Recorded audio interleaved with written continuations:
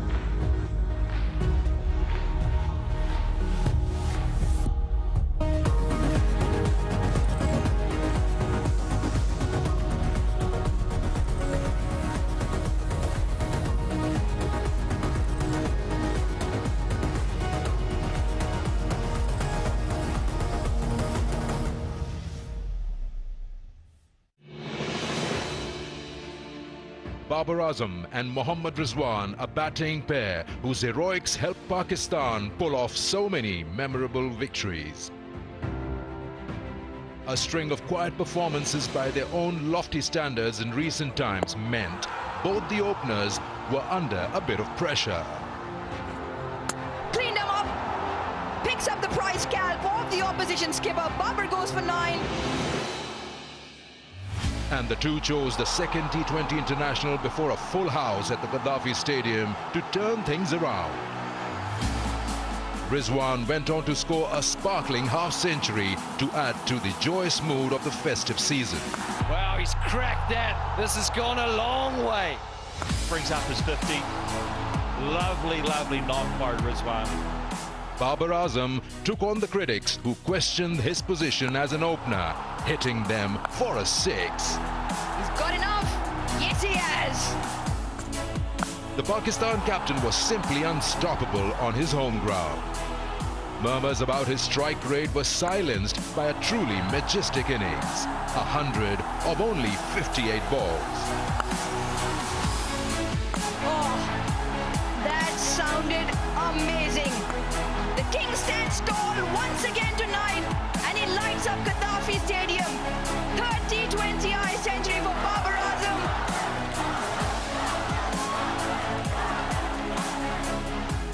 Set to score 193, New Zealand were pegged back by a clinical bowling display by Pakistan. And there you go, look, it's middle stump. Haris Rauf was the star with the ball yet again with a 4-wicket haul as the hosts went on to complete a comprehensive win.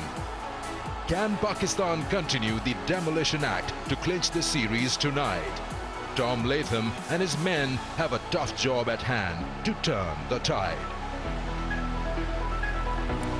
Hello and welcome to the beautiful city of Lahore, Gaddafi Stadium with all the floodlights on as we head into the third T20 International. And it is between both these sides, Pakistan versus New Zealand. Pakistan winning the first two T20 Internationals. And this one is going to be the third and final one, at least in Lahore.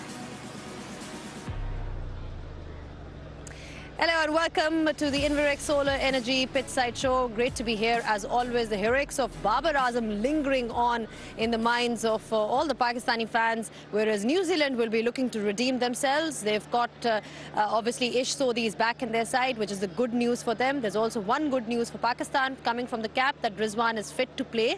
So all the Rizwan fans, he's back and he'll be seen in action once again. Should be an interesting one, and New Zealand has to win this one. I'm sure they're going to be coming all guns blazing. I've now been joined by Arooj Mumtaz and Grant Elliott. Arooj, great moment the other day, Babar Azam 100 for all the fans. They, really enjoyed themselves. This is a new day altogether for the Pakistan side. Should they make a few changes? Should they tinker things along? I know I asked this question in the second T20, but what about this one? See, honestly, I think that if you're selected in the 15, you should be good enough to play in the 11. It's as simple as that. So even if they do tinker with the side, that should not become an excuse of if they go on to lose. That's my firm belief, that anybody in the 15 is or should be good enough to play in the 11. Given the conditions, given the fact that, yes, we have to recognize this is not a full-strength New Zealand side by a long mile, Pakistan can still take the liberty of even making changes in this game and still end up on the winning side. There's a lot of talk around Mohammad Haris, and we explained this day in and day out that he did have the best strike rate in the PSL from the 15 in the current Pakistan side. The only confusion is that he will obviously only replace Rizwan because if he takes the gloves behind. Rizwan is fit and playing, but I think they will probably, knowing Pakistan at the moment, I think they'll try and go for a 3-0 first before making any changes. All right, Mohammad Rizwan is fit to play. There was a bit of a concern in that previous game whether he is going to be playing today or not, considering Mohammad Haris was keeping behind the stumps. But he is playing today, which is great news for the Pakistan fans. But from a New Zealand perspective, Grant, I mean, Ish Sodhi comes back. Again, he was sort of rested because he had a niggle. But then for them, this is a situation where they have to win in order to stay in the series.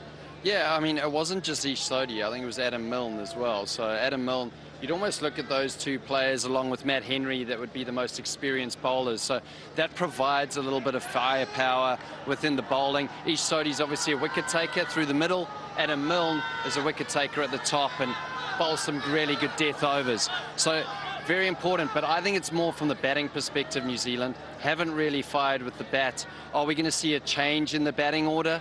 I think there's an opportunity to maybe do that, send Daryl Mitchell up front, but yeah, it'll be fascinating to see what New Zealand do with the bat. But T20 cricket is about aggression, and it's about going out there and backing yourself, and it's very difficult to back yourself when you've lost 2 games in a row. So for New Zealand, it's about, forget about the last 2 games. Let's start afresh, be aggressive, take the game on. You have to be aggressive against this Pakistan team. I'll tell you who took the game on really well in the previous game. We're talking about none other than Babar Azam. A lot of talk around his batting. He's always been a star for Pakistan cricket. But for him to sort of elevate his game the way he did, Arooj, you were there calling that moment. How special was it? I think it's a very special one, and which showed in his emotion later on. And we spoke to him after the post-show. It meant really so much to him because of the situation building up prior to this. I think it's always nice, and he's the sort of player who always responds with the bat. There's a huge strike rate debate. As you said, the strike rate brigade, at least on the day, would have been asked or told to shut up, if I can say that. But again, relevant answers in his game is that he's been improving. 2023 by far the best strike rate he's had in a calendar year, and that's what is important. And that's what I alluded to yesterday as well, that the range of short selections in terms of his boundary options, that's where his game is flourished, hence why his strike rate has jumped to 145. I mean, that was perhaps the only perspective that was discussed about his game in this particular format. It's just that strike rate element that he needs to score perhaps more quickly. And that too was a view which was rather polarized amongst the fans. But what's your take on this? Oh, I watched Babar Azam during the PSL, and there was that debate was happening then, he bats too slow and his strike rate needs to come up. The thing is with a player like Babar Azam, is that when he gets going, he plays proper cricket shots. So he can up that strike rate. If you get slightly wide to him, he either pushes you through third man or backward point, or even extra cover. He can give himself room, and then when you get close as a bowler and you bowl wicket to wicket, he can hit you through mid-wicket. So the ability to manipulate the bowling, and cricket is about partnerships. So don't just look at Babar. Look at Rizwan as well. So the opening partnership has been successful, and I know they've been struggling for runs, but they're both back in form. And you give a partnership like that, you give it time to flourish, and you give them more opportunity than most will get. And I think Pakistan have done that here, and they've reaped the rewards for it. Yeah, absolutely. It's worked wonders for them. Any areas that you feel, Roos, that they need to be looking at? There's always a sort of a longer-term plan in terms of the World Cup, which will be played in the West Indies in the T20 side. Anything that you kind of point at and think that this is something that Pakistan need to work on? I think, again, this is an opportunity where they need to probably try out and see what's on the bench in terms of giving them an international opportunity just to see what they're made of. Once again, I think the home provides the best opportunity to do that. I think if there's one thing that Pakistan does not do really well is test that bench strength. Now, there's a two-way debate to that as well, because why change something that's not broken? But that's not the point here. The point is to test that bench strength and see what they're made of under pressure in different situations. So when you do need to make that change, they are ready. So I think just those things in terms of, again, not now, not today, but that's something that they can probably look at, so that for every person in the 11, they've got, if not at least one replacement ready and set to go. Well, we're talking about Babar Azam. He just needs that an iconic celebration. We're talking about iconic celebrations. There was one that happened a couple of years ago in Sharjah during the HBL PSL, and it was quite a moment. I think a certain someone would be rather proud, embarrassed. I'm not sure how to describe what kind of emotions that there will be. But this is pretty much making a statement that, here you go, all of you, this is what I'm all about, and you can say whatever you like, but it was my moment. It was certainly your moment, wasn't it, in Sharjah against Islamabad United, Grant? All I can say is, No, I can't do that. Mic drop. roll back the years, yeah. I don't know, iconic celebrations. I think what made that good was the lighting behind it. As soon as I dropped the bat, then suddenly the lights just shot up. So I've got to thank the lighting. But that was the Lahore Qalandars. You know when the Lahore Qalandars managed to clutch defeat from the jaws of victory in every game, and suddenly we managed to get over the line, and we were hoping that that was the game that actually got us through to the finals, but we ended up losing it in a game later on in the series. But it was a close team. It was a lot of fun. I think T20 cricket has to be entertaining. You know, I spoke about it being aggressive. You know, New Zealand team have to go and be aggressive, but they need to enjoy it as well. Go and enjoy your cricket, and you have a great moment. Show the crowd that you enjoy it as well. Well, Grant just gone on, given us 2 minutes of why that shot looked nice and all that. I was just going to say, you still look good, but okay, if it was the lighting, then be it. I think he's slightly embarrassed, considering, you know, we all look into our past, and there's always something that we'd want to change or at least not look back at. But anyway, for us, it was a special moment because Lahore Qalandars was doing well. From a New Zealand perspective, because I asked Aruj the same question, it's not been going their way. Anything's not been going their way so far. So is there anything that you'd like them to change? Is it a case of changing that batting order? Is it a change of selection, getting someone else in? What are your thoughts? If I'm honest, and I'm probably going to be quite controversial here, I'd say I'd quite like to see Rachin Ravindra up the order. I'd like to see him maybe at 3, and maybe Daryl Mitchell open. And then you can still shuffle those players in and around. But I think Rachin Ravindra, fantastic young player, he's aggressive, that's where he plays. He plays in the top 3. But I think that New Zealand are stuck in their ways of looking towards the World Cup, and players are still playing in their roles. We're missing players. We just haven't found the right combinations, and it's very difficult to chase your tail when you're looking to find the right combinations in a series where you're 2-0 down. So whether they change it, the nature of New Zealand is that we'll keep it the same. I think they always stick with, you know, the preparation that was done before the series. So I don't think that they'll change it, but Daryl Mitchell is the key player in that lineup. And he did well in the T20 World Cup where he opened the batting. Why not open with him now? I think it's an interesting topic in that sense, Aruj, that a lot of times teams are just inflexible in terms of rotating that batting order or having floaters around, as we call it.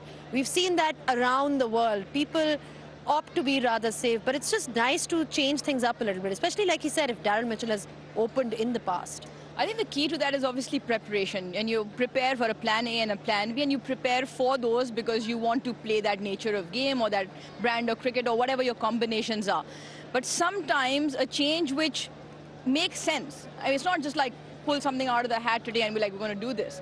But there's some sort of backing, some sort of instinct to it. And sometimes that change just sparks something and ignites something different. And you should be open and flexible to making that change as and when required, rather than being so stuck in your ways that when the world can see there's an obvious problem and you keep spiraling down. I think as long as you're open to that option, most often than not, that you'll put it in play. Whether it works or not, that's fine. But being flexible, I guess, is very important.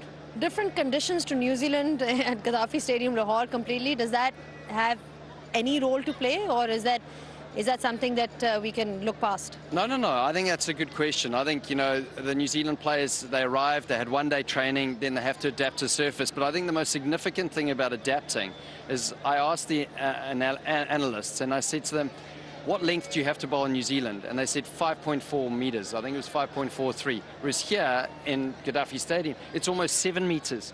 So we saw in the first game, New Zealand players were trying to pull balls and they were still skidding. So that's a delivery that has to hit the top of the stumps. So New Zealand, it's a lot fuller. Yeah. So when the ball is short, they're able to hit it. They were playing horizontal bat shots early on in this tour, and it was going underneath the bat. We saw Tom Latham get out like that.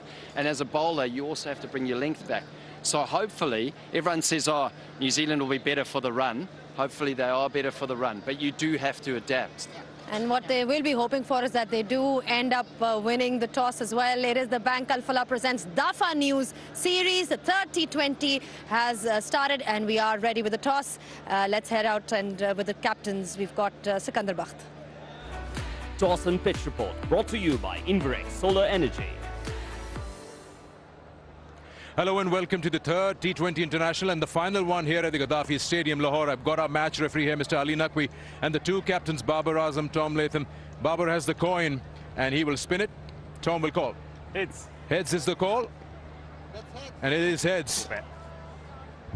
First box is ticked now. So what are you going to do? We're going to have a bet. Obviously, it's traditions. The last couple of games we've seen runs all on board. Can be a good thing. So hopefully we can do that well first innings.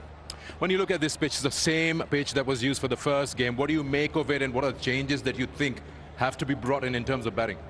Look, the second wicket was probably a better one, but we know we've got to make those adjustments early on, and again for us it's about trying to make those small improvements from each game to game, and I think we did that from the first one to the second one, and I think it's important for us to, I guess, go up another gear, and we've got a great opportunity to do that first up with the bat. Bowling has been well, and especially with Matt Henry getting those breakthroughs in the middle. What do you make of batting first? What is the score that you feel is defended? Yeah, it's sort of hard to know, I think. Obviously, you want to start well and you want to, I guess, stick to your blueprint as best as possible. But as we've talked about, it's about trying to adapt as best as we can. And when we get our foot in front, it's about trying to put the foot on the throat and I guess take the attack to them. So again, we're going to be under pressure at times, I'm sure, but it's about how we overcome that. How about the changes, if any? So we've got two changes. We go back to the first team, so Adam Milne and Ish Sodhi come back into the side. Well, good luck, Tom. Cheers, thank you. Good luck, Babar. Let's have a word with Babar. Babar, not batting first. What do you make of this? Not really bothered about it if not getting the bat? To be honest, yes. Pitch looked like same for the first match. No, I think less grass, but we will try to first 6 hours utilize and bowl well and make good bowling. You think conditions are really changing from batting first to second, or they're always the same? I don't think so. Conditions are same. I think not any difference. Now you've got 2-0 already. If you win this, you win the series. Looking to make any changes in the 11? Yes, we have one change. Zaman is resting and Simcha is in. Okay, great. And yourself, you got 100 on the other pitch. Now this one, a little bit of a challenge to yourself? Yeah, I have always challenged when I'm batting, and especially when I'm batting inside, and always enjoy my batting. And always special play here in Lahore, and special front of the crowd, and they always supporting me and on team, and looking forward to the match. Okay, good luck bowling first. Cheers. Okay, so New Zealand have won the toss, and no surprises, they want to bat first. So that is first box that has been ticked. Now, in terms of this pitch, which is pitch number 6 and how it played in the first T20, we'll talk to Bazid, who's right here alongside me. Bazid, a good toss to win. Yeah, absolutely. The first game, remember, New Zealand got bowled out for 94 when they batted second. And this is a pitch which has a little bit of grass, tufts of grass, really. And you look at it closely, these cracks have grass covering on it. So once the ball hits that, especially on the grass, then you may just get extra bounce, or it sometimes skids low. So that's a little bit of an issue. When you speak of bounce, and that seems to be the issue with the New Zealand batters, not really coming up. What is the ideal length you feel on this pitch that will work for the bowlers? This particular pitch, I think you have to be into the pitch, short of a length. If you get it short of a length, you get extra bounce. Against, if you hit the tufts, you get extra bounce, or they skid low. So if you're lining up for that back foot shot, it sort of exaggerates the up and down bounce, or sort of indifferent bounce in the surface. So if you're consistently back of a length, I think that's the way to go. Don't want to go up to the bat because the ball comes on. I don't think there's a lot for the spinners to work with. It's the short of a length from the fast bowler. Pakistan, though, have such a good attack. They can bowl on any surface. Yeah, exactly. Such a good attack. So it seems like 160 is enough. But quick one. What is the good score for New Zealand batting first? I think they'll definitely need 160 or more. I think they'll aim at 180, start off there, and then work there. I think you need to get minimum 170. All right. There you go. Minimum 170. Toss and pitch report brought to you by Inverex Solar Energy. All right, New Zealand has won the toss. This is what we were talking about, that they would be hoping that their fortunes can change as well. Thank you so much, Arooj and Grant, for joining us. We'll be taking a short break, and when we do come back, we'll be having a closer look at the teams.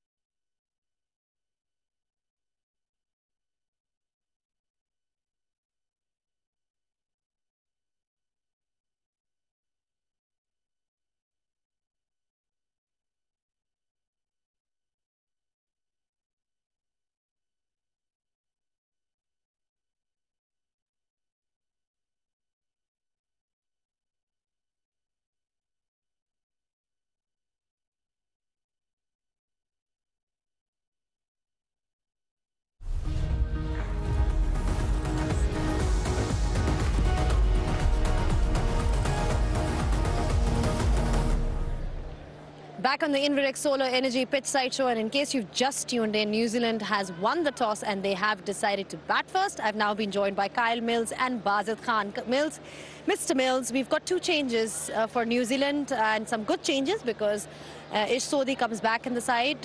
He was struggling with a bit of a niggle, and then Adam Mill comes back as well. Yeah, back to the same lineup as the first game. Irrespective of the lineup, they need to get runs at the top of the order to combat this really impressive Pakistan bowling lineup, which has been Harris Ralph. He's been amazing for two games, but they need runs at the top. They need to play with great intent. Really impressive Mark Chapman last game. As soon as he came up from ball one, he had intent. It was a great attitude. So since the other guys in the top order are sort of just giving themselves 3 or 4 balls, but Pakistan are just so effective when the new batter comes to the crease. So runs at the top of the order is crucial for New Zealand. Pakistan also changing things a little bit. We were talking about if there will be changes. Naseem Shah comes instead of Zaman Khan. Well, the great thing is that once Zaman Khan goes out, Naseem Shah has been in superb form. He's had a brilliant year or so with the ball in T20 cricket. So it's not an issue, not a problem. You still have Ihsanullah, who's sort of waiting in the wing. So with the faster men, especially, Pakistan have so much depth right now in T20 cricket that they can afford chopping and changing quite a few times. But it's been so far Pakistan overpowering New Zealand and brushing them aside pretty easily. So they'll want more of the same. The good thing for New Zealand today is that they're batting first. Is something different for them. But again, they'll have to raise their level of the game because at the moment it's Pakistan with a much higher level. Yeah, and you mentioned just at the pitch report that Pakistan, the kind of attack they have, it works in all kinds of conditions, and that's been the highlight for them over the years. Their bowling has led the way, and one man who has really led that bowling attack over the last few years and has got a wicket in perhaps his first over pretty much every time. We're talking about none other than Shaheen Shah Afridi. Time to hear his thoughts now. Star Talk, brought to you by Inverex Solar Energy.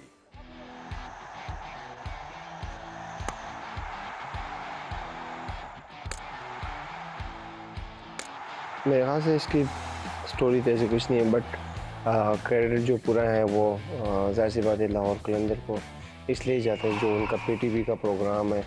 जो local player जब भी किसी tournament में perform करते हैं, voting ज़ाहिर सी बात है अच्छी साबित होती है।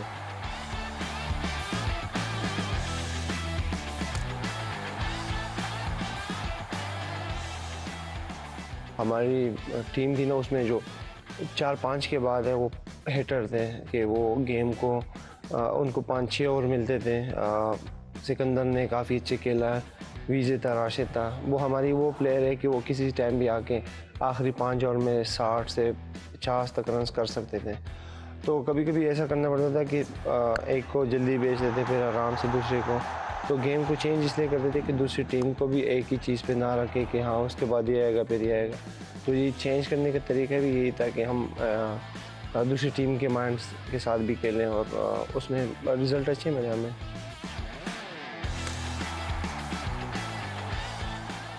देखिए, एज अ प्लेयर आपकी कोशिश होती है कि आप अपने चीज़ों को ही करते हैं। जैसे सिर्फ बॉलिंग है तो बॉलिंग को इम्प्रूव करो। एज अ कैप्टन आपने पूरी टीम को लीड करना पड़ता है, और सिर्फ 11 प्लेयर नहीं जो बाहर बैठे हैं उनको भी सेम लेके जाना पड़ता है जो खेल रहे हैं। एज अ टीम सबको लेके जाना पड़ता है और प्यार मोहब्बत से रहना पड़ता है। सबको यही था कि जो उनका गेम है वही खेले और उसमें दोनों टूर्नामेंट जीते।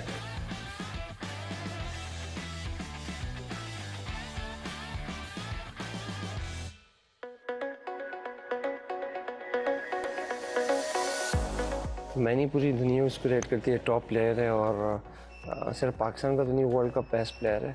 और वो जब भी खेलते हैं अपने बेस्ट क्रिकेट खेलते हैं। जहाँ पे भी मैंने उनको देखा है वो टीम प्लेयर है और परफॉर्मेंस करते हैं। सो ये एक बैट्समैन की निशानी होती है कि वो पूरी टीम को लेके जाता है। और जाहिर सी बात है मुश्किल बैट्समैन है और उसके सामने बॉलिंग करते हुए मज़ा आता है।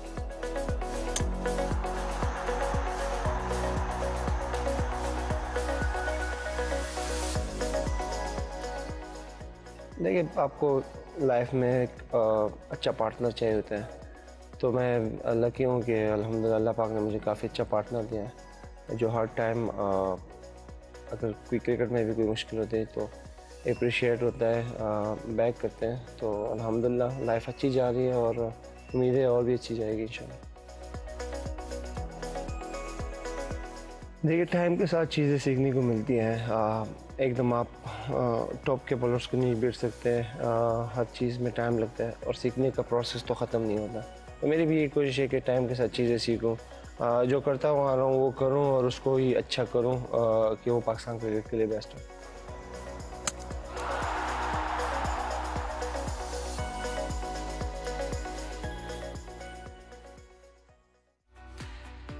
Star Talk, brought to you by Inverex Solar Energy. Well, it is a special game for Shaheen Shah Afridi. He's an absolute champion. He's single-handedly won so many games for Pakistan, and this is his 50th T20 international. And just look at that record. I mean, it speaks for itself. The kind of average he's got, 59 wickets in his 50 games. He's also got a 4-wicket haul. He's also got amazing figures. I mean, he is really the complete package. When you look at a fast bowler, an opening fast bowler, who better to have Shaheen Shah Afridi than, you know, in your side? Just in terms of the kind of performance that you've seen from him, Kyle, and observed over the years, what's the one thing that has stood out for you about Shaheen Shah Afridi? Well, I think the stats speak for themselves quite clearly, but the one thing that I've really noticed over the last 18 months is his leadership qualities. You can tell he's a leader now. You can tell he feels comfortable playing international cricket. You can tell it's almost he treats it like his home. Whereas those first few years, like any young player, they're just trying to impress, they're trying to make the team. Whereas now I sense every other person wearing that Pakistan shirt out on the field with him these days looks up to him. Baz, let's not forget that he also came back from an injury that was potentially career-threatening at one point. For him to come back the way he has, what do you make of his career, and do you think that he is the best left-arm bowler in the world, or just pace bowler in the world, opening the attack? Yeah, right now, at the first over, if you asked anybody who do you want not to face, that'll be Shaheen Shah Afridi, no doubt about it. Whatever format there is. Yes, he's been exceptional in the way that he's developed. He's got this knack of getting people out, and he trusts his ability to do that. And I think he's progressed. Once he's been given the captaincy of Lahore Qalandars, he's matured even further. And I still think there is the best to come. I still think he's going to develop even further. Right now, yes, he has pace and swing, but I think, say, Jimmy Anderson, who kept on developing, I think Shaheen Shah Afridi does have that same sort of thing where he keeps on developing and sort of one step ahead of the others. All right, what's a good target then, Kyle, for New Zealand? Well, quick thoughts. One of these top four need to get a big score of 70 plus, without question. They need to be, this is a used wicket. It's the same pitch that was played on in the first game. So I think a score up around 175 to 185 will be really competitive. 185 is what Kyle Mills has to say. Thank you so much, gentlemen, for your thoughts. It's a pleasure to have you here. New Zealand has won the toss and they have decided to bat first. We'll be taking a short break. And when we do come back, we'll have all the live pictures for you.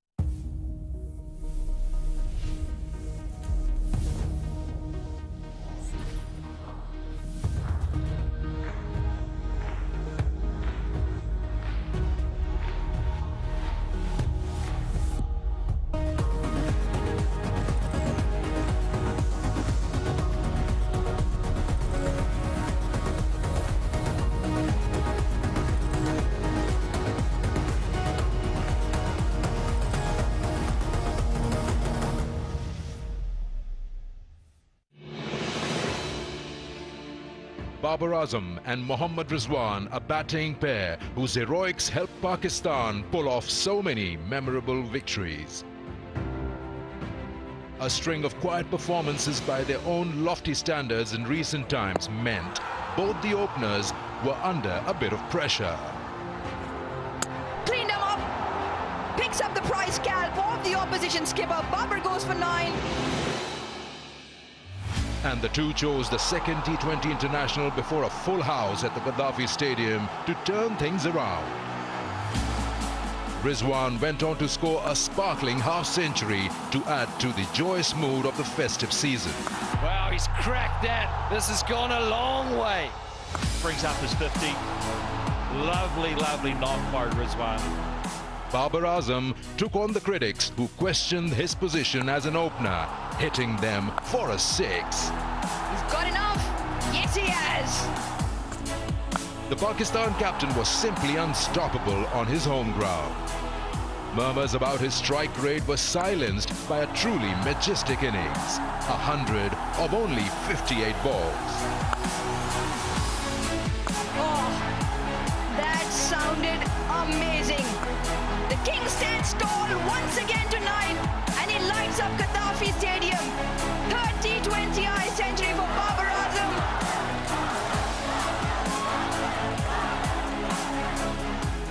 Set to score 193, New Zealand were pegged back by a clinical bowling display by Pakistan. And there you go, look, it's middle stump. Haris Rauf was the star with the ball yet again with a 4-wicket haul as the hosts went on to complete a comprehensive win.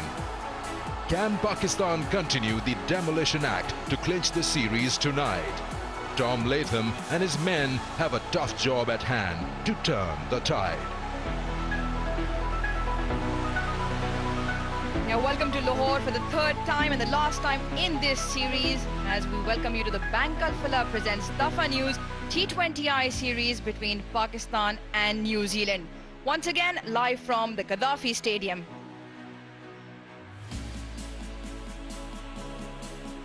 This series going Pakistan's way so far. The first two won clinically and comfortably, 2-0 up in the 5-match series. And tonight, well, Pakistan have the option and the chance to wrap the series up. New Zealand will hope for better things to come and to put one foot forward and hopefully end up on the winning side. Fantastic news coming out of the Pakistan camp that the back niggle that Rizwan had, it's been put away, and he is, well, chancing his arm with the ball.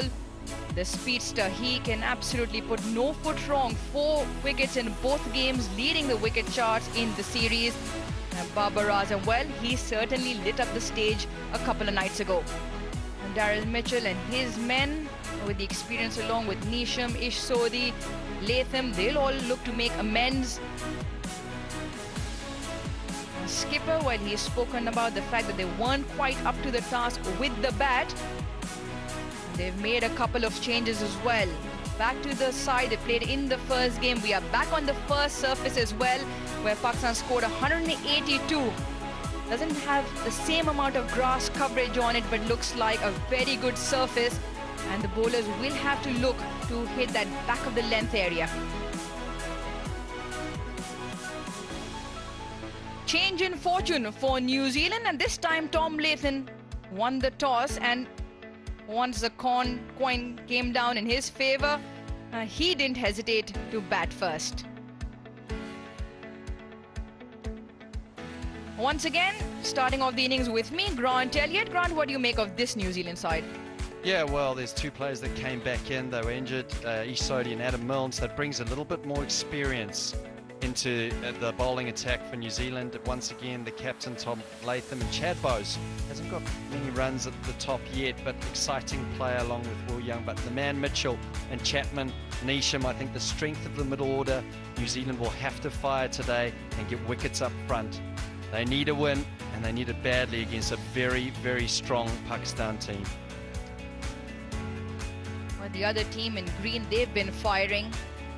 They've made one change, leave out Zaman Khan tonight, and replaced by another seamer, Naseem Shah. He comes back in to strengthen or equalize that fast bowling attack. The middle order with the 4 all-rounders and the very strong batting lineup with Babar, Rizwan, Fakhr and Saim on top. Earlier on, Sikandar Butt caught up with the star seamer from the New Zealand side. Let's have a listen. Matt Henry alongside me, and he can be the right person to tell us what works out here in the centre as far as the bowling unit goes. Matt, you've been, incredible with the ball out there, but collectively as a bowling unit, New Zealand hasn't really arrived. But what do you make of the surface out there? Because you're playing the same pitch which was in the first T20.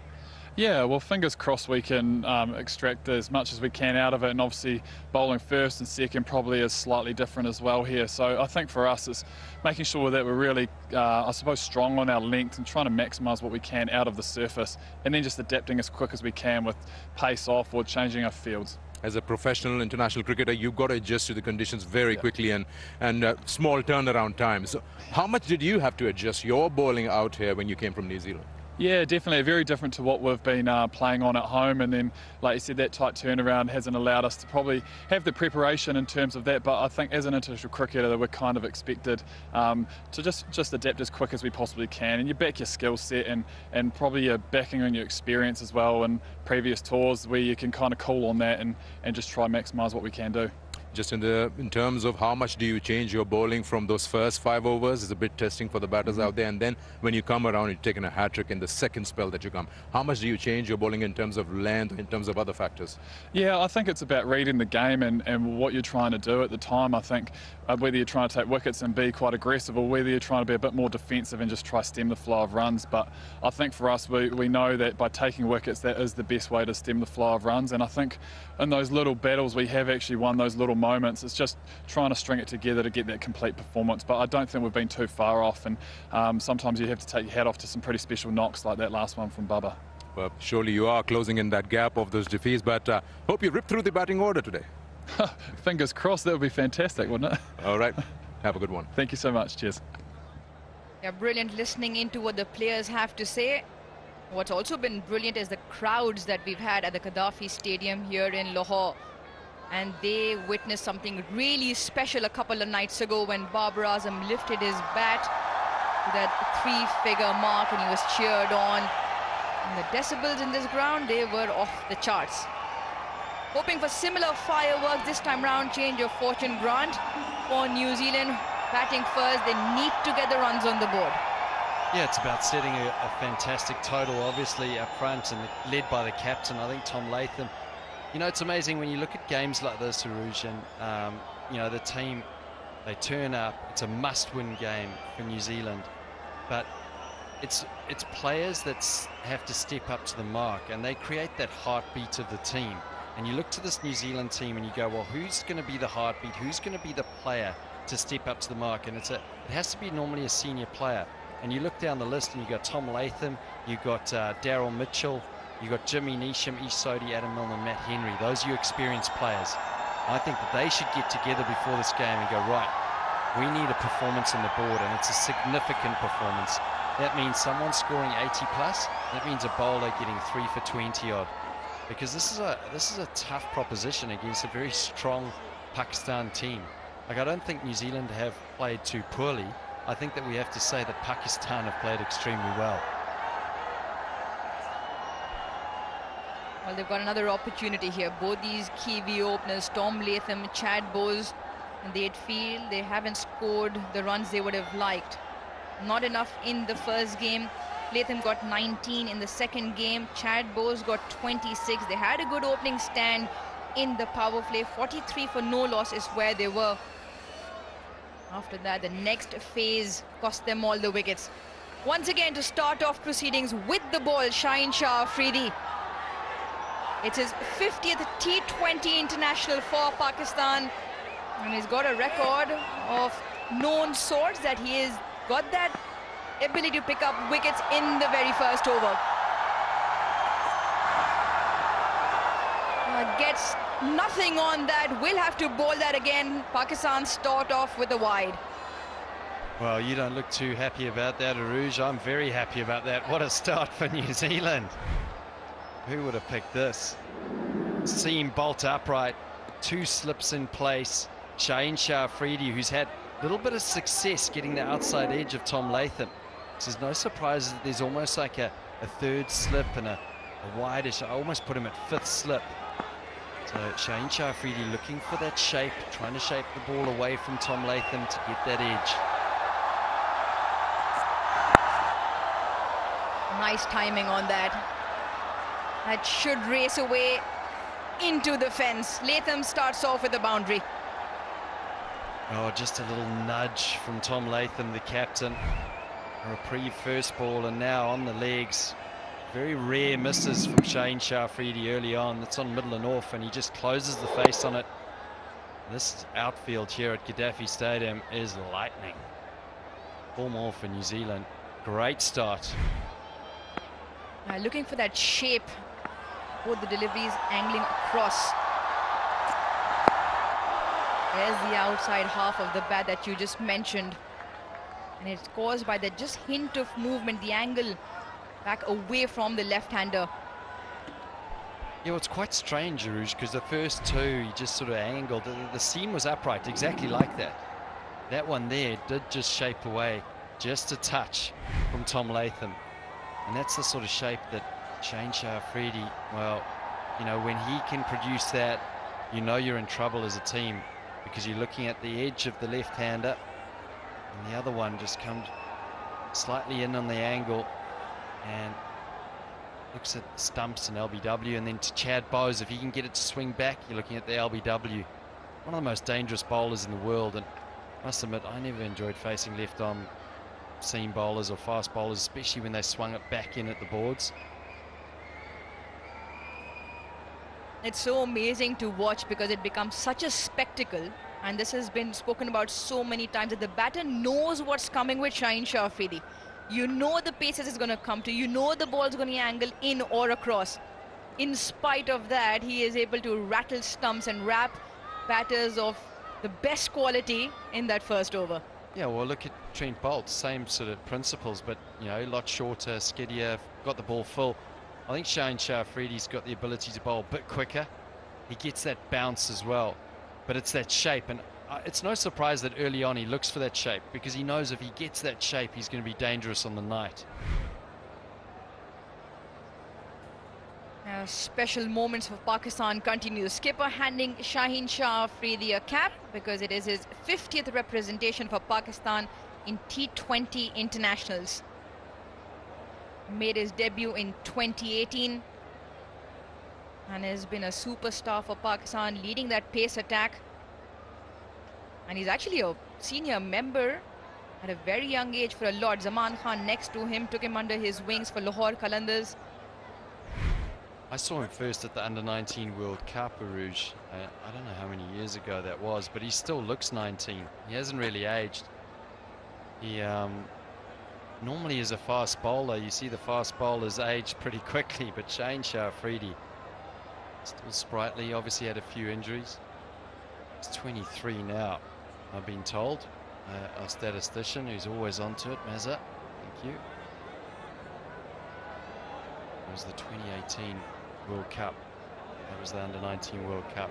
He was just different. He was fast, and he produced the goods then. The sort of bumpers that he bowled then, you knew that he was going to be special.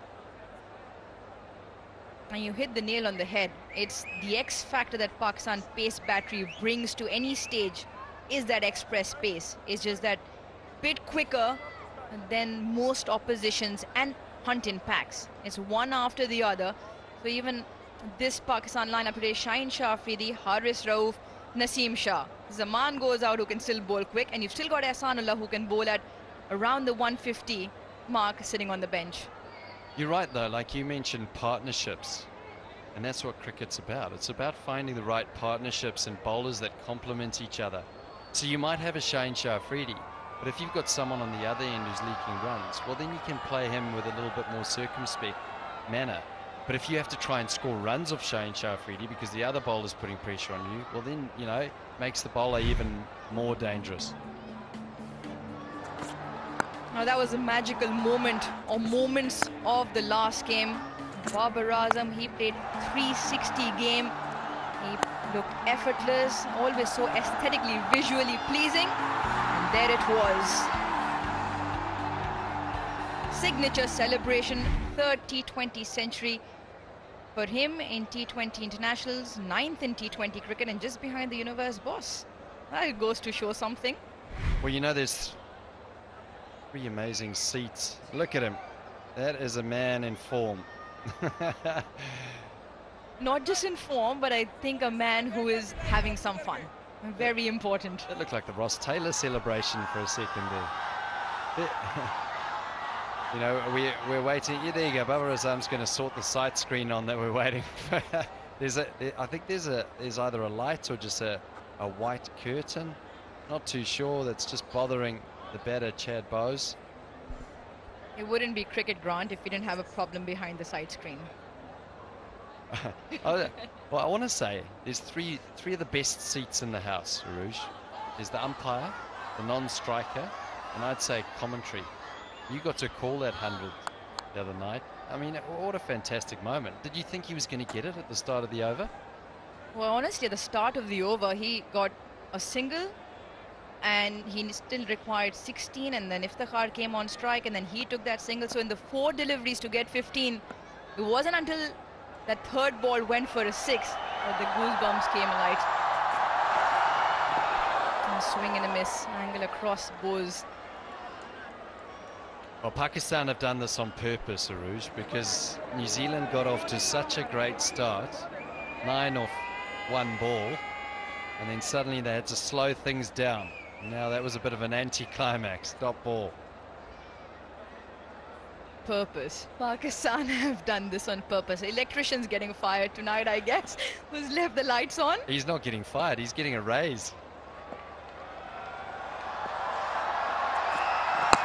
Oh, that's jagged back in just enough. And they do sneak a single. That's the shape that he looks for into the right-hander. Well, this is the shape we're talking about. Have a look at this. Almost sneaks through the gap.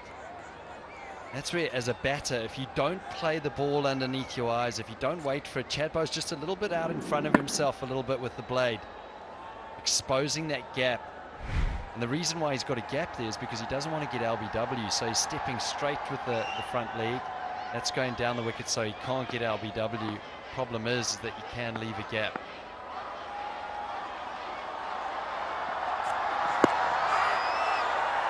Big shout from Shaheen Shah Afridi, probably just outside the off stump. They will have a discussion, very animated there. I think Babar looking for confirmation. He's received the confirmation and the umpires will look for it too. Third umpire to director, we have a player review for LBW. Your decision is not out. I have checked this is a fit delivery. Move still win, please.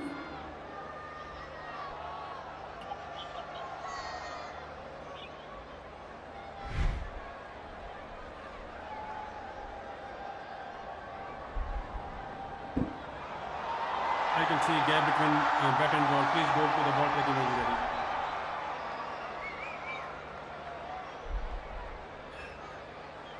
Yes, I'm waiting for the ball tracking.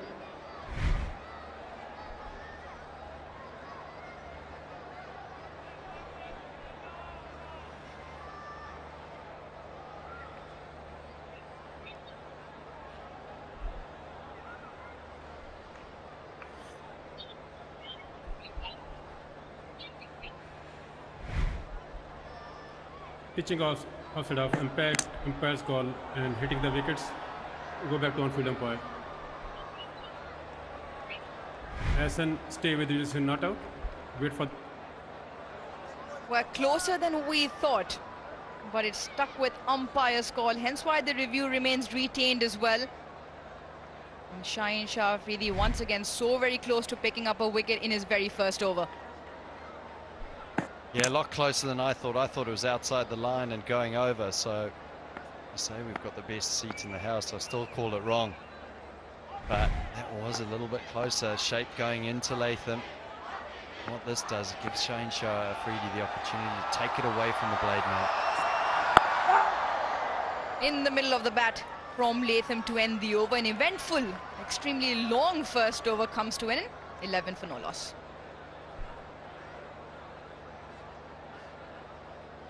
I don't think I've spent so much time speaking to Arouge that over. That was a very lengthy over. What about dinner we went to last night?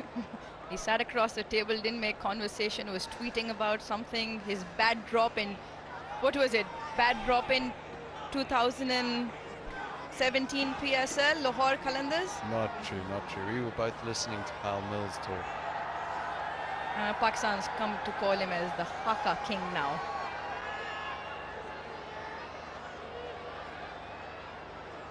And Naseem Shah with the brand new Kookaburra from the other end. He gets his first game in the series. Zaman Khan makes way for him. And as the battery of fast bowlers, one replaces the other.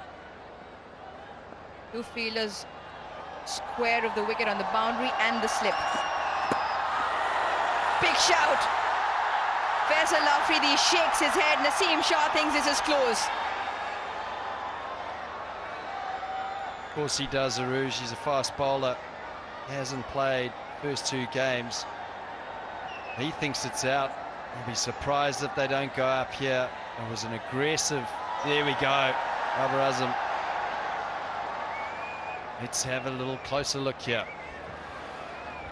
Third umpire to director. We have play review for LBW. Original decision is not out. I have checked this is a fair delivery. Move on to spin variant, please.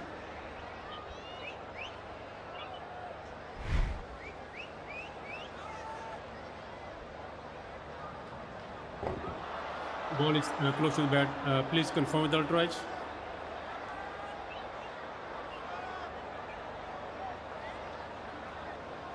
Roll forward to the pad. Yes, no bat involved.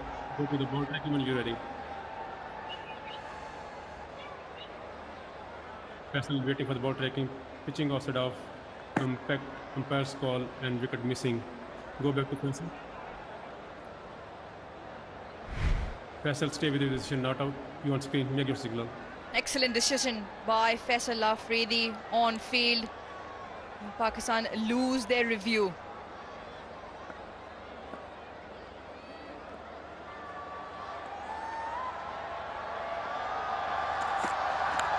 Outside edge. Does not cut it away. Shaheen Shah Afridi. Bose picks up a boundary. Well, Naseem Shah straight into the game here. He's producing something out there. We heard Buzzard Khan at the start of the game, the sort of length that you want to bowl. He's hitting that length. And he's bringing the stumps into play. First one on the inside edge of the bat. That one on the outside edge of the bat. Well, he's a dangerous bowler. You can see he's got his tail up. He's excited to be out there.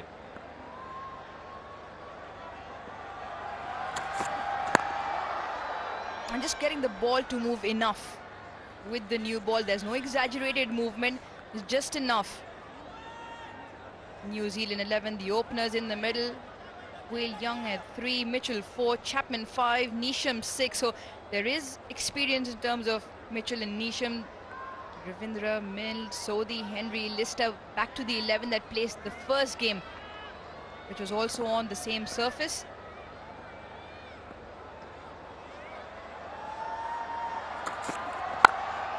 He's looking to give himself some room.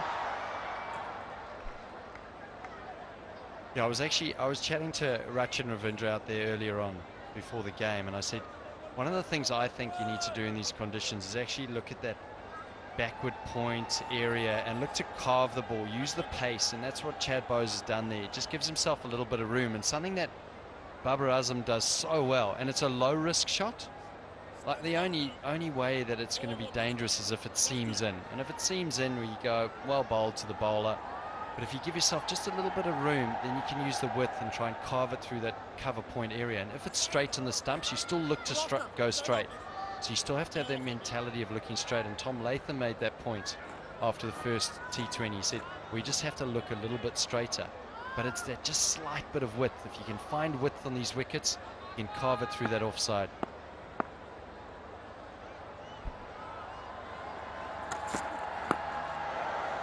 Just a bit of extra bounce as well. We constantly talk about length on this surface and the key of hitting that length, and you've alluded to this a couple of times that in New Zealand it's a little bit fuller, around the 5.4 meter mark, and Pakistan slightly shorter than that, around 7-meter mark, which becomes important. So adapting to those conditions as well. Yeah, you've got to adapt to the conditions. I think it's been tough for New Zealand with a few inexperienced players at the top of the order, a couple of the bowlers as well. Excellent over from Naseem Shah. Just the 6 off it. New Zealand 17 for no loss.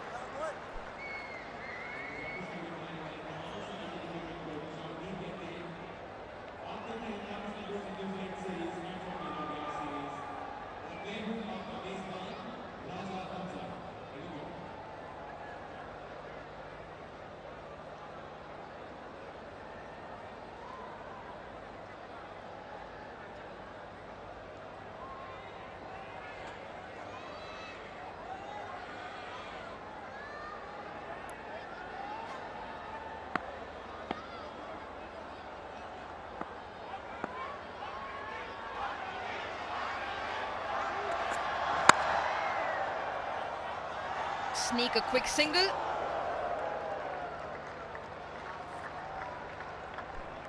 You spoke about those lengths, Aruj, and adapting to them, and I think, you know, you can look at the two teams, just two changes. We played in the first game, Adam Milne and Nish Sodhi back into the New Zealand team. Naseem Shah, who we saw in the previous over, really is looking excited to be out there bowling with a lot of pace.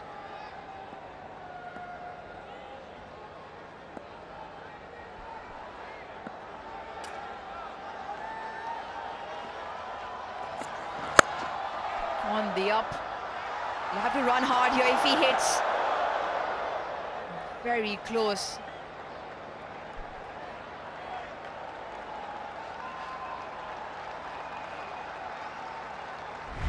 Oh, this is interesting. Shane Shafridi coming round the wicket, and I wonder if that's, it was just safe, maybe. Let's have a look. I'm not having a great day as an umpire. No, that would have been out. We need to change your seat. I said this is the third best seat in the house. You've got 3 out of 3 wrong. Grant's aging just a little bit.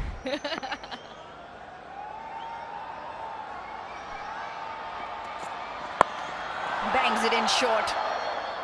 And gets again once the top edge off the bat.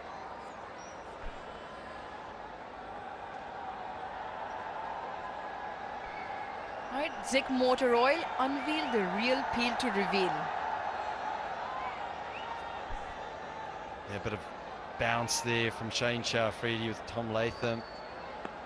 Hitting the lengths, Pakistan. Exposing both edges to the batter at the moment. They're not looking comfortable, New Zealand. This time Fuller looking for that swing and shape. Oh, we keep coming back to lengths, and 15 out of the 20 wickets on day one, on game one, fell to seam here. 4 to spin, 1 run out, and those are the lengths that the seamers picked up their wickets from. There it is, between that 6 and 8 meter mark, more so clustered around 7 meters. 8 of those wickets, and then the short ones maybe change of pace into the surface. 13 out of the 15 in that length and just back of a length area. Picked up nicely. Straight to the fielder just for 1. Yeah, nice touch from Latham. And looking at that graphic, Aruj, I think we're talking about the New Zealand length. And the New Zealand length, I would say, would just be on the cusp of that green and red. So it'll just be at the end of that red, or the part of the red closest to us. So just between that 4 to 6 meter length, closer to that 5 meter length. So that's over 6 meters, some at 7, some even closer to 8. So that's where New Zealand are going to have to dominate. And we heard that from Buzzard Khan at the start of the game. Cleaned him up. What a delivery, what a yorker. And Shaheen Shafridi has his first. Well, he's an exciting player, isn't he? He's ramped it up. The last delivery of the over was the quickest delivery in his spell, 142.6 k's an hour. He didn't go back of a length. He went full. He said, I'm going to try and knock the timber over. That's exactly what he's done to Chad Bowes through that gap. Little bit of movement and a point to his skipper saying, oh, that wicket to you, or I told you I could do it. Well bowled Shane Shah-Afridi. Unfortunately for New Zealand, Chad Bowes has to go for 7. It's 20 for 1.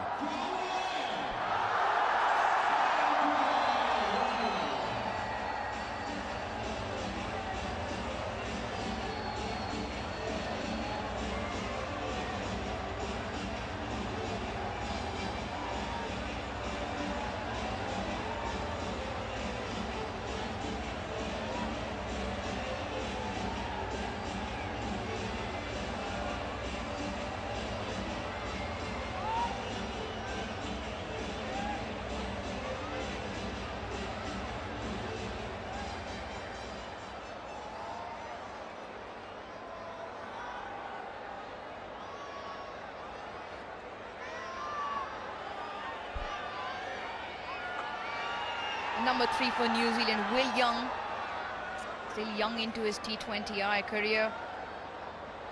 Runs, strike rate, both he'll obviously want to make an impact on. He does have an opportunity out there in the middle. Latham on strike now. Fahim Ashraf with the ball.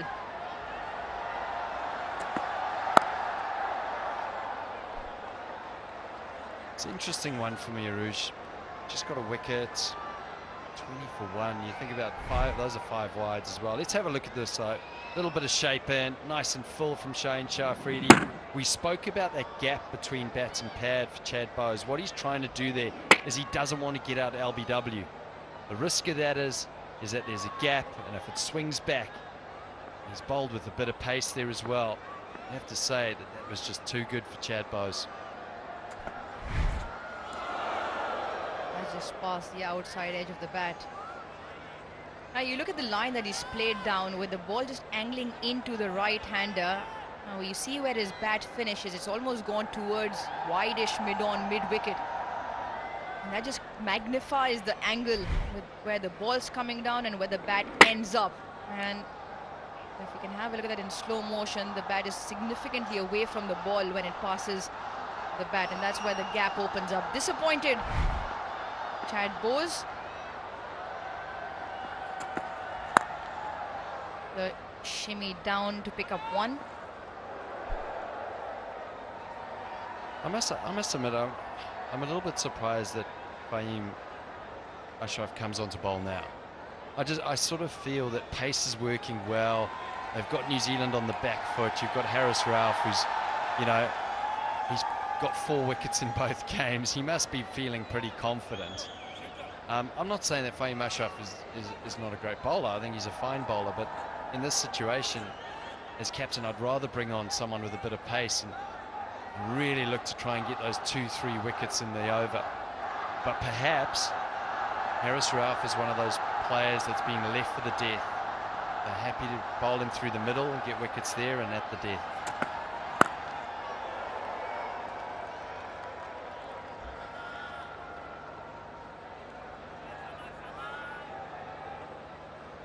It's time for a sensitivity-free moment because life is too short for sensitive teeth. A regular visit to the dentist will help as well. Maybe not eat colas and ice lollies as well, Grant. Do you know a good dentist? President of Pakistan, he's a dentist.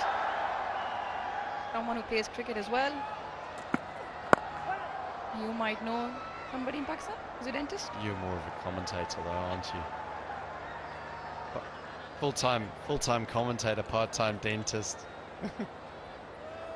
And also with, you know, it's his sensitivity. You're not the most sensitive person I know. Well, no more dinners for you, Grant. No more lunches, no more goodies, no more snacks for the bus ride. You've got a 4-hour bus ride to Islamabad tomorrow. That was really sweet of you, actually, giving us snacks for our 4-hour bus drive. Last ball. Once again, bounce. Once again, the top edge of that bat. An excellent over for Fahim Ashraf to start off. 4 done, 21 for 1.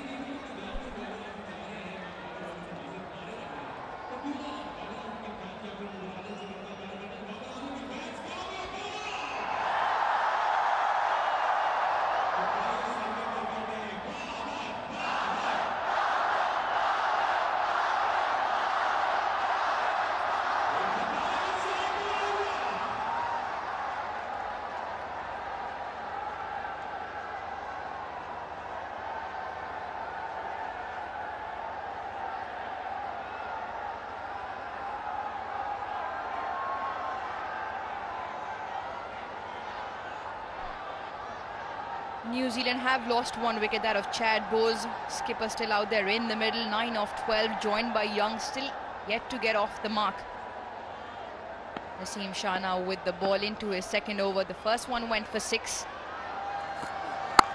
Nicely timed, nicely driven into the gap for 4. That'll give Latham whole world of confidence. Yeah, really strong shot from the New Zealand skipper. And a young player here, this is exactly how you want to play your drives. Strong position, stable base, high elbow. Look at the balance. Bang! Full face of the bat. As soon as he gapped it, he knew. Gaddafi Stadium, that's 4. Excellent cricket shot.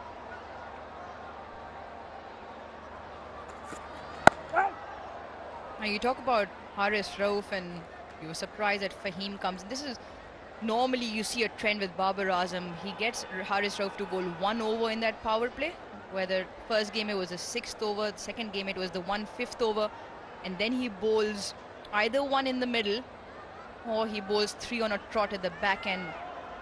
That's why he's so important to this side, leading wicket taker since his debut in T20 internationals, and his economy of 8, given the fact that in the context the overs that he bowls at is really good.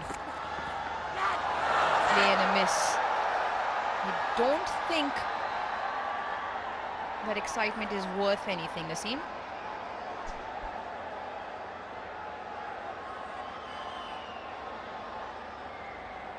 Well, I heard something in the stump cam, or stump mic, not the cam. But the run of luck I'm having in this first power play, I definitely would say that he probably hasn't hit it. Have a little look here. Oh, he's had a little look back. We think here. Well, we saw in the first game, Aruj, by Masho. Actually, it was Iftikhar, sorry. Iftikhar came into bat, and it was just a feather. Hardly anyone appealed, and it was an absolute feather of an edge. Picked up by the Snicko.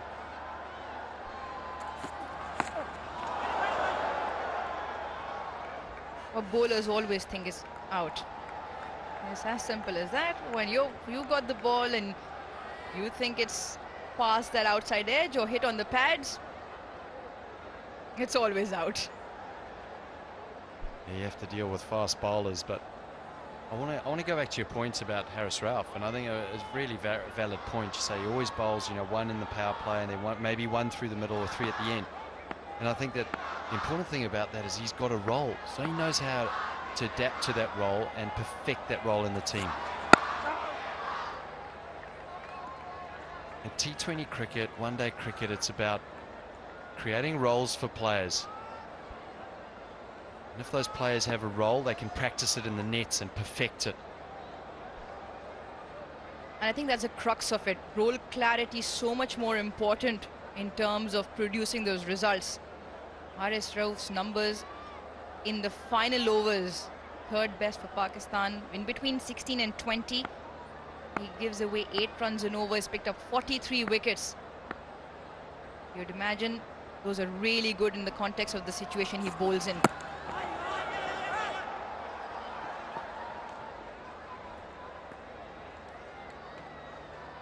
Five of the 5th, New Zealand 26 for 1.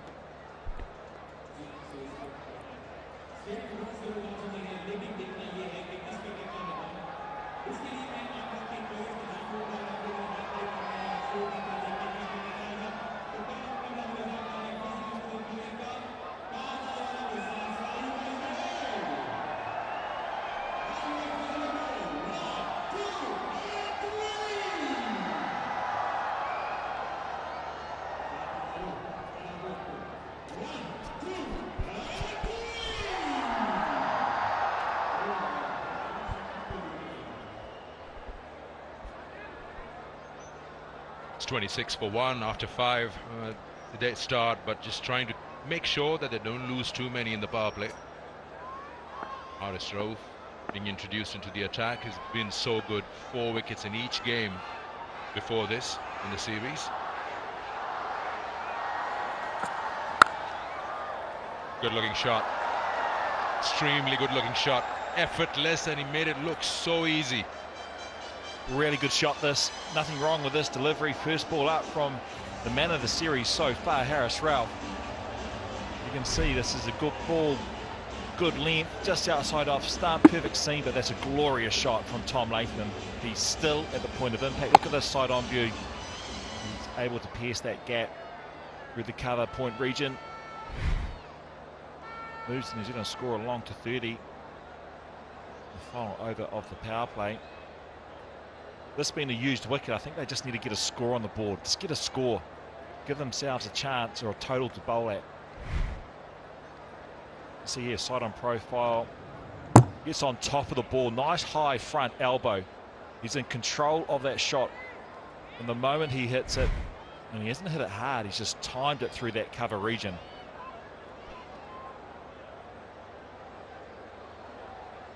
Harris Ralph has been so good, and especially with the variations that he's developed, he disguises that slower one so well. That really helped him get those wickets. We saw that Carl in the previous game, day before yesterday, and as a bowler you see that his arm speed doesn't change, but look at the speeds. That's the most impressive thing. It's the arm speed. We pointed it out, you pointed it out, second to last game. His arm speed is the same when he bowls 142 kilometres an hour to a slow ball, early 120s. Watch this here. He's just having... Funny story, I caught up with Harris Ralph before the game this evening, and I coached him. I did some work for the Hawke Calanders in 2017. And I haven't seen him since then. I am staggered with how much muscle he has put on since then. He has really beefed up across the chest, in his arms, in his legs, in his back region where you get all the power for a fast bowler. When I first met him, he was a skinny, wiry kid, and we had a good laugh because he'd come from tennis ball cricket.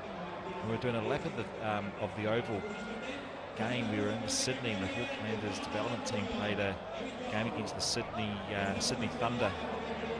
And we were talking about his performance that day as we were doing a lap at the park. I said, mate, what was the biggest issue? I'll get back to the story soon, but this is the highlight so far. It's a big wicket. That was great, then it lights, crashing up like a Christmas tree. You can see the shot here from Tom Latham, and playing through the covers really well.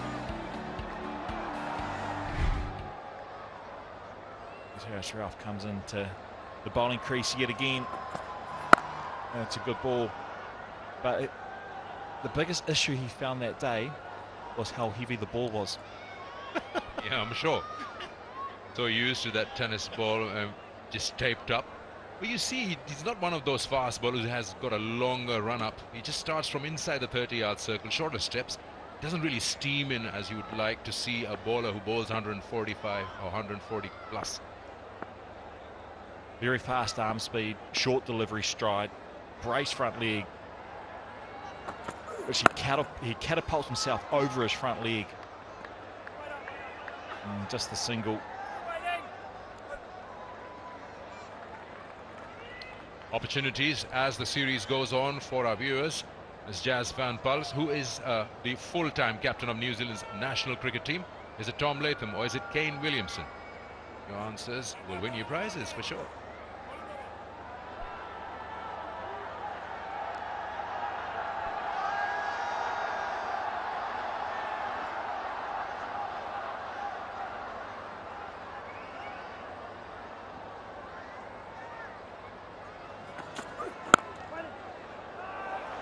Just look at Harris Ralph and how he just spoke about he doesn't have like a long or steaming in run-ups.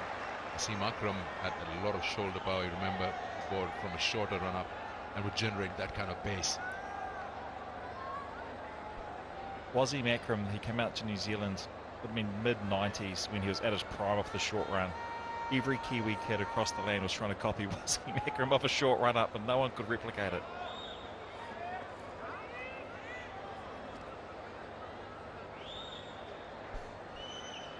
Yeah, you got to give it to the Lahore crowd. Third game final here in Lahore, and they've come in big numbers. Yes, but that will work. That'll earn him a boundary. The pace will help as well. Yeah, they'll help Will Young. He was 4 or 5 deliveries now. You'll see here from Harris Ralph, not a long run up, very rhythm. He gets into rhythm very quickly, very quickly. You can see here, brace front leg, catapults himself over. And he always has great seam presentation. You see the seam there, great seam presentation. There's nice soft hands there from Will Young, guiding that down to the third man region.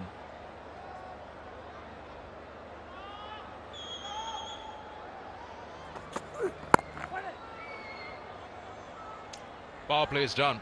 New Zealand is 35 for 1.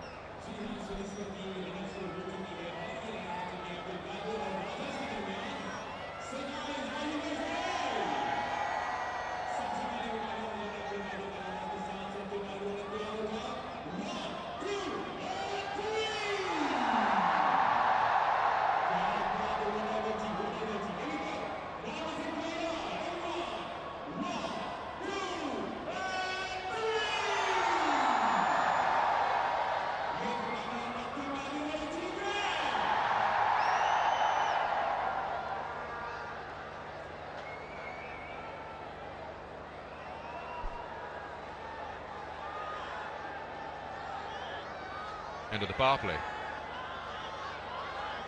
straight away into spin now, the vice captain, Shadab Khan.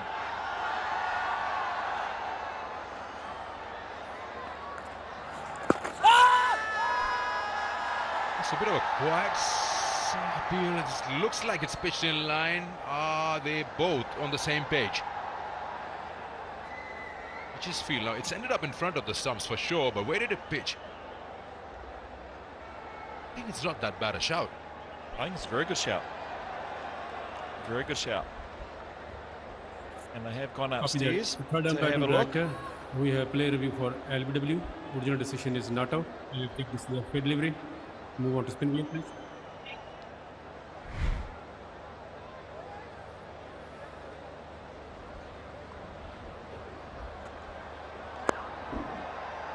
Ball is looks like Mr. Bat. Please confirm with the alt right.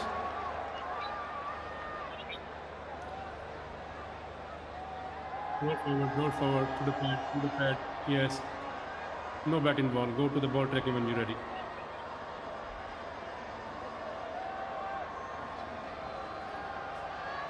Original decision not out. Quickly outside leg. Go back to Hassan.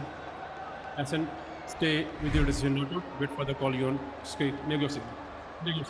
Yeah. That's not a bad call from umpire Hassan Raza. Marginal, yes, but he called it right. Just pitching outside leg, finishing within the set of stumps, but once it's outside leg, everything else is irrelevant. Pakistan have lost both their reviews. That's the problem now.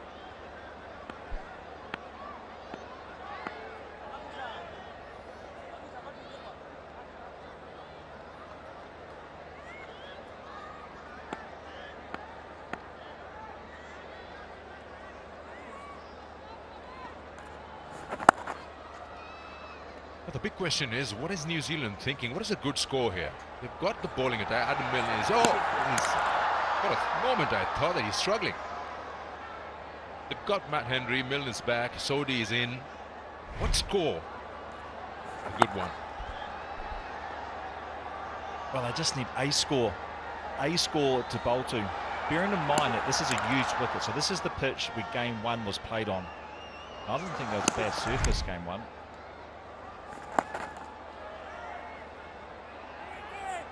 Being a used surface, it's going to be interesting how spin comes into play for both teams. I think spin is going to come into play big time. We saw in the second game, yes, a different wicket, the amount of slower balls and cutters that got wickets. They were the wicket-taking deliveries. Ish Sodhi back for New Zealand. A very, very good spin bowler on the world scene. One of the very best. And so is this man right here, Shadab Khan.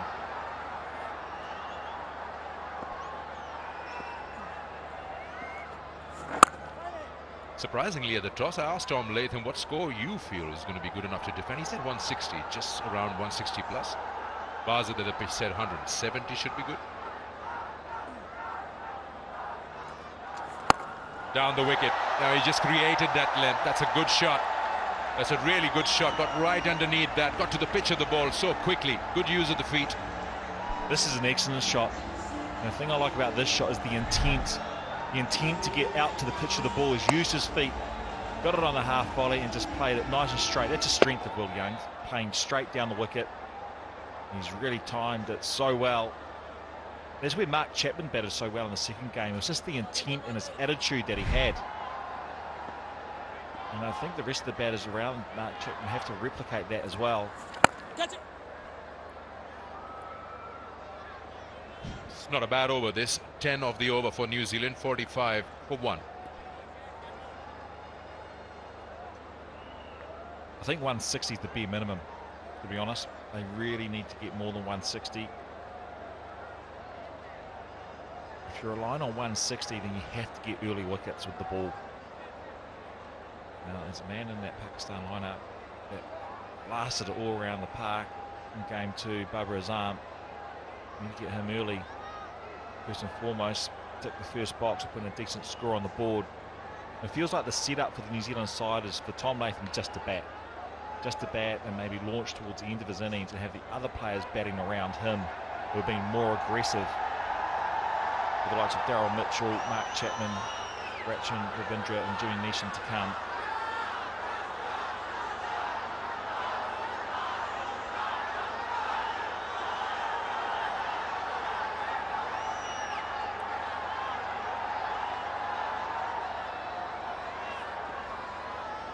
Good start for Fahim Ashraf, just that 1 run of his over, which was in the power play.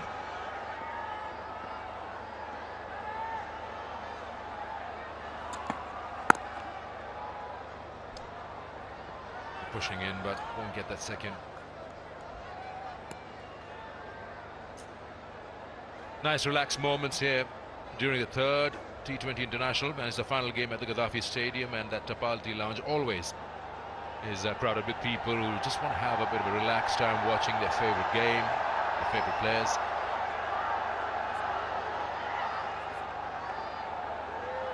'26 this partnership, now 25. Just Latham probably looking to get a nice strong foundation laid before he can expect and ask. Just chips this one. Ask Chapman or Daryl Mitchell to come then in their top gear and use those last 5-7 overs to their liking. Well, none of us are privy to the batting meetings of the New Zealand side, but it would be interesting to hear to see who the guys are trying to target. You look at Harris Ralph, he's been excellent these 2 games. Shaheen Afridi is a wonderful bowler. You have Daryl Mitchell, strike rate 140, he's always up there, so is Neesham 160. But who's the bowler in this Pakistan lineup who they're going to target? Who have they identified? That's a good shot. What, talk about placement, talk about timing. 50 up for New Zealand with that glorious boundary. Classy shot. This is a classy shot. You can see here, again like Latham before, he's just nice and still at the point of impact. He has not hit that hard at all. It's placing it in the gap. Very, very fast outfield.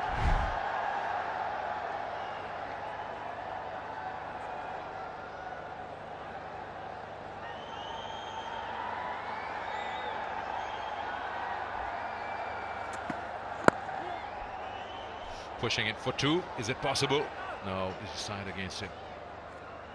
Yeah, I'm with you on the fact 160, maybe just pushing it, putting a little more pressure on your bowling unit. But if he can get going, Chapman and Daryl Mitchell, and those strike rates, career strike rate, because he's been doing very well in this series, Chapman. They fancy their chances. The projected scores do suggest that they can actually get into that top gear in the last 5. Pakistan did that and got 56 odd in the 4 overs. But who are they going to target? That's a good question. Because Harris has bowled only 1 over. Oh, nicely done. That's a lot of hard work, but it'll earn him a boundary. Just seems like that he read where it's going and he got into good positions, fast on his feet there. Latham, very unlike him. Yeah, very much so. Brave shot. Brave shot. And this is the sort of calculated risk they need to take. You can see he's down low, well outside off stump for Tom Latham, but he's got low and underneath the ball. And he's just helped it on its way. But they do need to take risk. I think from a New Zealand perspective, Fahim Ashraf is one of those players they possibly need to take on.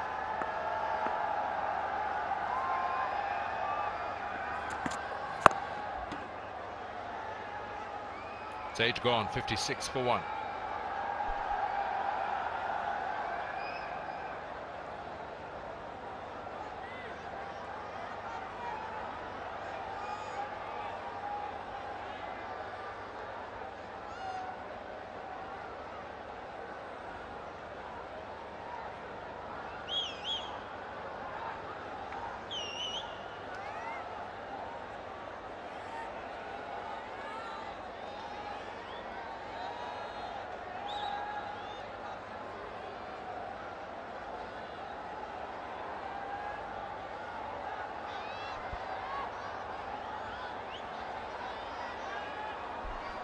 Just that one over from Haris Rauf, so he'll keep those 3 safe. In the death overs, he's been good. Shadab will continue.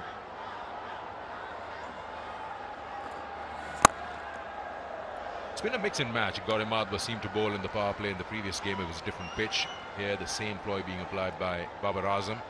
He hasn't used him yet in the first match. He got him somewhere around, what, 13th or the 14th over. Got 2 wickets in that.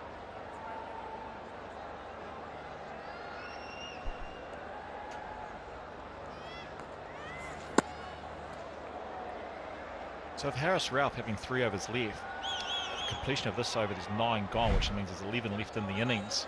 He's got just to tick over a quarter of the overs left in the innings post this over. And he's been the hardest bowler. Just goes straight up in the air, and it looks like it's going to bring about his dismissal as he took it on. Shadab Khan picks up his first wicket of Will Young, trying to go straight down the ground again and just did not time it well enough. Yeah, with that spinning away, just got the toe end of the bat. It just was out of his reach. Have a look at that. It's already tossed him wide, and there's further spins away. Gets that bottom part of the bat, so no power behind it. You're just hoping that doesn't carry, but it does. And it's easy work for the fielder down there, Fakhar Zaman, and a wicket for Shadab Khan. Will Young is gone for 17. New Zealand now 56 for 2.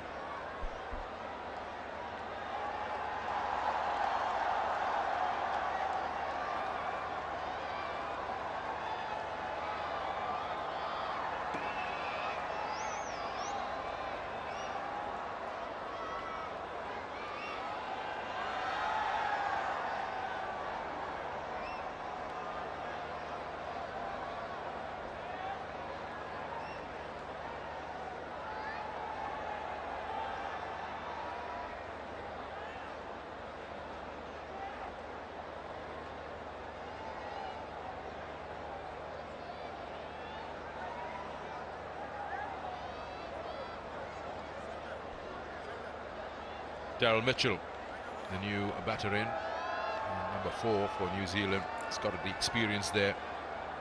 And, boy, do you need him. Get a good, quick fire 30-40 just to put that momentum into that batting. He's got time on hand. He's got 11 overs to go after this. Oh. Yeah, you don't want to do that. It's just that wicket again. With didn't get to that pitch of the ball. Kept stretching his arms. It was actually really well bowled. Really well bowled. He was dipped in there as well. It was outside off stump, turning away. And you're right, Will Young just couldn't get to the pitch of the ball. He just chased it, didn't he? And clothed it off the toe of the bat. Yeah, probably would have fancied playing it over extra cover or something like that, but just wasn't in his range. Just spinning away. Have a look at that again. That's the catch. Too much time available. Fakhar Zaman nicely got underneath that. He realizes it now. It wasn't really the ideal way to handle that. Well, his 6 in the previous over to Shadab Khan, he got to the pitch of the ball and hit it straight.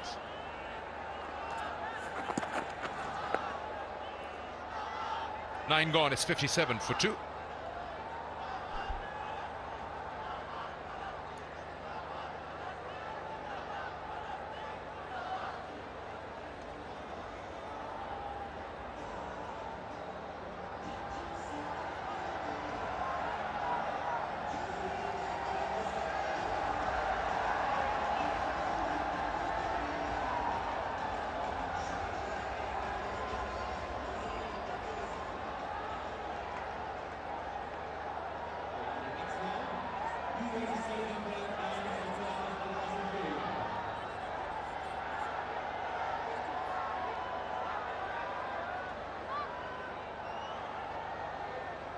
9 overs gone, and we see first signs of Imad Wasim now from our media box end.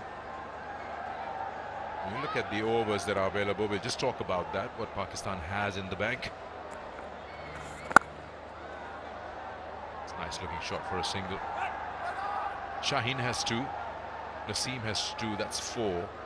Rauf has 3. That's 7 overs. They will bowl their overs for sure. That leaves you with 3 more overs to go after this. It will be shared between Shadab, Imad and Fahim Ashraf as required.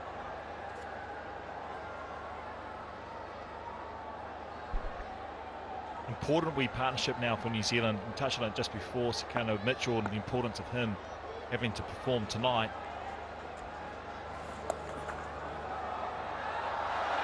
That's so well done. Latham has decided that the field is pretty much spread out in front of the square, so he's going on with these reverse sweeps and those lap sweeps, and that's getting him runs. Got to take those chances and think out of the box, which is a good thing to do. And just strength of his. Play spin really well. Fantastic test record, Tom Latham. He has many hundreds in the subcontinent as well, where he's used the sweep shot a lot on both sides of the wicket. You can see here, Naseem Shah, big effort. It's going to be touch and go. I think he's done well. He's done well. He's got his right foot up. I'm just thinking a bit about that left boot. Where is it when the ball is in contact with his palm? So he's just trying to flick it back, and there. Yeah, I think he's good. You're right. Just touch and go. That's the moment. You don't see that boundary skirting moving when he flicks the ball back. Yeah, that's a tough one for the third umpire.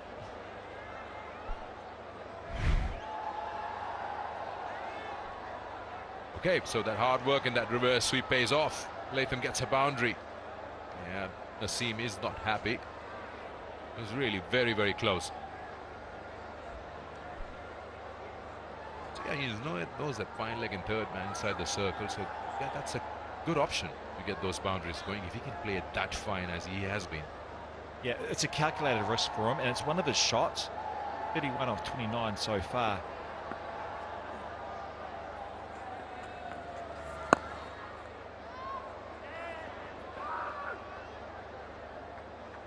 He's just pushing the ball on the onside, trying to extract those 2, but this outfield is so quick. The ball reaches that fielder in the deep.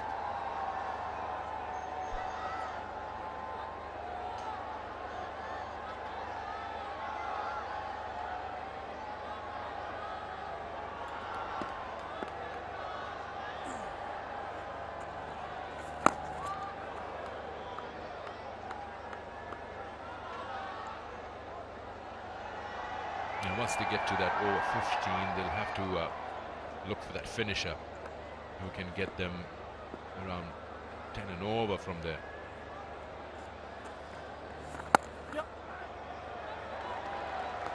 Well, if you're thinking 160 is enough or par, with the dot ball this delivery now, you're looking at 10 runs and over for the remaining 10 overs of the innings.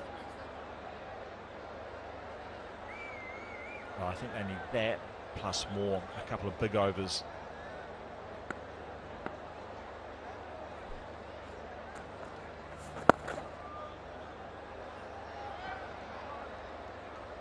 Halfway through, it's 64 for 2 New Zealand, and it's also the time where the players will take a bit of a breather. It's a drinks break, and we'll get more action in a bit.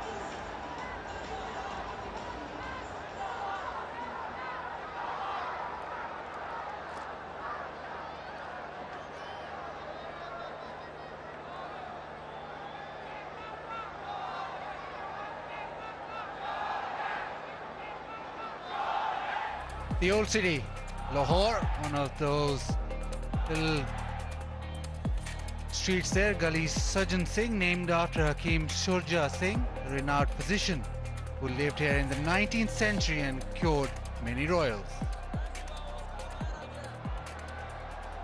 Very popular figure in those days. Right now, Pakistan right on top, very popular.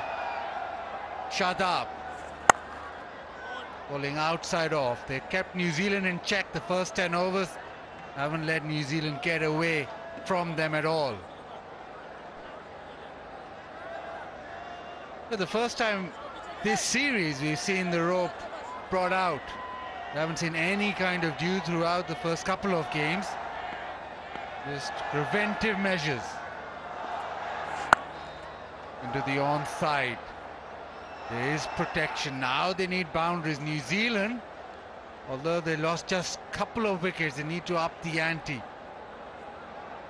Latham is just going along at a strike rate of 106. That needs to improve.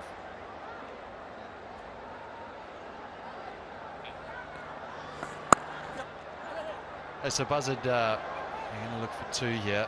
Good running from New Zealand. Obviously with the dew, it's going to be of benefit to Pakistan, wouldn't it? Skid on, maybe make it a little bit easier to bat. No, not as much variable bounce maybe, pace. We're talking about variations. I think Shadab's bowled really well here. He really has. He's mixed it up. Not only his pace, but he's mixed up his lines. Over there you see nice and wide to Daryl Mitchell. We saw almost like a little bit of a setup to Will Young. So Shadab, you can look at the pace here and the line that he's bowling. I'd say up at that 95, 96 straight. Then that one slow and wide, and this one slower and even wider. Excellent piece of bowling. Got the returns.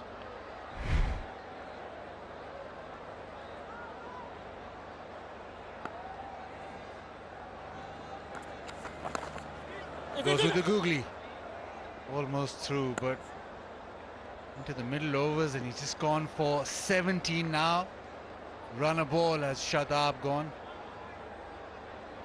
And at slowest delivery, 80.7. So he's made sure that that slow delivery was wide outside off as well, for the right-hander to fetch it at once quicker. But another very good over from Shadab. New Zealand 70 for 2, 71 for 2.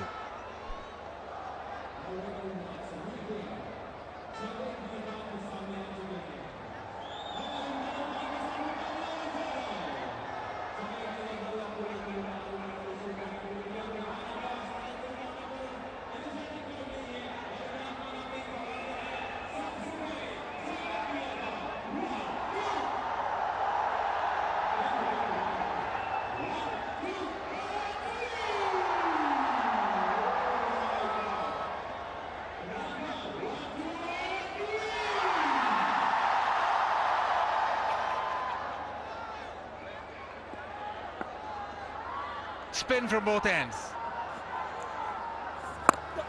Ahmad will keep on doing this. Quick into the stumps.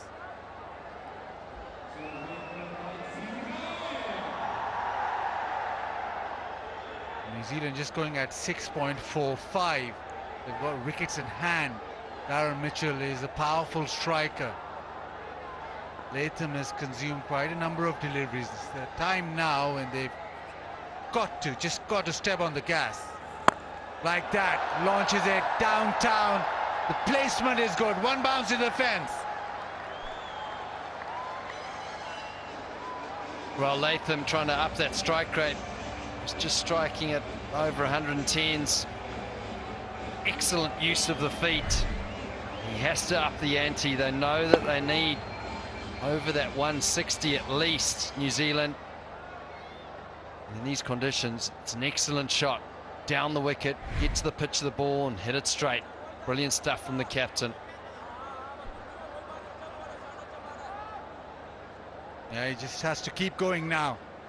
Platform set. There's 32 deliveries, left arm spinner for the matchup. This time thumped away leg side, but straight to the man in the deep. Yeah, he'll be disappointed about that. You can see the striker, he knows he could have gapped that a lot better. That's the thing, Tom Latham, he's been in now, he's faced 34 balls. You say he's got to keep going, Baz, but he's also, he probably feels that responsibility of having played so many balls, he has to be there at the end. He has to be the player, and have they waited this well? They're going to go two. Going to have to hurry. Oh, the bails came off before. Broke the stumps before Latham put the dive in.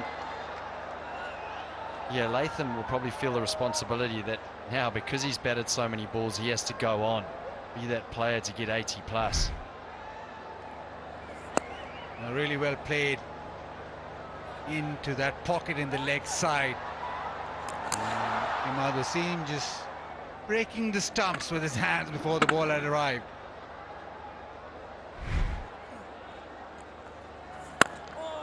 I saw him coming, just pushed it wide. Yes, I can see where you're going here, but even if he needs to bat the innings, he needs to bat it at a much higher tempo now. Face all those deliveries now. You don't want to consume the 20 overs and still leave runs out there.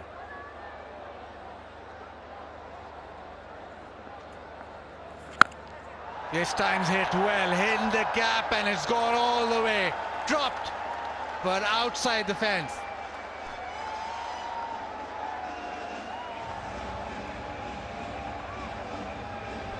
.86 for 2.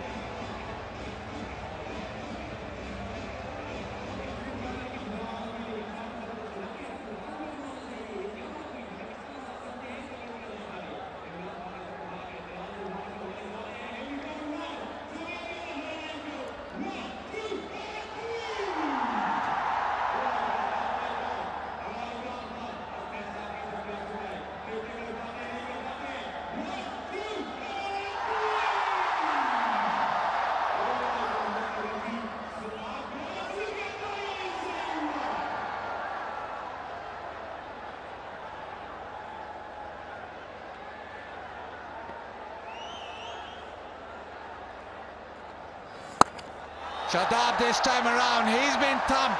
That'll go all the way. Back-to-back sixes. Well, it's contagious.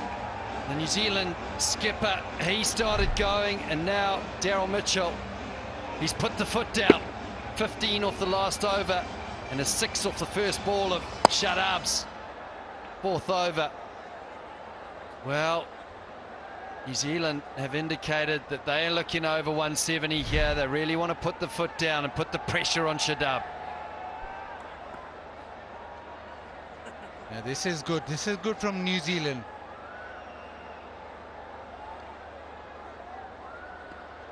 Daryl Mitchell over 1,000 runs now. Great strike rate. Goes again, straight. Gets the gap. Boundary. Excellent batting from Daryl Mitchell. We saw it in the first 2 games. He was aggressive, but didn't get the returns. Now he hasn't curbed that aggression at all. He just keeps going. This is T20 cricket. New Zealand know they're under the pressure in the series, and it's great to see the batters now taking this Pakistan attack on. Last 3 deliveries, 6-6-4.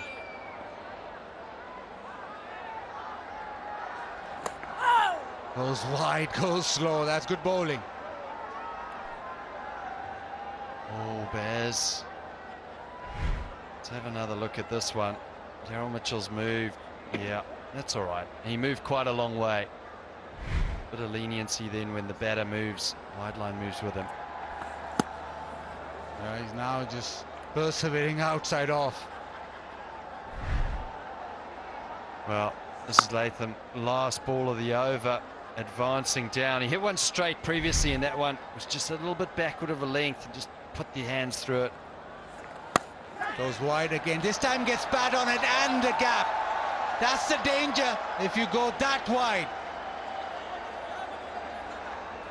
100 up for New Zealand. 15 off the last over and 14 off this one, with still a ball to be bowled. Shadab trying to go wide to Daryl Mitchell, taking it out of the arc. He knows that Mitchell's hunting him straight. Goes extremely wide, and probably a little bit of fortune there from Mitchell. He won't mind. It's 4 more runs. Much quicker down the ground. Falls for 2. He'll get an easy couple of runs. 16 off this, 15 off the last over. 13 done. It's 102 for 2.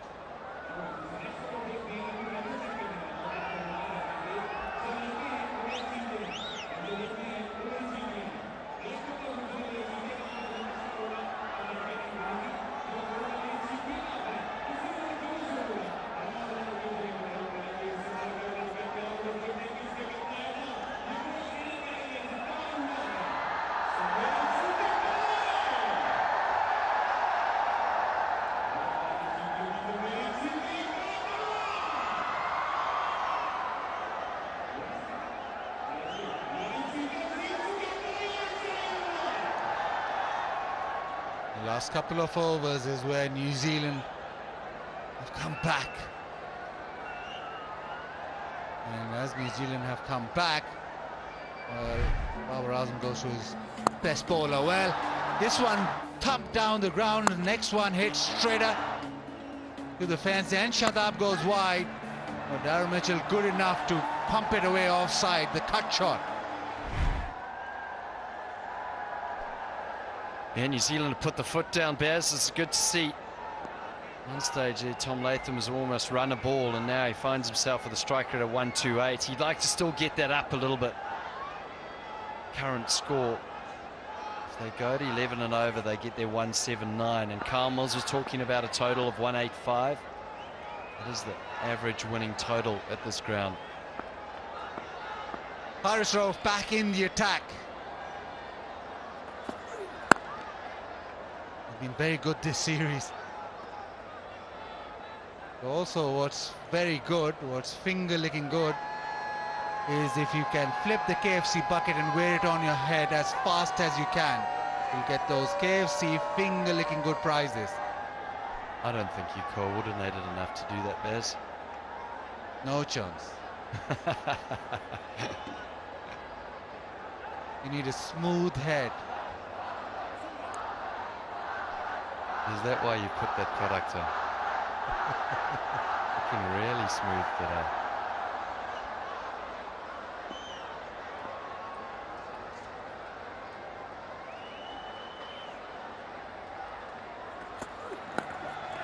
Turned away, unlucky that time. There's only short fine to beat, and he looks up and yes, he missed out. It'll be interesting to see how New Zealand play Haris Rauf. He's had some huge success in the first 2 games, 4 wickets in both games. The last game, though, 3 of his wickets were from slow balls. They were the off-cutter, deep in the hand, took the pace off. New Zealand will know that, but it'll be fascinating to see how he structures his spell here. Does he take the pace off? Does he put pace on? New Zealand will be waiting for those slower balls. To the pitch. Ball straight away for 2. But no, just a single. Good thing here is that both Latham and Mitchell are quite set. They've played quite a number of deliveries in terms of T20 cricket. And especially on this surface, you get in, then it becomes easier. Not the most placid of surfaces to bat on, but saying that, I think now on end, we've got what? 6.3 overs, 39 deliveries to play with. You want to get to 175, 80 minimum. You want to get to that 11 and over, maybe more.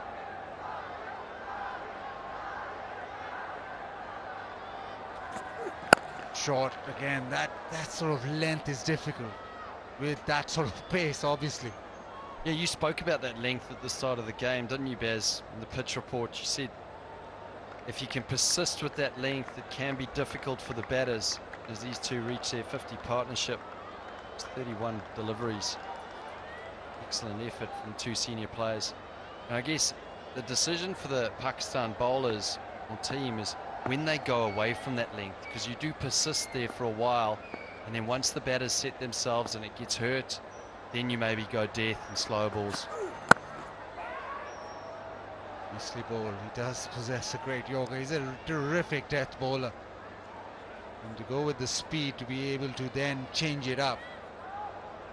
And by death bowling, I mean, yes, those people listening that might not understand that, that's bowling it at the toes of the batter. Yorker deliveries, very difficult to hit. Back of a length has been tough. As a bowler, you've got the decision now, because we're not really in those death overs or latter part, to whether you want to go back of a length or death. But to Latham, you probably want to go death, get him off strike. To the leg side, must be a single. So good comeback over from Iris Strofe. Just 5 off that, 107 for 2.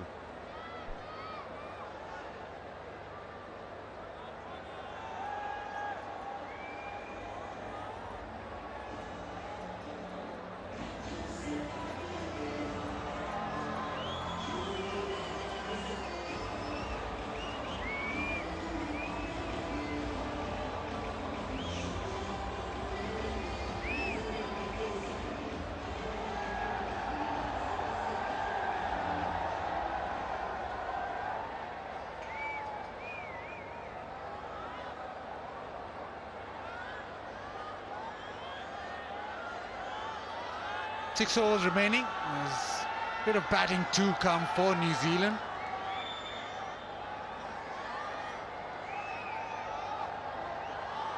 This pitch is the same one used in the first T20I, and the scores there were Pakistan got 182. New Zealand were bowled out for 94. You look at that and say, yes, it was fantastic bowling, but New Zealand will think that that's about par. They want to get to 175-80 to give themselves a chance and then be able to apply the pressure. Right now it's Naseem Shah back in the attack. New Zealand want a big finish. They've got 8 wickets in hand and they've got batting to come, but right now these two need to get those boundaries flowing into the offside. Wants 2, won't get it. Just the 1. I'd just forgotten about that first game, Baz. Now you're bringing it up again. All that for 94 just shows that we're improving. Jazz fan pulse. When was the first T20 World Cup played between Pakistan and New Zealand? 2009 or 2007? Jazz fan pulse moment. Yeah, some good questions there. Baz thinks it's 2009, I think it's 2007, so good luck with that. Nicely done, the slower bouncer.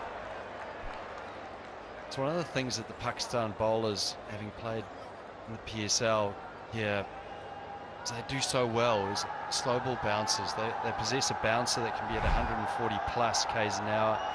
And this one there, you just see him roll his fingers over. It really does take the rhythm out of things as a batter. You can't just stand there and everything's just one pace. Excellent bowling. Daryl Mitchell thinks it's wide. He's not happy with it. Unfortunately, he doesn't have a red shirt on, so he can't umpire. And Raza just telling him that maybe because he's standing so far outside his crease, and that's also an issue with the ball maybe dipping after crossing him, but still had a little bit of area to travel till the stumps, because fans can just enjoy a nice cuppa, Tapal Tea Lounge, Pakistan's #1 chai.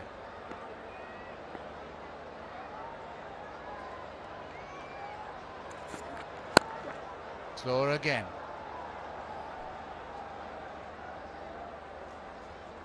Yeah, well bowled from Naseem Shah. He had the field that was almost indicating that he was going to take the pace off. 3 men back on the leg side. It's that off cutter that worked so well for Harris Rauf the other day. Once again, leg side to Latham. You've got 3 men back on the boundary on the leg side. mid-off back and cover, which means that both fine leg and third man come up. If it is a pace on delivery, Latham can use the pace behind him. Probably indicate potentially short or pace off here. And no pace at all, just punched away leg side, another single. And that brings up Latham's 50. Third 50 in T20Is. It's off 41 deliveries, 6 boundaries and a 6. And he will know that it's still a lot to do. Yeah, well, he said that someone needed to stand up today and it had to be one of the senior players, and Tom Latham, well, he's the man in the seat now. 40 balls, he's got a kick on. Excellent 50, but he knows that's not enough.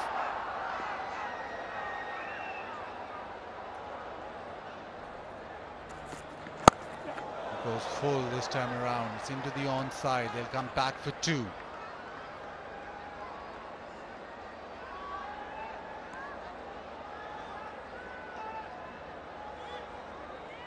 To celebrate 50 years of Brighter Paints, any player right now, Latham, who scores a 50, will be awarded PKR 50,000 by Brighter Paints.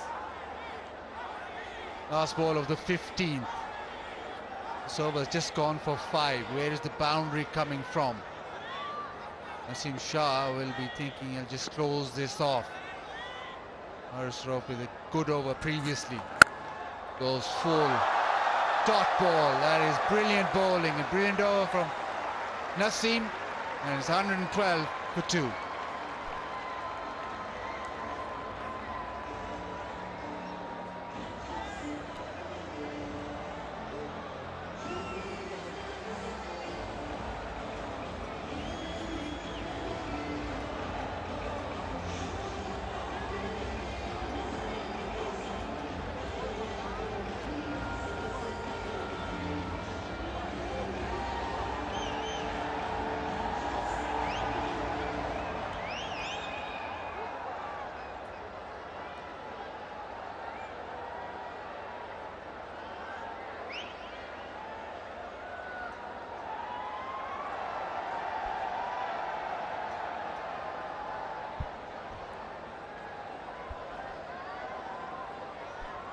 Five overs left now on New Zealand. Skipper bringing up his half century, 50 from 41, Tom Latham. And he's been helped alongside by Daryl Mitchell. Partnership 56 of 39. Fine Sharfridi back to bowl his third. Fine leg, deep backward square, deep mid wicket and long on the fence. Goes for the ramp. He's got really good timing on this one and flies all the way for a 6. Second time this innings that Tom Latham has played this shot. And to calculate a risk, he's got pace on the ball from Shaheen Afridi, gets down low, gets underneath the ball, just helps it on its way, and just with the pace of the delivery Afridi bowls at, it goes all the way. He moves to 56 off 42, Tom Latham, the skipper. Much needed knock. They're in a great position now, New Zealand, to be able to launch these last 5 overs.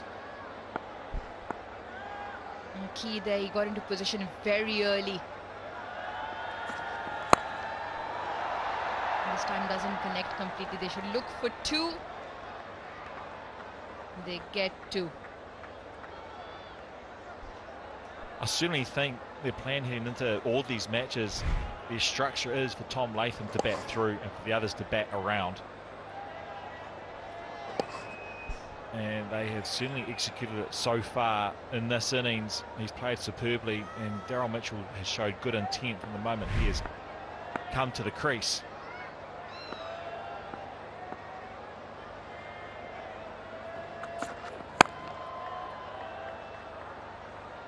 Oh, you talk about Latham, who batted 3.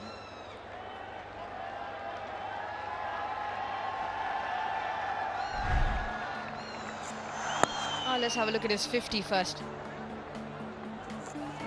He plays so still, doesn't he? Early on, traditional shots. That's one of those ramp shots we talked about just before he played early. And down to the ground, hitting through the line of the ball. And he also plays some lovely sweep shots. reverse sweeps as well. You can see the wagon wheel all around the park through the fast bowlers and the spinners. Oh, it doesn't connect. It's into the hands. Fakhar Zaman with an easy catch. Shaheen now has two. Picks up a second, Shaheen Afridi. 2 for 23 so far. Mitchell, he departs, and it was there to go as well. He knows it. He's disappointed. He was set.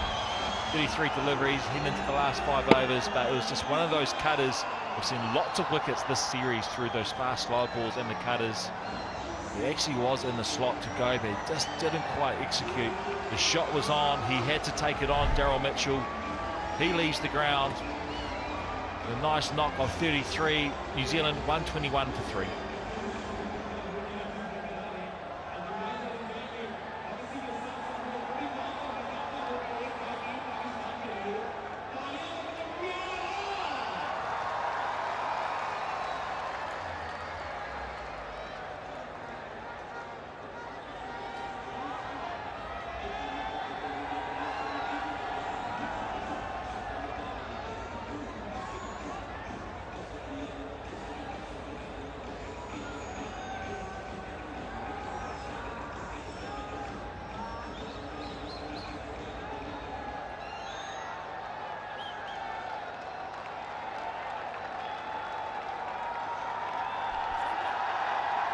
Mark Chapman makes his way into the middle.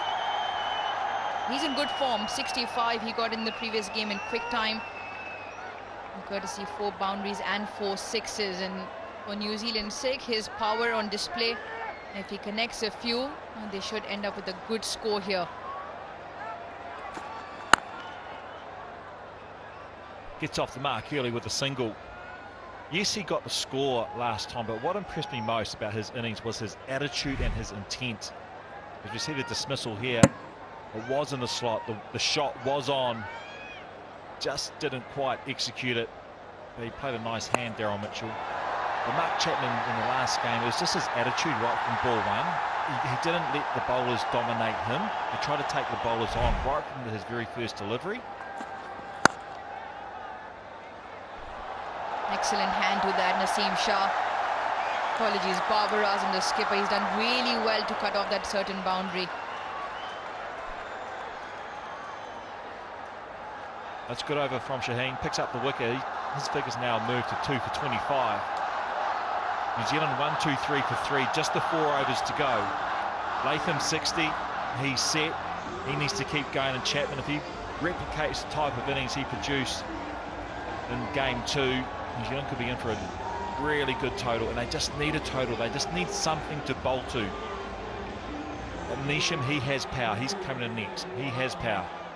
Rachin Ravindra, very early on in his career, but he's actually a really good player. He's a very, very good cricketer. He's going to have a good career for New Zealand. That's early days for him. Milne can hit it. Sodhi can hit it. Henry can hit it as well. So there's definitely enough power left. 123 for 3. 4 overs left. The crowd's getting into this. Haris Rauf, what a star performer he's been. 4 wickets in game 1, 4 wickets in game 2. He's still got a couple of overs, and these are the most dangerous overs he bowls, 17 and 19. Now, New Zealand must expect, yes, fast deliveries, but a lot of cutters and slower balls. That's how he's got a lot of his wickets. You just see there. He rolled his fingers over the side of the ball there, Haris Rauf. Yeah, Pakistan have been really good in the field. Once again, led by the skipper. He gets down in time, gets completely horizontal, and gets enough on the ball to stop that through the offside.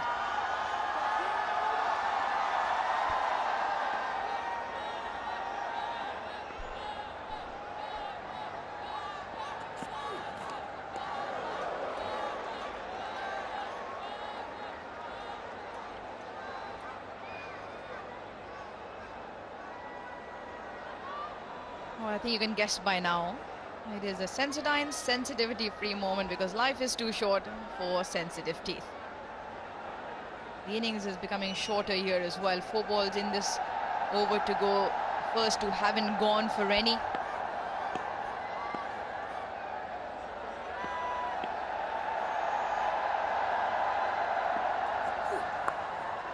Has he got enough? Yes, he has. And it is away from the fine leg fielder inside the ring. This is really good cricket from Tom Latham. Yeah, really good shot this. With Ralph coming around the wicket, and Tom Latham being the left-hander, gets inside the ball, slightly short. It's the length that is short, but it's also the line. He's just able to help it on its way. You see here, he helps it around the corner. Much needed boundary for the skipper in New Zealand. He's such a threat this tour, Haris Rauf, with these slower cutters, bowling hard into the wicket, which is a used wicket. 4 runs so far off the 3 deliveries. This one he will have to re-bowl. The option is there because Fine is up in the ring. And there is a deep backward square as well. So he is looking and inviting Tom Latham to play that shot. It's just if he errs down too much on the leg side with that pickup shot, which is guided down the fielder top left of your screen, that becomes easy. 100% right. Just the angle it creates. I think he'd probably be better off coming over the wicket and using the cutter and trying to get outside Tom Latham's reach. As the short fine leg now goes down to the traditional fine leg position. Taken! Excellent time jump by Mohammad Rizwan behind the stumps. Haris Rauf, he has his first tonight. Well, he's never going to go wicketless in the form he's in at the moment. And he picks up the top run scorer, Tom Latham, 64 on a rocket. Absolute rocket. 148 kilometres this delivery. He's just beaten for pace. You can see Tom Latham looking to hit leg side. This is where all the boundary sweepers were, and that's where he thought Haris Rauf was going to bowl the ball. We've seen cutters leading up to that delivery. He bowled a rocket at 148 kilometres. Tom Latham departs for 64, 128 for 4.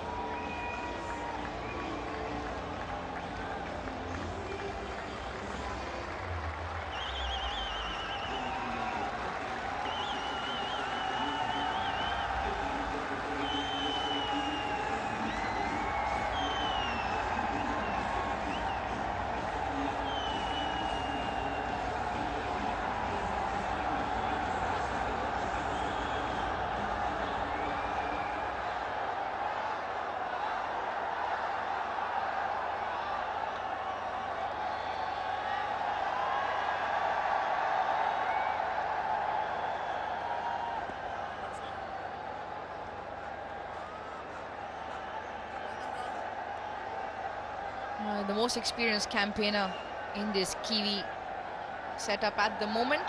And what's impressive is that strike rate. He can strike it at 160. And he's got 3.2 overs here to get as many possible. Rauf bowling with his tail up.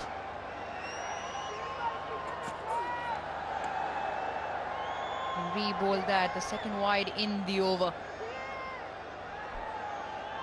Really big wicket that for Haris Rauf to take Tom Latham's wicket. This is a very fast delivery, really quick. And you can see where the keeper's taking it, Rizwan, high above his head. Really good catch. Picks up his first for the evening, Haris Rauf. But you look at the scorecard right here, 129 for 4, 2 new batsmen. Neesham's yet to score, Mark Chapman is on 1.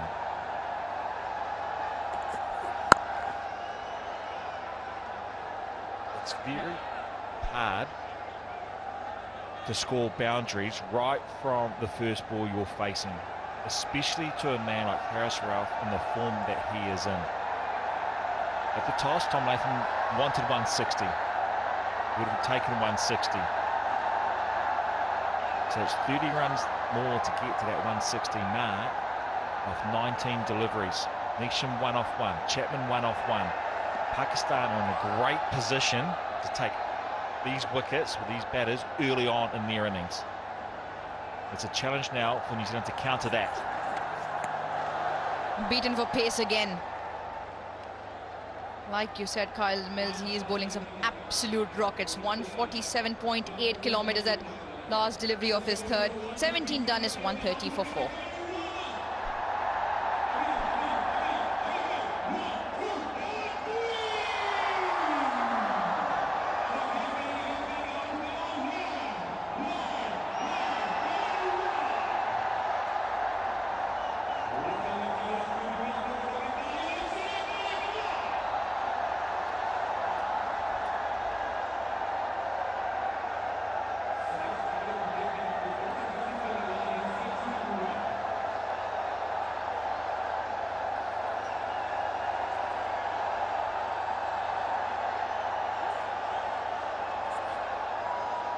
Another good crowd here in Lahore, the third of the 5 T20I is the third one and the final one in Lahore.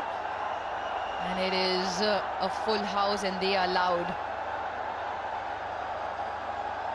And they are cheering on Naseem Shah, who's in here to bowl his final 4th. He's done really well tonight. Hasn't picked up a wicket, but it's only given away 16 in his 3.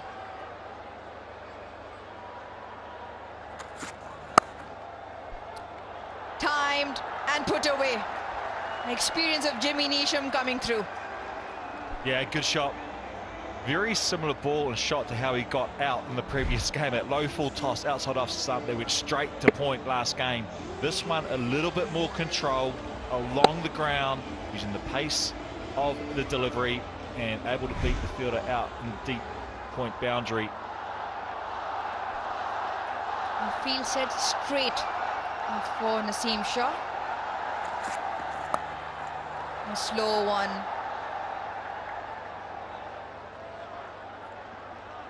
Fahim Ashraf has done well to keep that down to 1.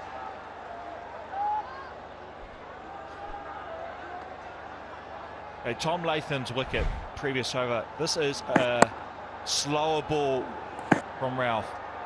Rocket, pace taken off, slower delivery, and that there is a Ralph Rocket. That is a Ralph Rocket. He bowls fast.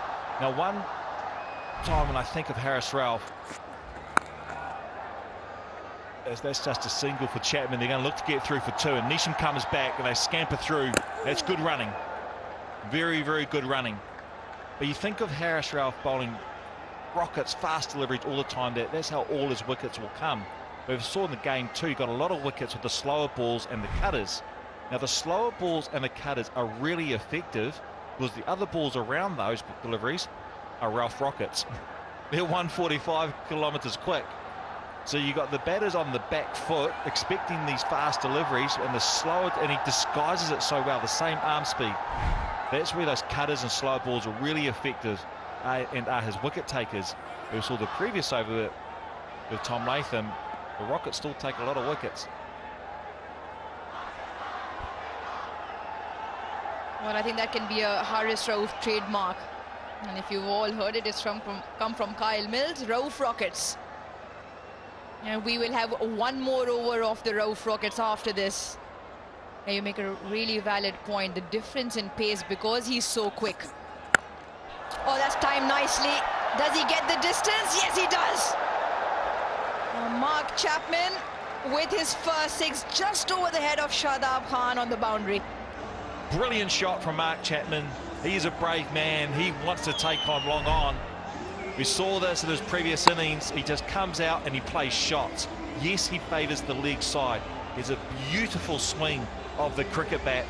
And he times it, it just gets over the man at long on. Just gets enough of it. But they have to take risks, New Zealand. Naseem Shah, he's praying for the catch. That's a really good follow-up delivery. A slow one into the surface. And the pace and the direction so effective. Have a look at the drop in pace, just on 112. Slow ball bouncer, yeah, really effective. To be expected on a used wicket also. Well, what we do expect is the PCB to give the winner of the Jazz recharge activity that beautiful car. Will be awarded in between this series, so stay tuned for the lucky winner. It's been a good over for New Zealand so far. 13 have come, 1 delivery still left to go.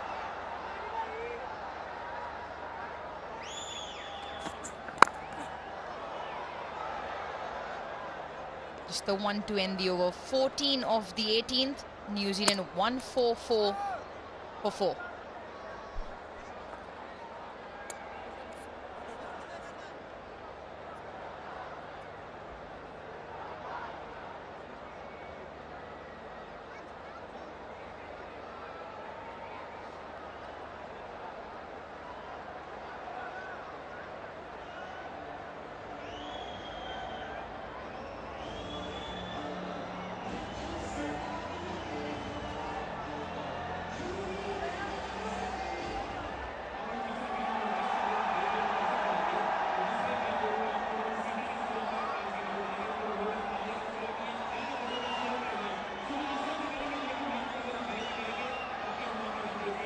.144 for 4 New Zealand, 2 overs left. New Zealand, Chapman in particular facing up, has to contend with the pace from Haris Rauf. Looks to give himself room, looking to open up the offside.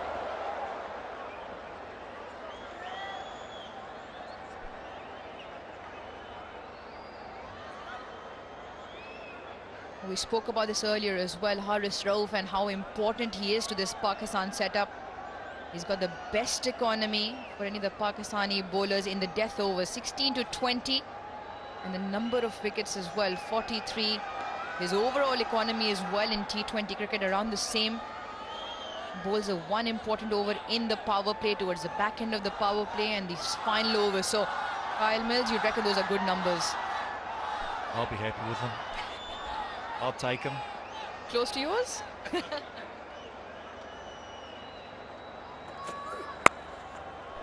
Through the offside and gets it through. Here's the gap. That's got enough on it. Very similar to his boundary previous over, Jimmy Neesham. Going for the Yorker, Haris Rauf, the fast Yorker. And he just needs to get enough on it, Jimmy Neesham, to pierce that gap. With the boundary sweepers out on the leg side of the left-hand batter, where he needs to get that line a bit straighter, Haris Rauf, as now the short third man goes back to the third man in the traditional position on the boundary. And mid-off, well, long offs come up to mid-off. It's a good change. I like that change. How close was that to off stump? Once again, the change in pace. Beautiful delivery. This is a beautiful delivery for a couple of reasons. Third man's dropped back, so I reckon the batsman Jimmy Neesham would think it's a fast delivery coming, and long offs come to mid off. He wouldn't have been expecting the slower delivery. And there's Jimmy Neesham, strike rate of 161. That's good going. He needs all of that for the remainder of this innings. I don't think he's gotten a hold of that completely. Taken. Shadab Khan, an excellent fielder, very safe hands. Well, Haris Rauf, 4 wickets in the first, 4 wickets in the second, and he's got 2 tonight as well, and still got 3 deliveries left. I don't say this lightly. I do not say this lightly at all. We are witnessing a superb bowler at play here. The way he has constructed this over, he's using his skill set of fast deliveries and slow deliveries, slow ball bounces and cutters. He's making it so difficult for the New Zealand batters to hit boundaries. Jimmy Neesham departs for 10. New Zealand 149 for 5.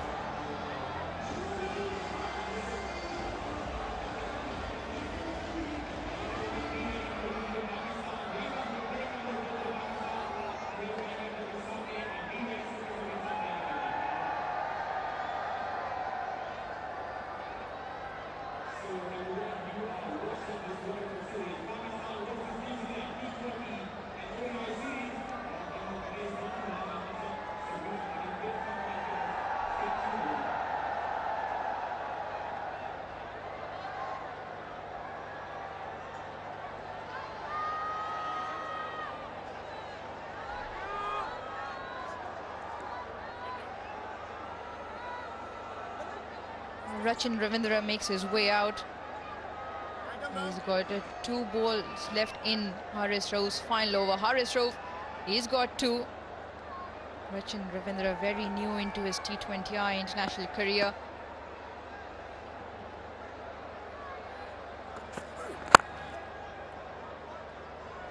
Just a single to get off the mark. First ball for Rachin Ravindra. But this is a man, Haris Rauf, he's in the zone. It's such a joy to watch a player like this execute his skill set. He's not just a fast bowler. He's got a variety of skills that he constructs and over. He can work a batsman out. He bowled to his field then. All those sweepers on the leg side. Slower ball bouncer. On the back of some very fast Ralph rockets. 3 matches in this series, 10 wickets, economy of 6.3. Just an absolute joy to watch. Into the leg side. Is gone for 4. Last ball of Haris Rauf's spell has been clipped away for a boundary. He's bowled well once again tonight. 4 overs, 31 for 2. Rauf ends with that. Those are his figures. 19 done, 154 for 5.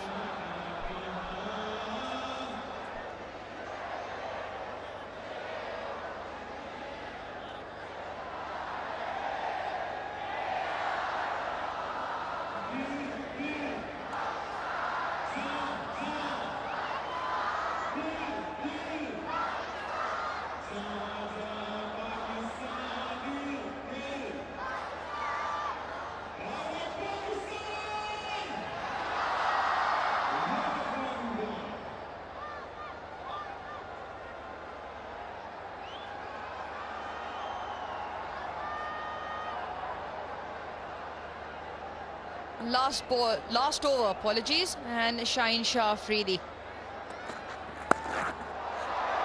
Up and over. Excellent start for New Zealand's sake. Comes off the bat of Rachin Ravindra. Yeah, that's enough. That's what they needed to start this over. Takes them to 158. 5 deliveries to go. Shaheen Afridi was trying to play cat and mouse there. Fine leg was inside the boundary. He's able to help it on its way, just with the angle. Got enough on it.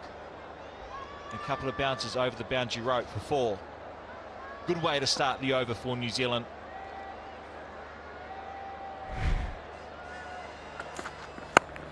In the block hole. That's an excellent delivery from Shaheen Shah Afridi. All right, Tom Latham said at the toss, 160 is what he'd be happy with. Has the boundary from Rachin Ravindra. He's done well to swivel around and get it over Naseem Shah up in the circle.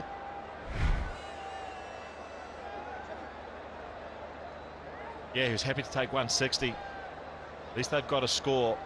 As we just see a change in the field. Finally it goes back to the boundary and mid-off comes to inside the ring.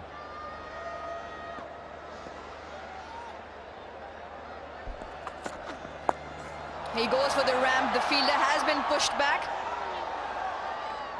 And he keeps it down to 1.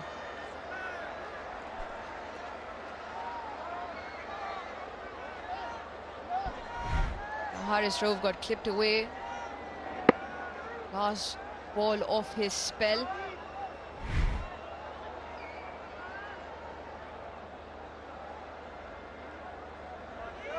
For pace, when he's bowled those Rauf rockets, he hasn't gone for too many.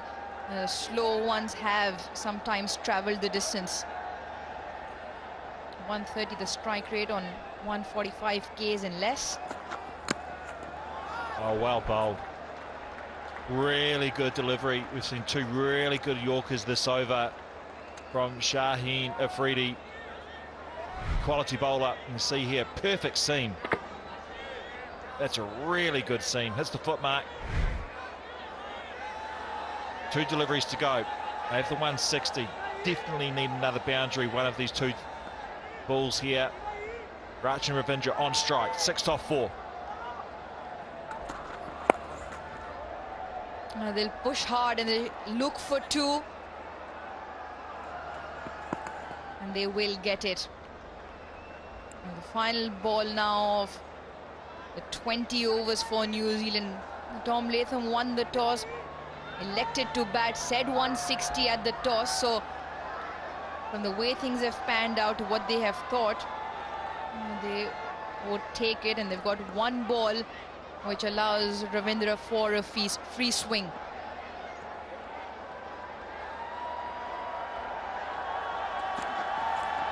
He does free swing but doesn't connect. And they will run across, and that'll take New Zealand's total to 163. Kyle Mills, Tom Latham and the dugout would be happy with that. Well, I think Tom will be happy with it. That's what they were after at the start. I was thinking, made a prediction at the start that 175 would have been par. I thought that was the score, especially being a used wicket. His last 30 balls, 51 runs, 3 wickets.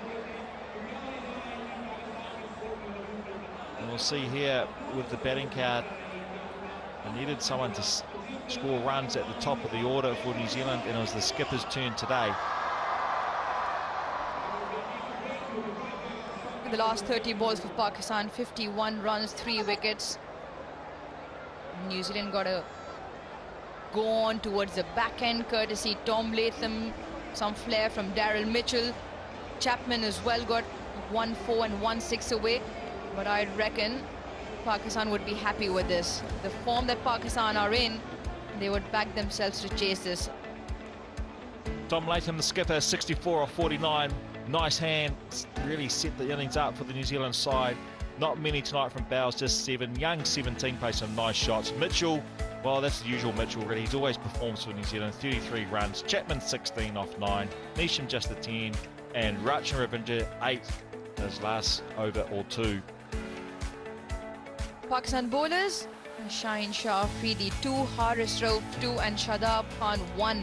Those are the 5 wickets that fell, but the bowlers would be very happy with their effort in keeping New Zealand to 163 for 5 in their 20 overs. Well, the skipper, Tom Latham, New Zealand, they won the toss, and he asked to have a bat, and that was his first ball he faced. A beautiful shot through the leg side. Those stumps lit up like a Christmas tree for Shaheen Afridi as he knocked over Chad Bowes. Then we just saw some really traditional cricket shots from Tom Latham through the covers. That was a good shot from Will Young. That's his strength. Then Tom Latham tried to take on a few risks, and he played them really well. This is a really good piece of bowling from Shadab Khan. Got it outside the batter's reach, turning away, and it was a slow delivery that dipped. Will Young couldn't get to the pitch of the ball. Tom Latham, he was set by this stage, he really was, and this man Daryl Mitchell, as soon as he comes into the crease, he always has the right attitude of scoring runs. He wants to score off every delivery. A little bit wider then, and this one here was actually here to go. It was there to go. He would be disappointed with that, Daryl Mitchell, and he picked out the man out at Cal corner, Shaheen Afridi. Picked up his second wicket at that stage, and here's our man, Haris Rauf. When he came in, that's the Ralph rocket. That's what we were talking about before. 148 kilometres. He's an impressive young bowler.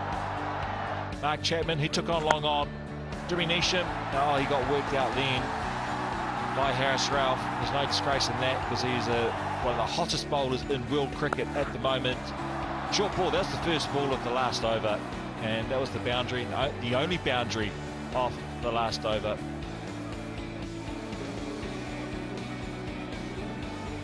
For the Pakistan dugout, they seem upbeat. Haris Rauf with 2 wickets, Shaheen Shah Afridi with 2 wickets. And the bowling effort from Pakistan means that they've kept New Zealand to 163. The target for them to chase down is 3rd T20I, 164. And we will be back with the run chase.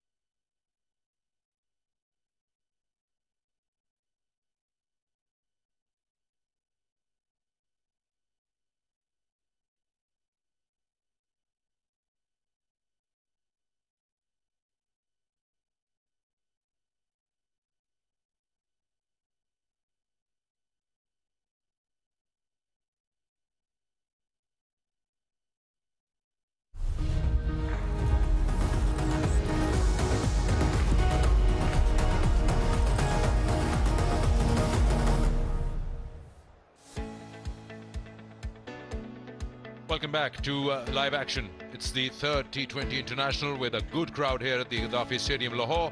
But before we go into the action and the reply from Pakistan, let's take a quick visit at the revamped museum at the National Cricket Academy. It's something that you don't want to miss.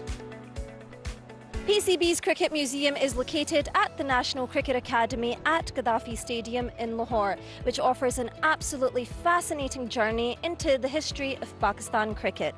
Now, this is where one gets to walk down that memory lane and relive those absolute golden moments, such as the most special 1992 World Cup trophy and, of course, the 2009 T20 World Cup silverware. Now, let me give you a peek into what's in view at this museum, which has recently been renovated.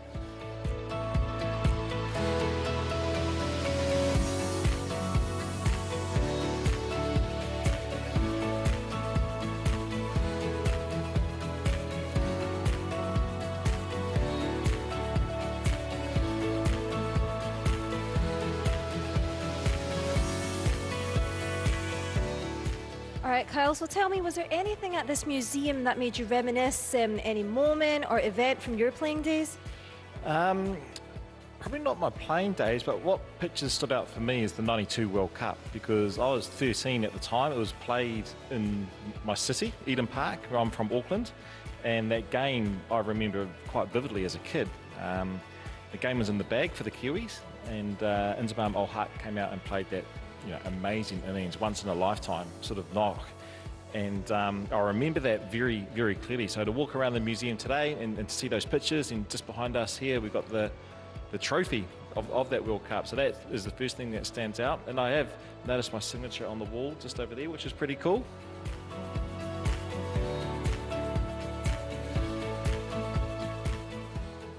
All right, Grant, tell us, what was your favourite exhibit at this museum? When I was 12 years old, I watched the 92 World Cup, and that was something that was instrumental in my career as a cricketer. I looked at that and I thought, I want to play international cricket. It was the first time South Africa had played in an international competition. So I got to stay at home. My mum said, you can stay at home today and bunk school and to watch the game. And then when I went back to school, they said, no, you shouldn't have watched the cricket. Now you're going to be suspended for the day. And I wasn't allowed to play cricket for 2 weeks at school.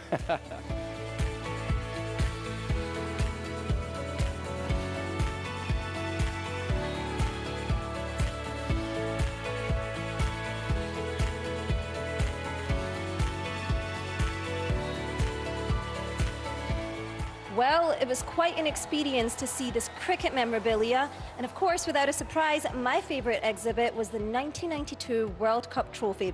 So, if you're a cricket buff like me, then do visit this museum and cherish this experience. Yeah, it's not a bad place to visit. Just go down memory lane. Talking about the 92 World Cup, you said you were 12 at that time. I remember New Zealand had an unbeaten run until they bumped into Pakistan in that last round game, and then that semi-final at Christchurch. And that was one World Cup, especially with that coloured outfits and the white ball. It's something new back then. Yeah, that was my first taste of international cricket as a youngster, and there'll be people or youngsters watching this man tonight. Babar Azam, wasn't he brilliant the other night? They're heroes.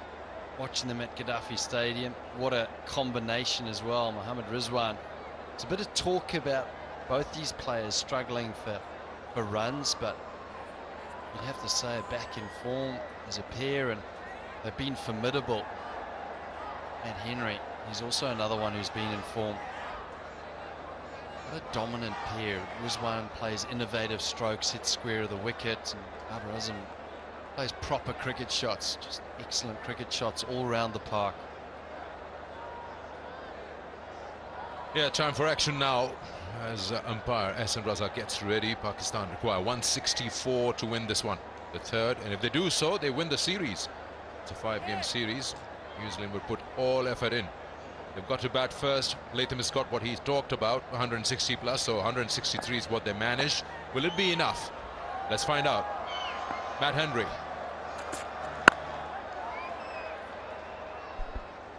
Yeah, good start from Henry. He has been impressive, line and length. He's had a fantastic year in all three formats as well.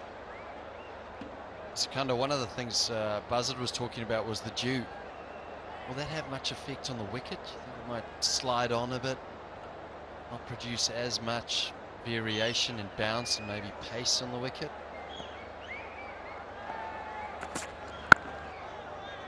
Well, the toss, talking to Tom Latham and Babar, I asked that question, do you feel there's a big difference batting first or batting second? He said, no, not really. We haven't really seen anything so wet that you'd say the ball will skid on and come onto the bat nicely second time around. This is what the new ball has been doing, and this is how Matt Henry's been so good in the first 2 games. He's been the spearhead of that attack. What a catch that was. Got that hat-trick going, but they need that win under the belt to just get that confidence moving ahead into the series. And they've closed in the gap, Rob. 88 was the margin, and then 38. So maybe today, and batting first, if they can get quick wickets in the power play, they can put pressure on Pakistan. You're saying that we're improving, New Zealand. Yeah, the first game wasn't much to write home about. The second one slightly better, but I still think that New Zealand have been under par. But I don't think you can take anything away from Pakistan. I think Pakistan have played some amazing cricket. No, I didn't mean to be disrespectful. What I was trying to say was that maybe a better understanding. So from the first game to the second game was 10 more runs that they were chasing. They did well to get closer. Yeah, well, New Zealand have bowled a little bit too wide, and that graphic will show you exactly with the strike rate. Number of deliveries, 15. Have a look at this now. No width on the pitch here at Gaddafi Stadium. If you give width to both these batters, they will punish you. That graphic there shows you exactly where you want to bowl. Speaking to Kyle Mills about it, he was saying it's not only length. We've spoken a lot about the lengths, but it's also the lines. If you can get it quite straight, especially to someone like Babar Azam, who loves that width, carves it through that cover point, cover region, be dangerous there. You have to be precise as a bowler.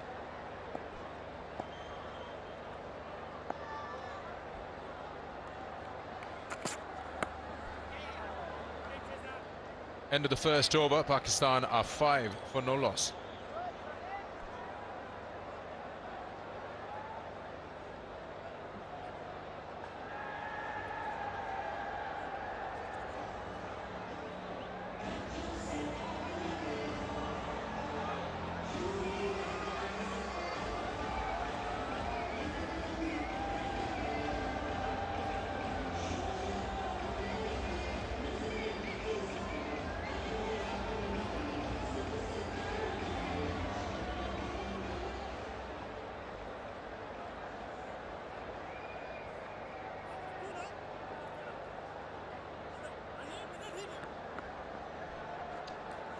Just coming back to what we were discussing, as we see Adam Mill will come into bowl from our end, that's the media end.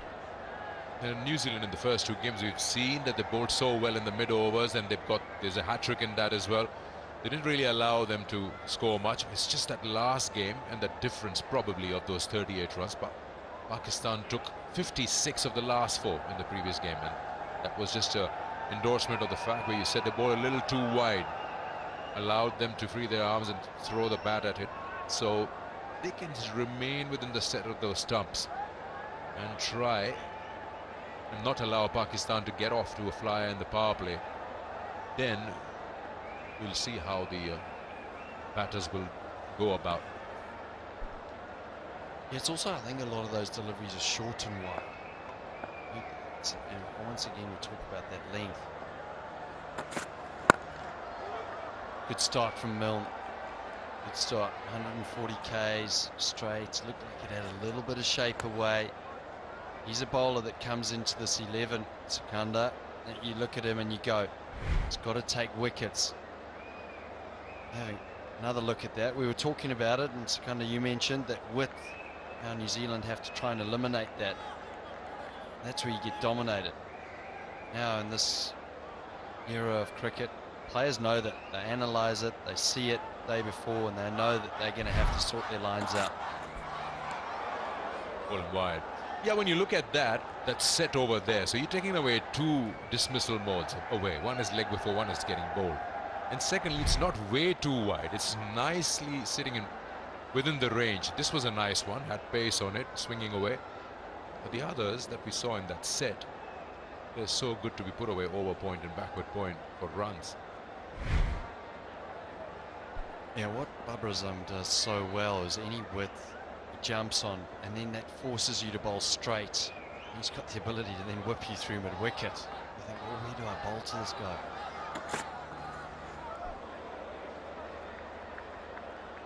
Were you with Tom Latham in leaving out Adam Milne in the second game? Because he's quick, he's fast. I mean, could have been someone else if he really wanted to make a change. Yeah, I think one of the things with Adam Milne, and it's been unfortunate because I played with him since 2015, and someone that possessed a lot of pace like Lockie Ferguson. But he has had a few injury issues, so I think he doesn't play too many on the trot. He's someone that they do give time to allow his body to recover.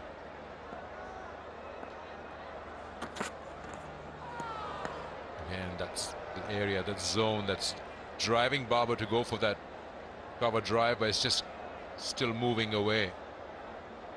Definitely get the slip in. Get the slip in. Look at this, Babar and Rizwan in at the moment. Then we've got Fakar, the talented Saeem, Shadab Khan, Fahim, Imad, and Iftikhar comes in at 6 in that middle order, lower to middle. And then the bowlers, Shaheen Shah Afridi, Seem Shah.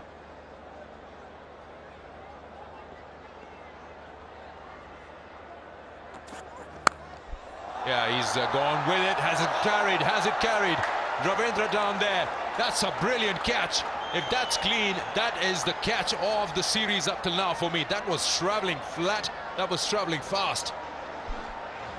Well, we're just talking about width and how width can get punished.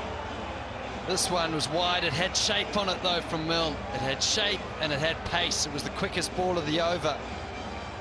Thickish edge. And one of the best players in the world, Babar Azam.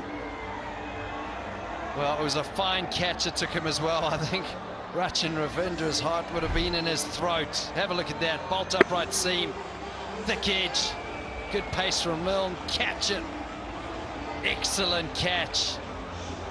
And so much better when it's a world-class player like Babar Azam. He has to go tonight. Not 100 tonight. It's just one. 6 for 1.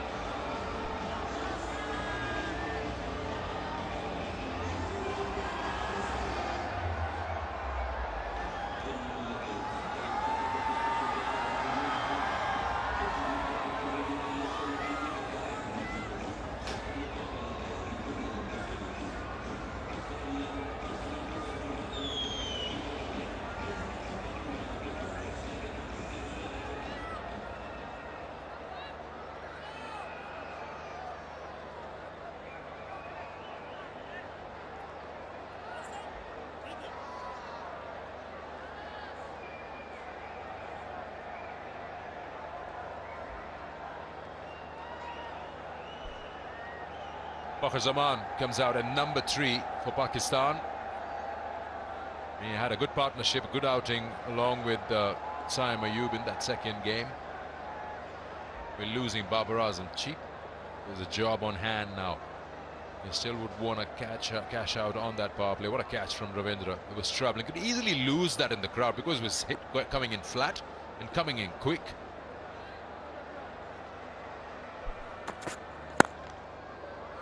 That's a good over. It was a plan against Babar and it worked. 2 gone. It's 6 for 1.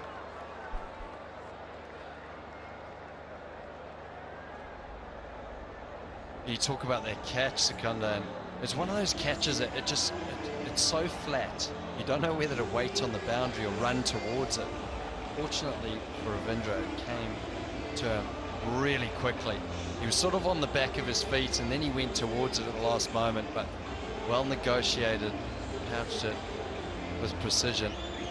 That's what New Zealand need. I mean, you always say that they needed a wicket, but of course they did. But they want to look to try and get 3 wickets in the power play. Babar is back in the dugout.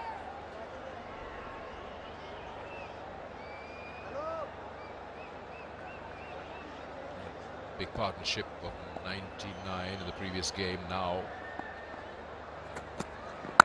nothing there. It was a great game plan from Adam Milne. From where he's bowling, the ball would swing away from the right-hander. He tried to keep it as wide as possible. Look at that.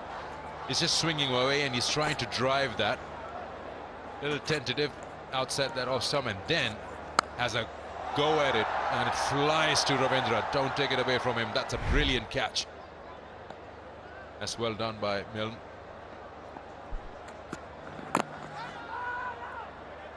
Such margins in this game at T20. You look at that dismissal, and I just think, as a coach, you know, what do you say to a player when they get out to a shot like this? I wouldn't say anything. I'd go unlucky. You know, it was there to be hit. The length was there. You know, it's T20 cricket. You were aggressive. Just on the day you go, well, I didn't execute it as well as I wanted to. I got a thickish edge. On another day, you hit that through the cover or over covers and you're away.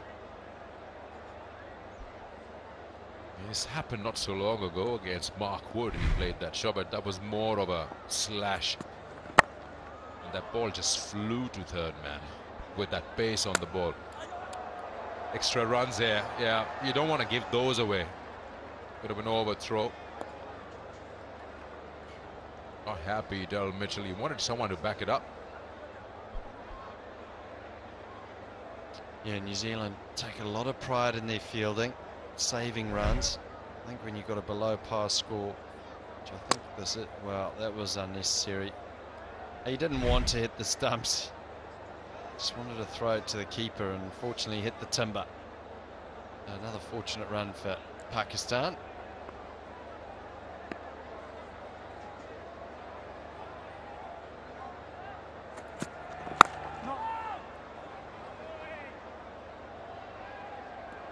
Chances for you to win prizes throughout the tour of New Zealand. Flip this bucket, the KFC bucket, as quick as you possible on your head. You win finger-licking good prizes from KFC.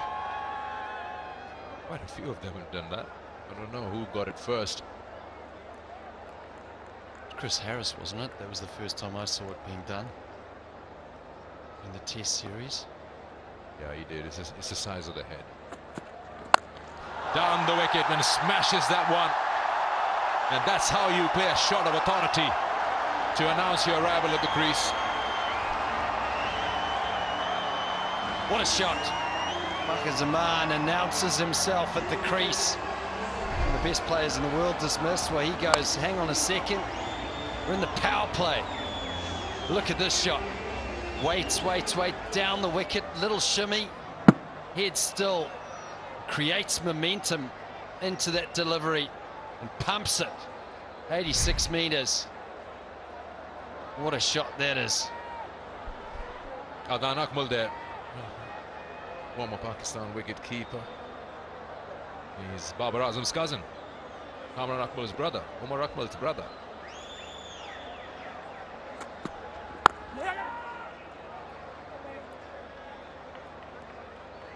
You want to get him early, not him. Bakar Zaman. We'll talk about that. 3 gone, 13 for 1.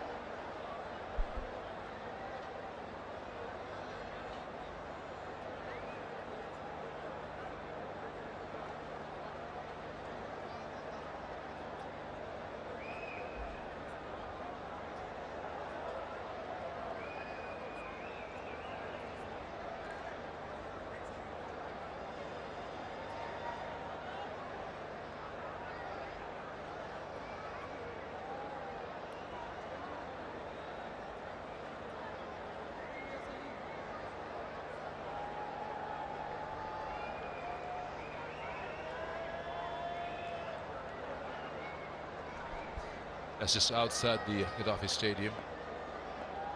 Not very far away from the Liberty Square.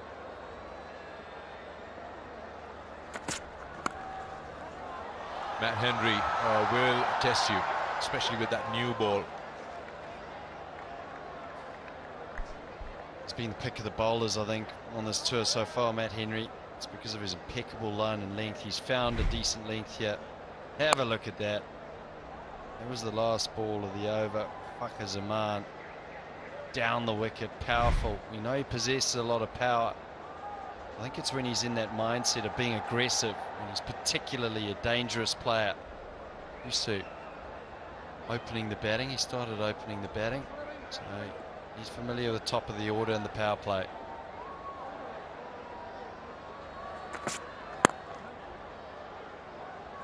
You want to stay within the stumps for Fakhar Zaman. You allow him any width, he'll put you square of the wicket, or anything fuller, he'll probably take on mid-wicket. Get him early, you're in the game, but once he gets his eye in, then he'll punish the spinners later on. It was about the power that you said that he possesses. Matt Henry, as I said, impeccable line and length, but have a look at that. The thing that stands out there is against left-handers, 7 wickets. With that average, same economy for right and left, but has had a lot of success against left-handers. Oh, that was nicely disguised. Bowled again, yes, but the idea was right. Surprised Rizwan on that occasion. It's unusual from Matt Henry. You don't normally see him bowling a lot of change-ups. Look at that one. It's just a normal off-cutter, but I think what he's done there is had it real deep in the hand. He's gone from 138 k's an hour, so he's taken 20 k's off that. Normally what it is the bowler puts it very deep in the hand or in the palm and takes one of the fingers off the ball. Just rolls out, but unfortunately didn't get the line right. How often do you see a fast bowler as good as Matt Henry bowling a slower one in the power play with a brand new ball? Yeah, honestly, Matt Henry, you don't. It surprised me. I think it surprised Rizwan a little bit. He looked a little bit surprised because normally he just bangs that length. Just keeps it disciplined. He's been more successful also in this series because he's kept that ball within the stumps. He hasn't really allowed them, compared to the other bowlers, to free their arms. And with that pace of his, he's kept them in check.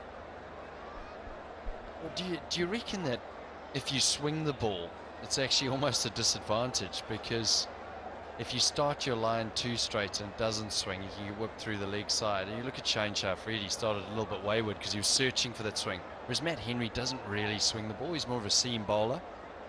He's got more of an ability to settle in on a line and length. Oh, chance here. Oh, he's hit it. Chad Bowes. This could be a run out. They look confident, the Kiwis.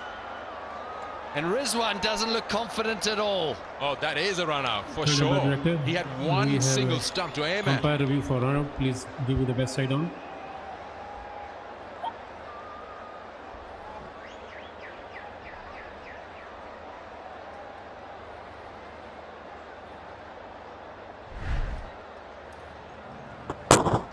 Yes, base dislodge, bat, for the crease, and wait for decision on the big screen.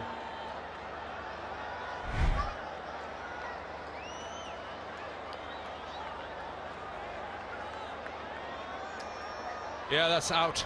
That's the kind of fielding that would win them games. Both the openers back in the dugout. Rizwan goes for 6. Pakistan now 17 for 2.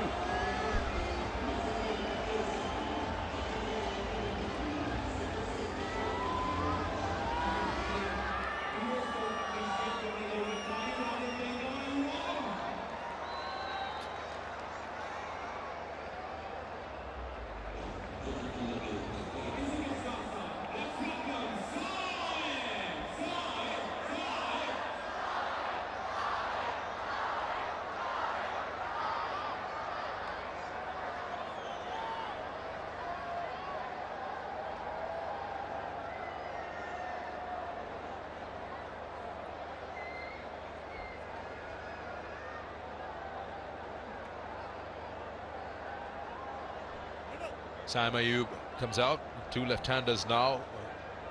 Pakistan had lost 2 quick wickets in the first game, and these 2 came to the rescue. What I like about Saim Ayub in this series is that from the word go, he's looked so confident. He's backed himself. And keep in mind, he's never... Oh, again. Well, had he hit the stumps, was this trouble? Saim was struggling. Jimmy Neesham has a miss. But Saim would have had his heart in his mouth. What is happening, Pakistan? Look at this. Oh, Jimmy Neesham. He just couldn't pick it up. It was his non-dominant hand, but he gave it a shot. In the end, decent run, even though it looked like a few Jenga blocks lying on the floor. A little too short. Has travelled and has well done in the deep. End of the over, successful one, 19 for 2.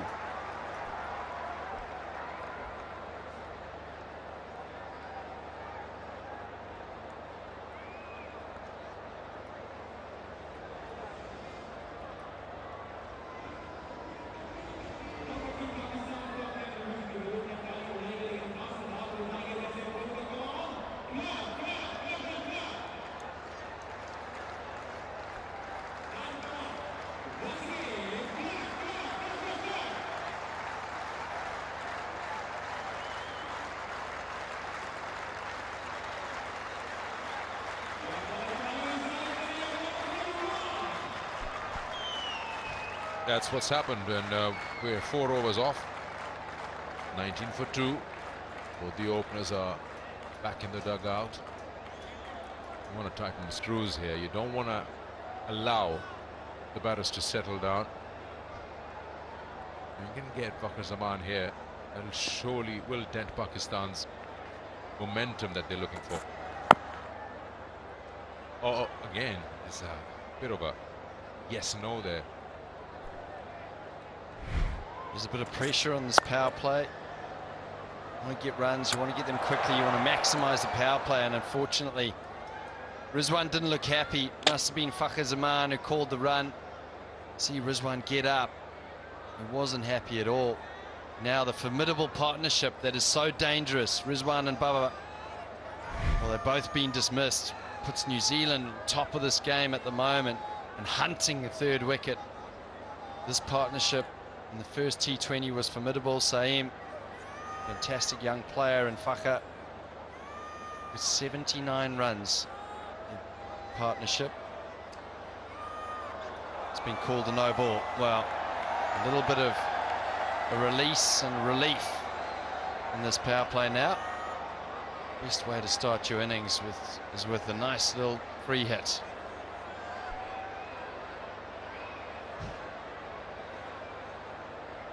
Yeah, the free hit. That's the one. Big. Oh, that's tight. It's really tight. And a good ball to avoid that free hit being put away. So yeah, we just saw that run out of Rizwan, and then the next ball we saw Saeem Ayub playing a shot. He played it too well. It's just his PSL teammate Neesham didn't really pick that ball. And Saeem was surely in trouble. Look at that. Now he appears in the frame. And that run out of Fakhar Zaman, he played that shot, and you just for a moment look for that confirmation. Are you coming for that single or not? That created that doubt for a fraction of a second.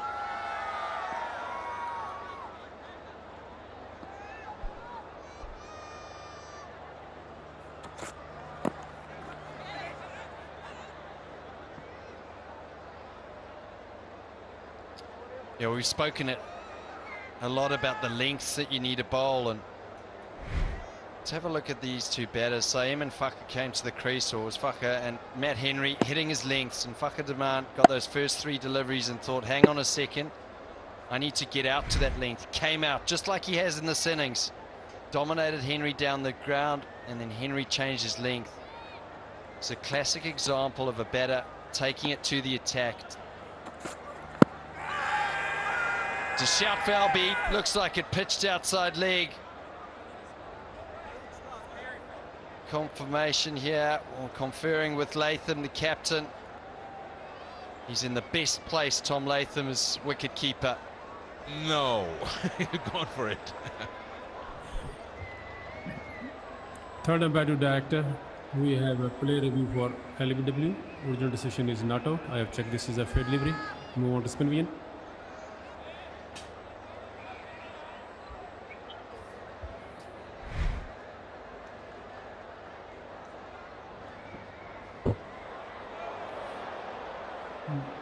Ball is close to the bat. Please confirm with the outrage.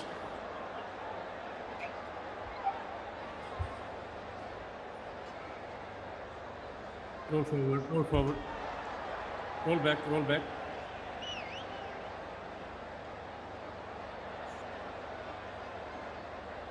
Yeah. Roll back. Yeah, I can see gap between bat and ball. Please go to the ball tracking.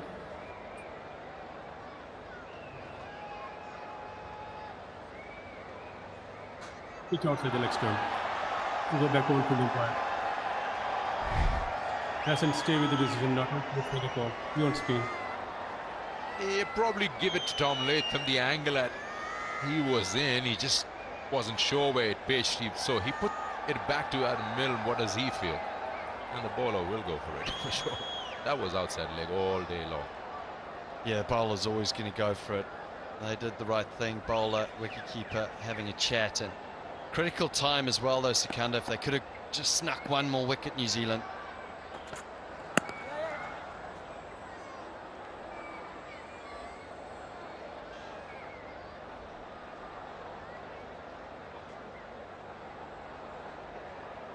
He understands the importance now. He's got the toss in his hand. He got to bat first, got to the score that he mentioned at the toss, and he's got 2 wickets in the power play.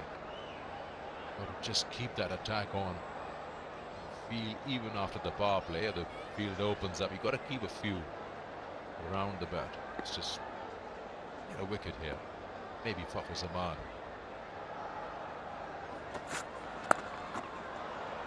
And that shouldn't be a problem here. Single.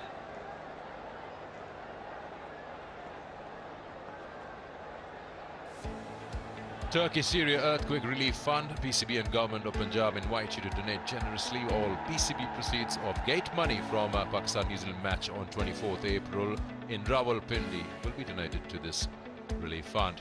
And the details, the bank details are right there. So buy your tickets, get to the game and be a part of this noble cause and help people. That's a shot. He's so good in that region. Just past point and he gets a boundary to end the over. 5 gone. It's 29 for 2.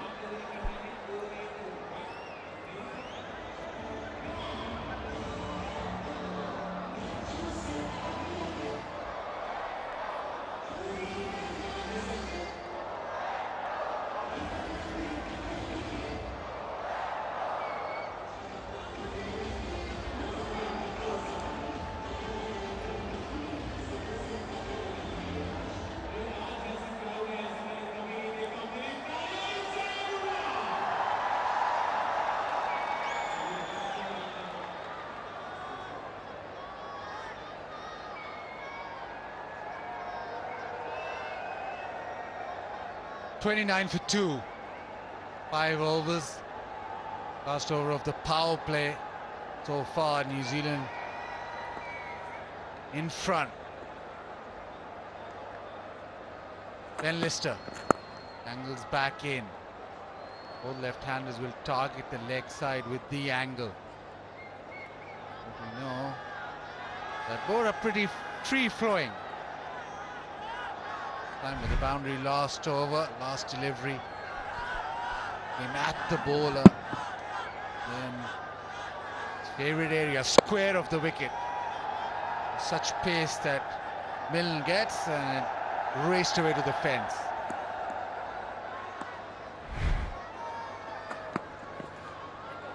Have to re-bowl that down the leg side.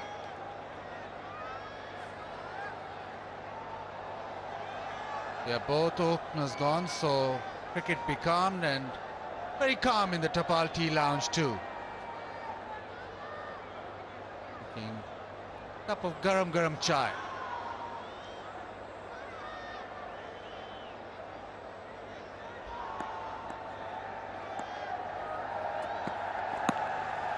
Tries to go leg side.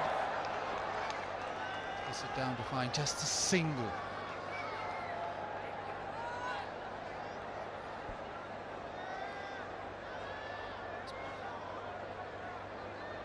Probably taking down notes for the different side now. And Mushtaq in Kiwi colours. I know information being passed on the other side. All the information, you reckon, Basil? Well, that book will have plenty of information. Better from Ben Lister. Once you hit the deck hard, it's that sort of surface, back of a length. We saw in the first T20I, which was played on this surface. Back of a length is the way to go. Now probably Saklan just cross-checking what he had previously written for the Pakistan cricket team, and now just cross-checking he was right or wrong, making sure that the notes match.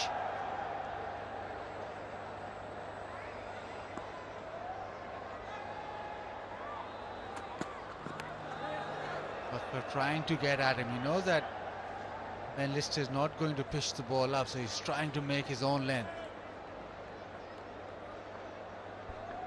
I spoke to Saim, on the other hand, a couple of days ago, and we were talking about his no-look pickup shot that he played throughout the PSL. Obviously still earlier on in his innings, but he did allude to one feature, is that he bats deep in his crease, and that's the way he sets up. So even here, he's batting well inside his crease.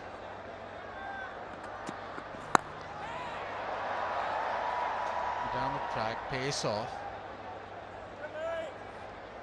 And he said that it just obviously allows him a little bit of more time, but in essence, as with all cricketing shots, the fundamentals still remain the same with shots that you play. And he also mentioned that he gets into positions early. With modern day T20 cricket, we see a whole different array of shots.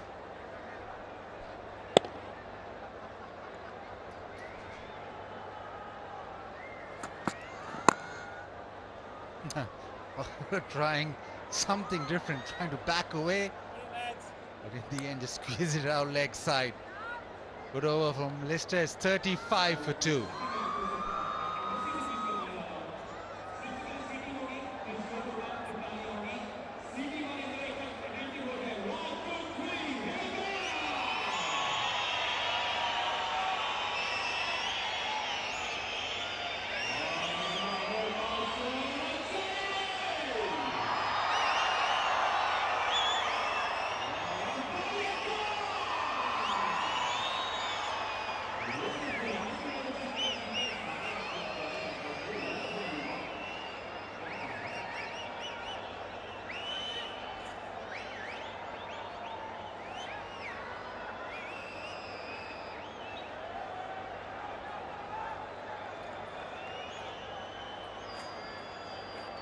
The power play done.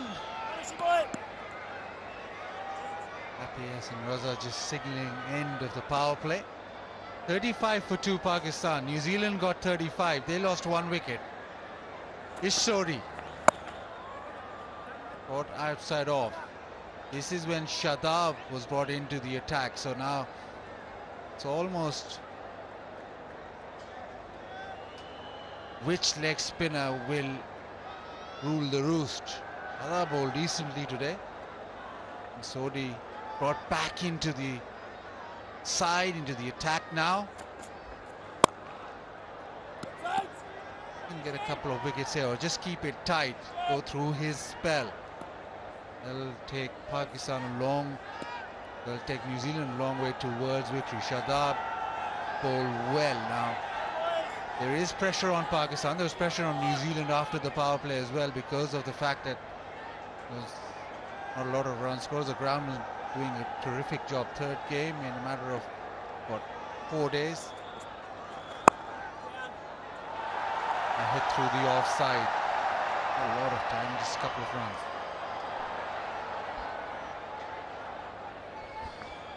Yeah, Ben Lister looks like he's pulled something immediately as he tried to get up, picking that ball up. Probably slip on the side of his foot. Just there.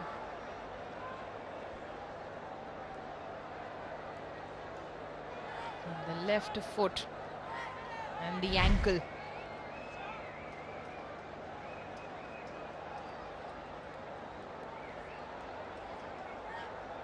Cliffy Deacon,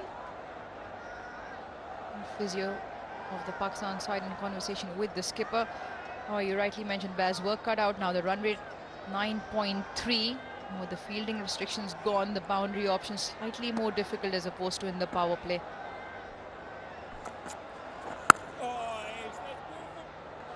Oh, that's poor. That is very poor. You don't want to leak runs, especially not like that. Now you want to try and bowl most number of deliveries to the same batter. Keep the pressure on. Pakistan obviously wanting to look for the boundaries along with the singles. Not the best of efforts there.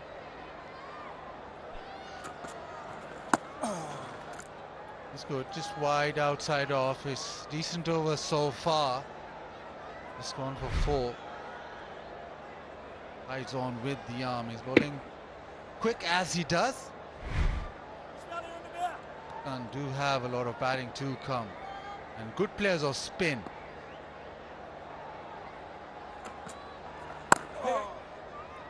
Decent start to his 12 for Ish Sodhi.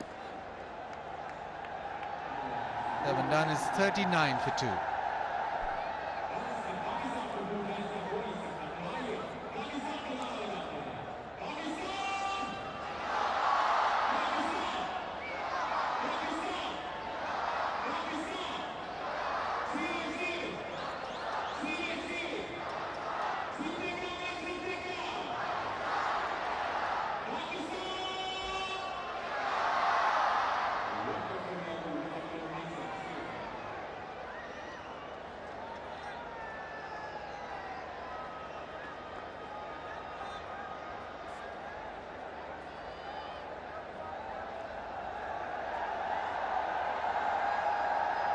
Everything very close.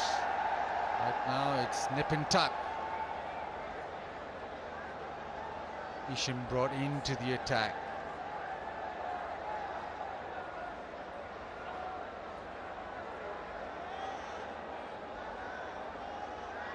Wouldn't phase here. I reckon it won't be long before Fakhr and Sain think we need a boundary option. And the option here is probably behind the wicket, third in the circle, something through the offside. Nicely done. There's a big appeal. Has he nicked it? Yes, he has. Short of a length, a little bit of seam movement. Sain goes. And Jimmy Neesham striking in his very first delivery. The experience versus the inexperience. And Jimmy Neesham with the upper hand. Sain only managing to score 10 tonight. And just gets a feather. Just enough. Simple catch behind the stumps from Tom Latham. Well, New Zealand, they now have 3 Pakistan wickets. The latest to fall, Saim Ayub for 10, is 39 for 3.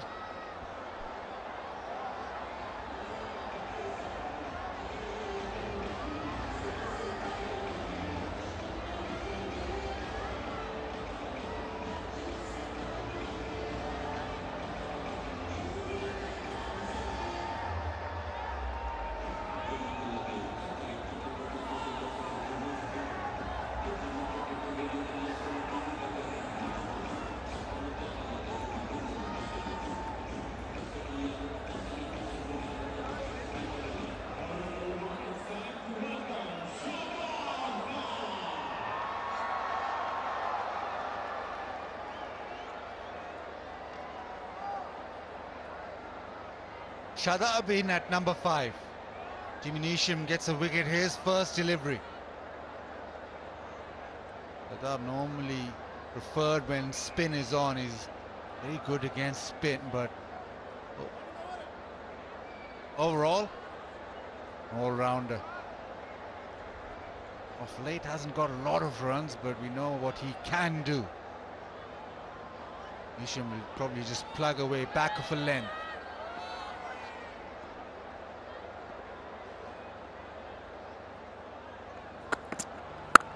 Just about there.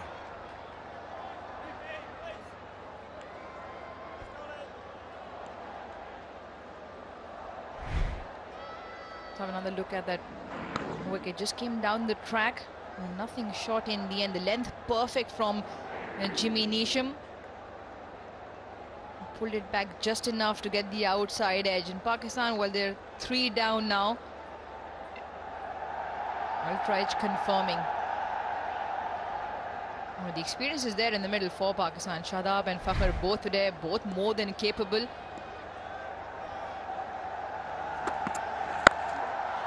Full drags it leg side. Not a lot of timing. And that is good news for Fakhr because that didn't carry to the field in the deep.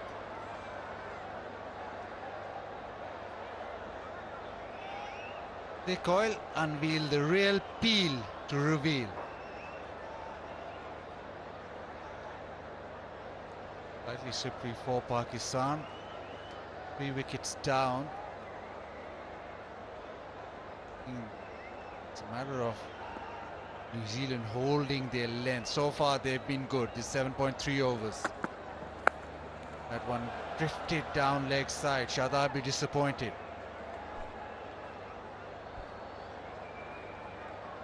New Zealand picking their side which played in the first game. Vish Sodhi and Adam Milne back in, and they reckon obviously that's their best suited lineup, probably the most experienced as well from what they have here in Pakistan, and doing the job. Sodhi went for 4 in his first. Nisham now is bowling a brilliant over so far, 3 off and the wicket.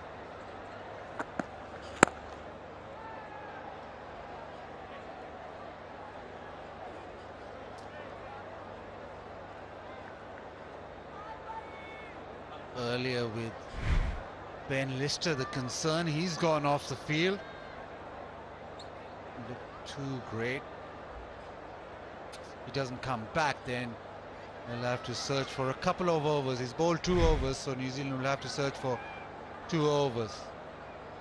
Got Rachindra, left arm spin. They've also got Daryl Mitchell. Maybe fill up those 2 overs. But hopefully he'll be back on the field.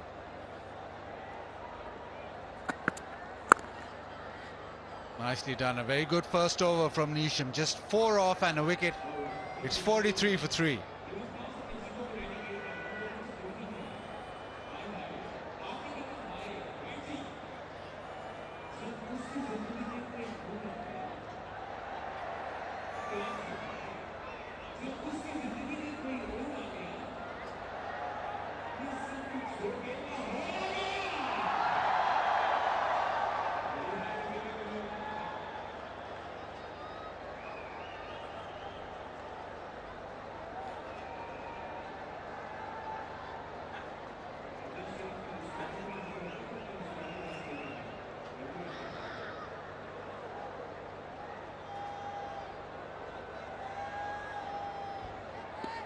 Because you're busy with Lister and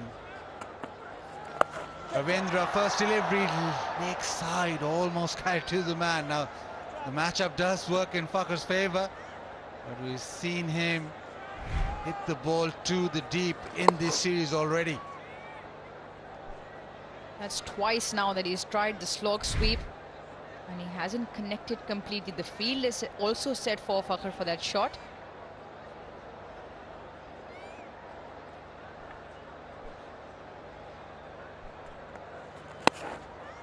Backs away. Shadab, well, his role will be to attack the spin. Now, yes, there is that matchup with the left-hander, but also if there's an opportunity for Ravindra, if he can get the ball spot on, that one of his spinners, one of Thaklan Mushtaq's spinners can get a wicket here.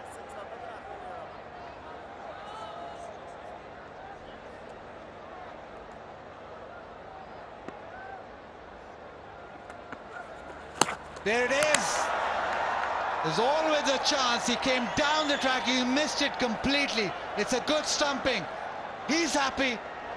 And Fakhr Zaman walks back, trudges back. Or you ask the question, can Thaklan Mushtaq's spinners, one of them get a wicket? And he does. He's pulled the length back. Fakhr Zaman's come down the track, but he's had a big heave across the line. Excellent stumping from Tom Latham. The ball dipping as it went towards him. the youngster. He's got a wry smile on his face, Ravindra, because he's picked up Fakhar Zaman 17. Pakistan now 4 down, 45.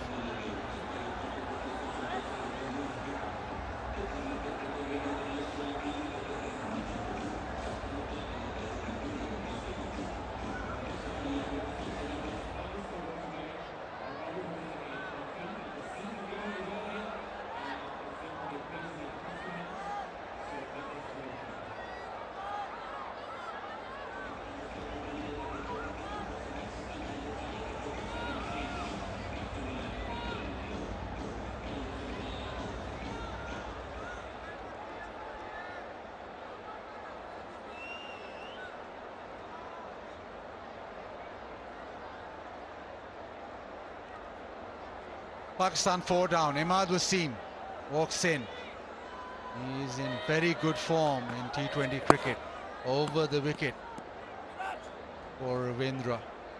It was a good piece of bowling to get Fakhar Zaman out. Saw him coming, fired it into the pitch. And just enough amount of turn to defeat the inside edge. That notebook will have a big tick. Backs away, spin, another good over.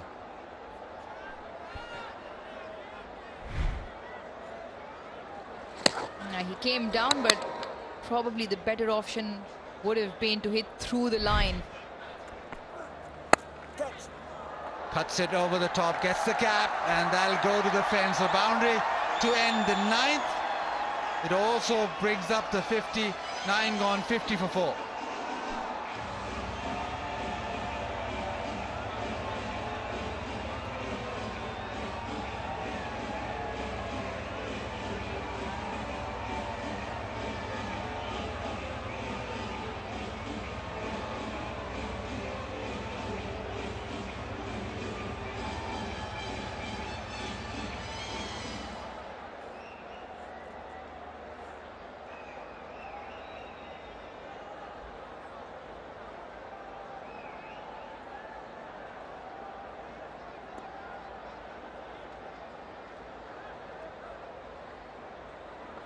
Ishodi.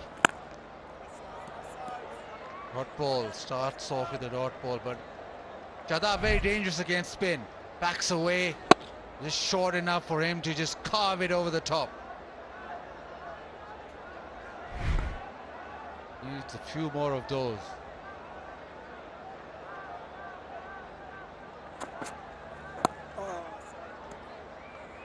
New Zealand will hope to get through these overs of spin. Shadab now on strike. Last over saw him giving himself room on the offside to open up anything that he can put that away. The other area that he likes is hitting straight. And run rate climbing now for Pakistan. Quicker, flatter, skidding it on. Oh, he doesn't want to give him any sort of air. 97k is that one, definitely quicker and fuller.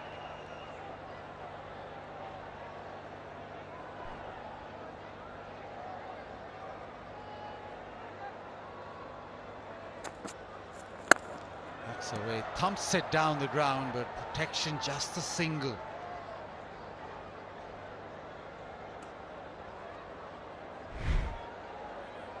And there's a delivery again, fired in.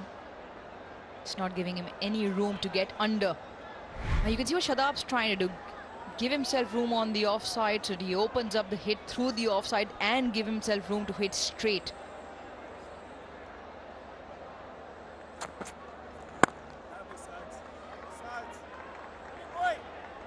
Imad normally gives himself a bit of time, so it's Shadab who will always take the attacking option. Yes, with the spinners on especially, it'll be Shadab who will be looking for the boundary. And I think New Zealand will be aware of that.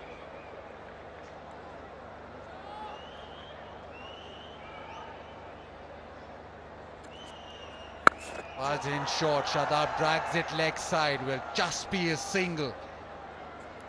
10 overs done, it's 54 for 4 and it's time for drinks.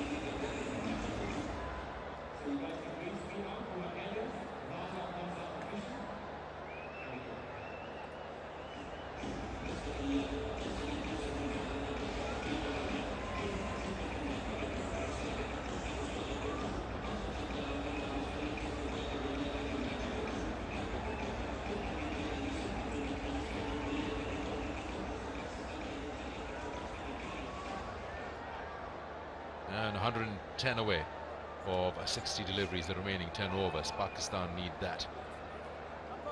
New Zealand have done well for what they are at the moment in the game.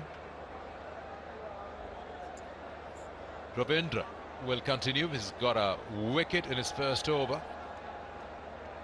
He's got the two all-rounders now, Shadab and Imad, out there in the middle.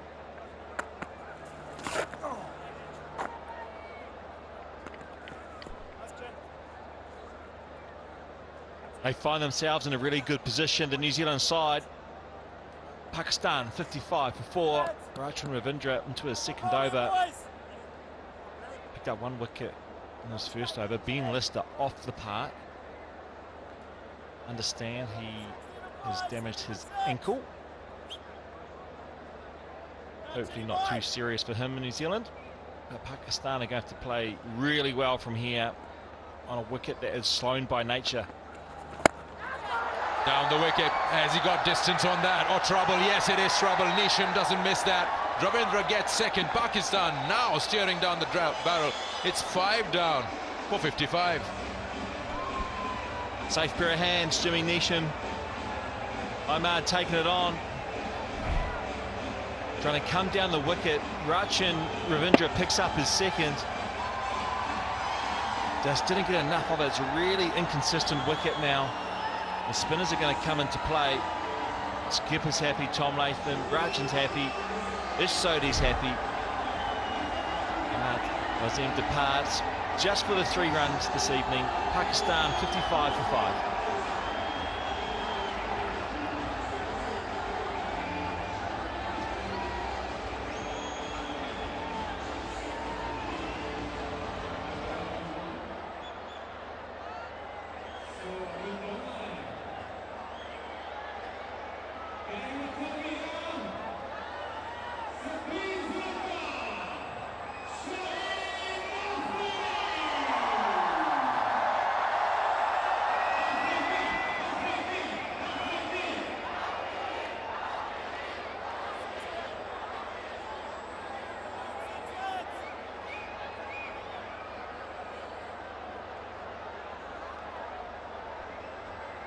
Shaheen Shah Afridi comes out to bat at number 7.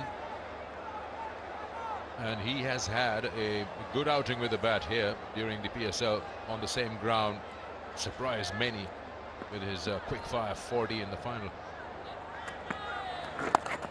But I'm not so sure about this batting order. Iftikhar still hasn't come out, and he's someone who scored a 33 not out of 19. That's the wicket there. Imad Wasim coming down the wicket. Nishan taking a good catch. Sometimes this left and right combination made the priority and you forget about your regular batting order. It's just a little beyond me. I'm all in favour of playing the best batters equipped for the situation. Iftikhar Ahmed, yes, Babar Azam got runs last innings, but he played a big hand in that partnership, and for Babar to get to the 100, I'm really surprised he did not make his way to the crease. Shaheen Shah Afridi's best score in international cricket is 16. He's going to need all of that. But he's out here to do a roll, and that is what he's about to do now. Second ball, takes on the slog sweep, and he picks out the gap there at Cal corner. Hitting with the spin of Rachin Ravindra. You can see here, big levers. Hits it hard. Netting just under 12 runs and over. He's out here to play an impact.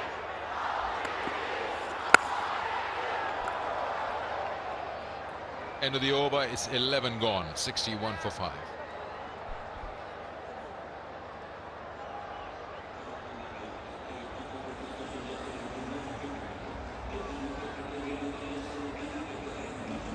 Here we have the scorecard.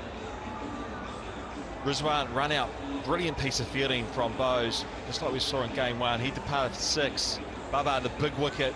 Geez, the New Zealand side were pretty excited when they saw the back of him. Adam Milne picked him up. Bakar, just the 17 for him. And Saeem, just the 10 off 10. Sharab, 10 off 11. Been really hard for this innings to establish partnerships with players to get in and to push on. If you're really going by the left-right combination, and if Shaheen gets out, then you probably have Fahim Ashraf coming. It's still no Iftikhar. I mean, it just doesn't make sense.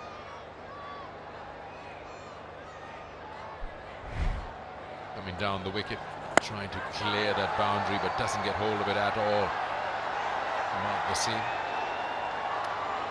This is Imad Wasim. Not impressed.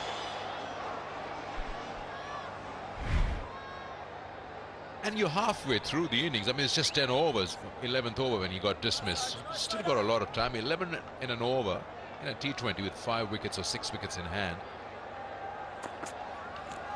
I don't know what's the reason for that panic button to reshuffle that batting order that way. It's panic stations, isn't it? It kind of looks from the outside looking in that they're panicking. New Zealand weren't too far off with a similar sort of score in their innings. Shaheen Shah Afridi going for the reverse sweep. Just missing out on that. He's off 5 runs off 4 deliveries so far. Up against Ish Sodhi, who's bowled well.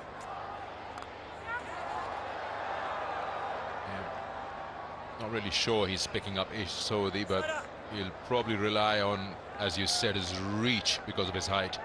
To swing that bat around.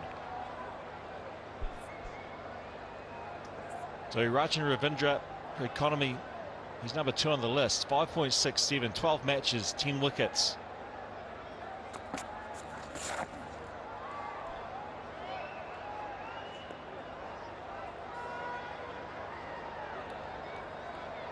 Going to be a really good cricketer, this kid here, Rachin Ravindra. He's actually a top order batter for his local side in New Zealand, Wellington.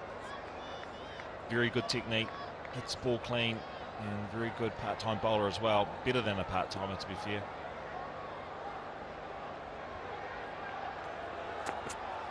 Yeah, that should be out, yes. That struck him middle leg. Where did it pitch? He's gone upstairs. Looked good, didn't it? It looked really good. Ish Sodhi's bowled exceptionally well. Third umpire to director. Such a good bowler. At one stage ranked #1 in the out. world in the T20 I have checked this format. field delivery. Move on to spin win, please.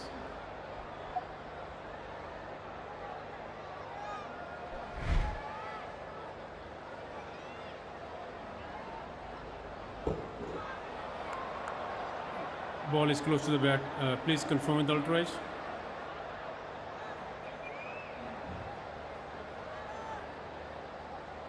Roll forward to the pad. Yes, no bat in ball. The ball tracking when you're ready.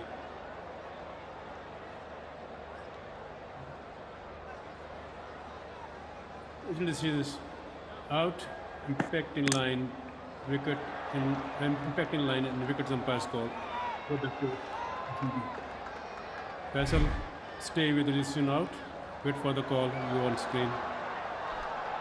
Yeah, that's another wicket there for Pakistan, losing Shaheen Shah Afridi, trying to slog that one into that mid-wicket stand, missing that completely. Wasn't reading the spinner, Ish Sodhi, and loses his wicket. Pakistan 6 down for 64 inside 12 overs.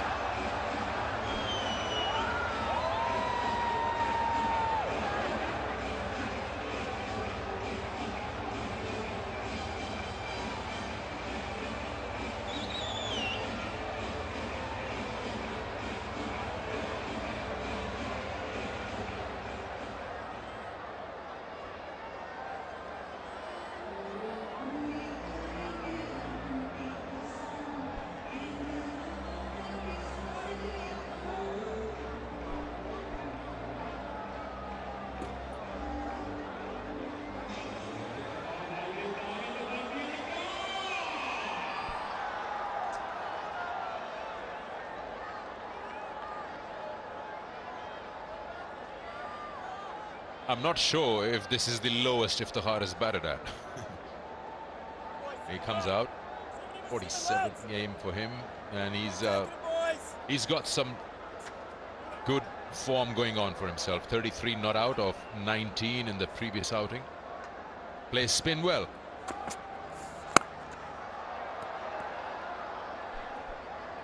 He's just lost an over and a half to get himself in though, hasn't he? He's lost an over and a half. Listening to the over, Ish Sodhi 1 for 11, 65 for 6.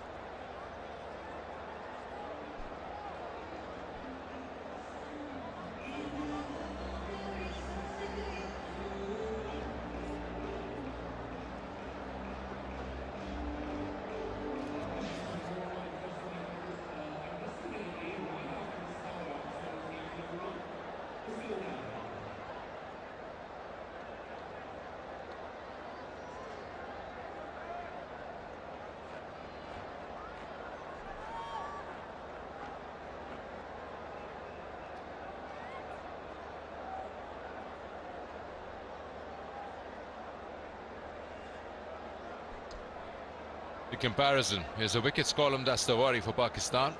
They're also almost 15 runs behind in score.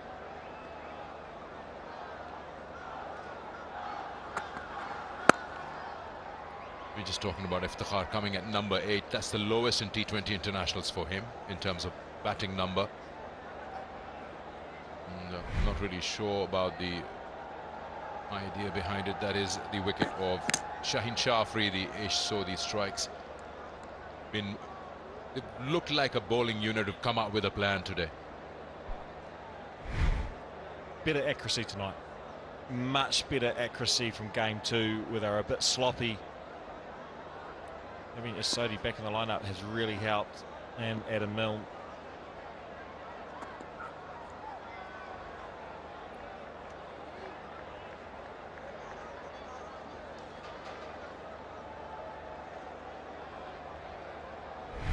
Sodhi, he's bowled exceptionally well from his first ball.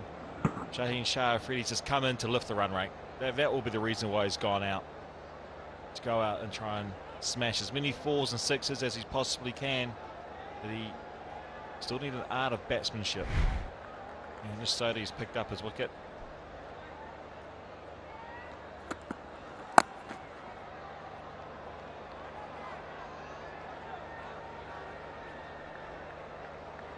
And in all this trouble that Pakistan's facing, got Some people in the crowd have made their choice very clear.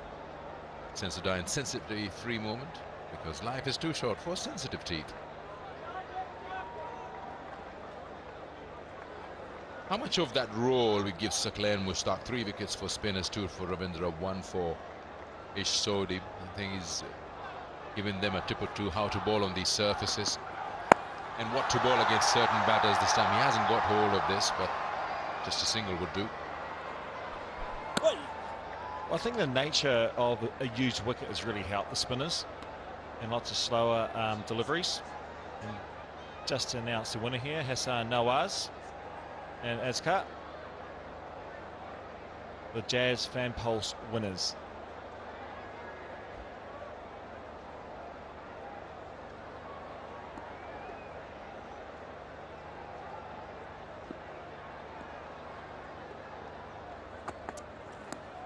That's exceptionally wide, that delivery there. He will need to bowl that one again, Jimmy Neesham, but without question, Sakla Mushtaq has played a role in tonight's performance. He would have given the New Zealand group and the bowling group a lot of confidence bowling on this wicket being a used wicket. He would have given all of his experiences, not just of the wicket, but also of the Pakistan batting lineup and how to build pressure.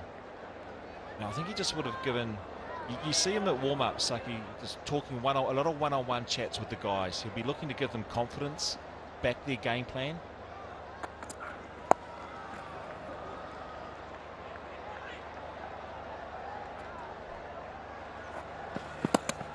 And Ish Sodhi's a proven international performer.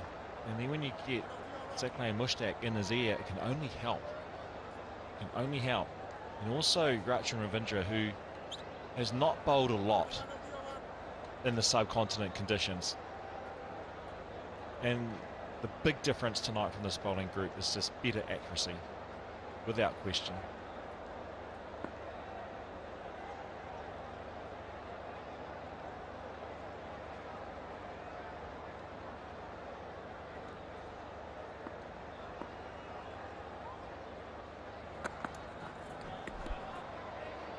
He's got to reload that one. Bit of a long over this now, second wide.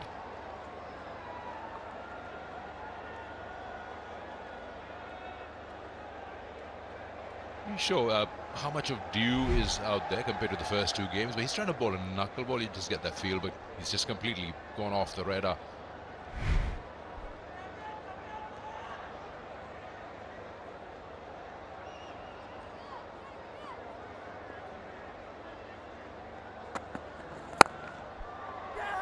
Again, no timings, frustration from Shadab after playing that shot. Just a single to end the over, 73 for 6.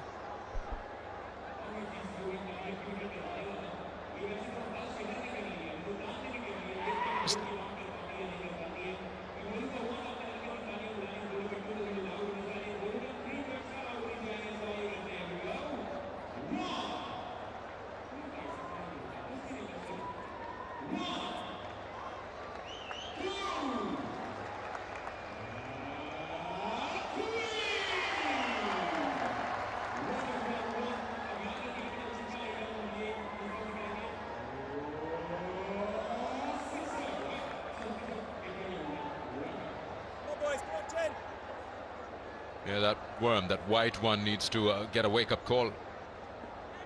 It's just going down.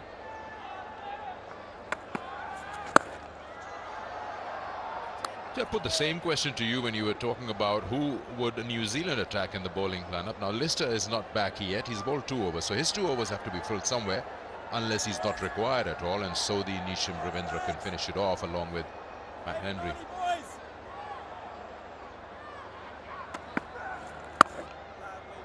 Well, there's a couple of options for Tom Latham. There's Mark Chapman, who bowls left arm spin. He can bowl overs. Daryl Mitchell, I say, will be the one they'll go to. He's got that one. He's been searching for that shot. The minute it hit the bat, you could just tell. And that's what we've been talking about. Iftikhar is and should be your choice if you want to up that run rate. Well, he's a batsman, isn't he? And you can see the sort of shot he's just played now. People have struggled playing against the spin tonight. He stayed low, he stayed nice and still, he's got good balance. And he hit that one out of the park. Very good shot. He played so well in game 2.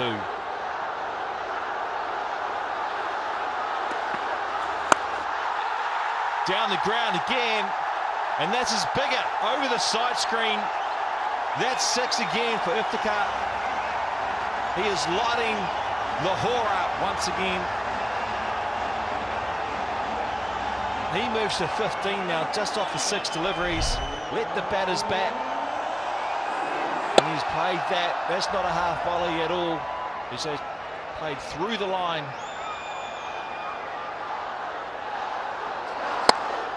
Really good cricket shot. He should have been your go-to man to attack the spinners. And he's surely showing glimpses of that he does not belong at number 8 on that batting lineup. That's the first one. Over mid-wicket and clears the boundary by a huge margin. This one's even bigger. Straight over Daryl Mitchell.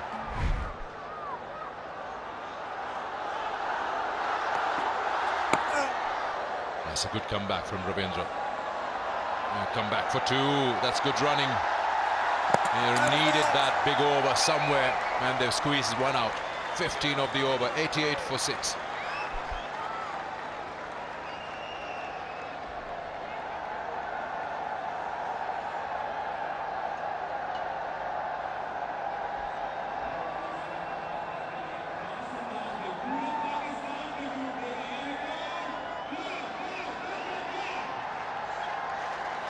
Just to follow up that question, Sikander, yeah, Daryl Mitchell's another option to bowl an over or 2 for Tom Latham. The highlight question for you is, I think it's a pretty simple question. Who's the better batter? Iftikhar Ahmed or Shaheen Shah Afridi?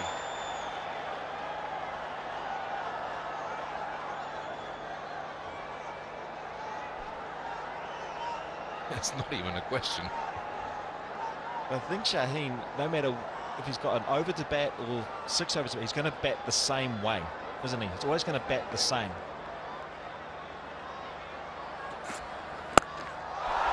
Oh, he's played that in the air and should be gone. Yes, the catch has been taken, and that's a wicket for Adam Milne.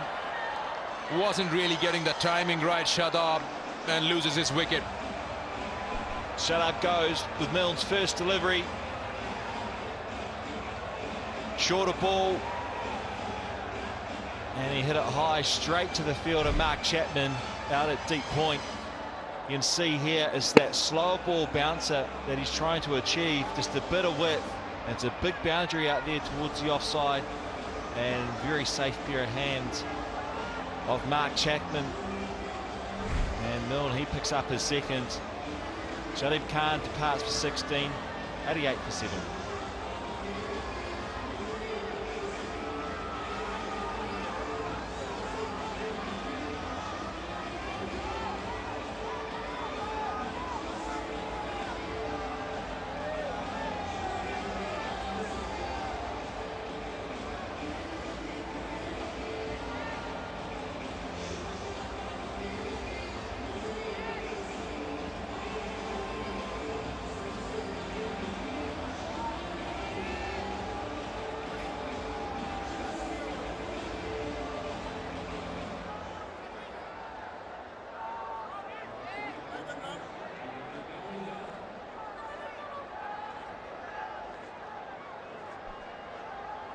You just get a feeling, Carl, that Pakistan has just not come out with a plan in this chase here. It's not a big target that they're going for. 164, you'd always fancy your chances chasing it down. I mean, it's just unnecessary shuffles in the order and then losing the 2 in-form openers early. But don't take anything away from the New Zealand bowling unit today. The accuracy has been good, and what we showed earlier, how wide and short they were in the first 2 games, they've corrected that, and that's worked for them. Yeah, it's a big difference, and as a collective they've bowled really well tonight. They went high into the Lahore sky. Yeah, smiles all around for this New Zealand team because they know they are on top. And it's, good bounce back by them. They have gone back to the drawing board, adjusted their plans. It's come out trumps. Pakistan adding 97.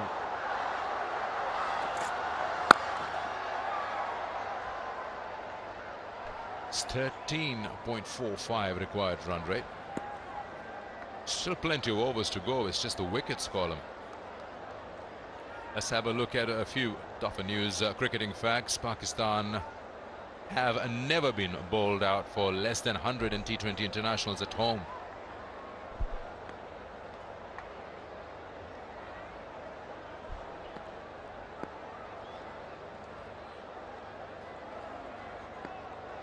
They need 10 runs to get away from that fact.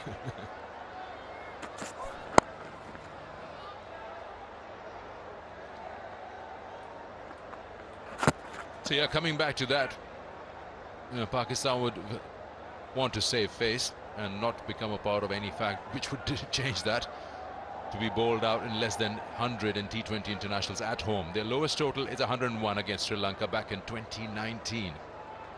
It was also on the same ground.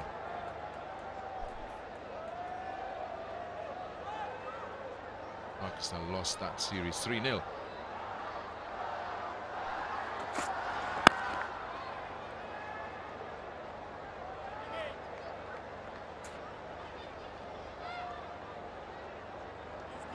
Head coach would have liked things to be a little different than this. But whoever's winning, they're enjoying some good cricket at the Tapalti Lounge. Always crowded out there, enjoying some garam chai.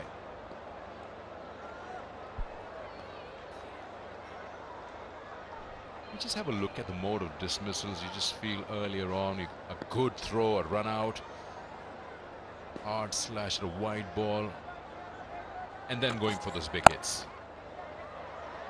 Yeah. Oh, he missed that. Otherwise, no way Fahim Ashraf would have had any chance of getting back. 15 gone, 92 for 7.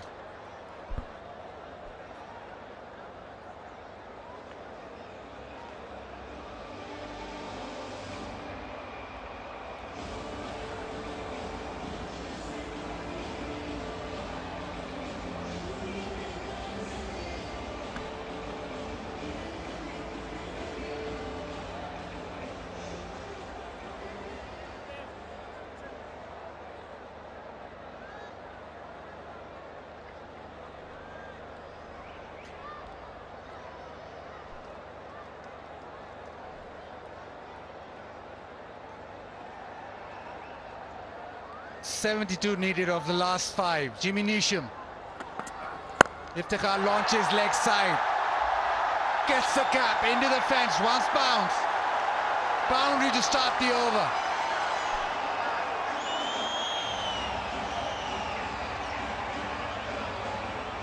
Well, that's a great way to start the over. Put the bowler under pressure.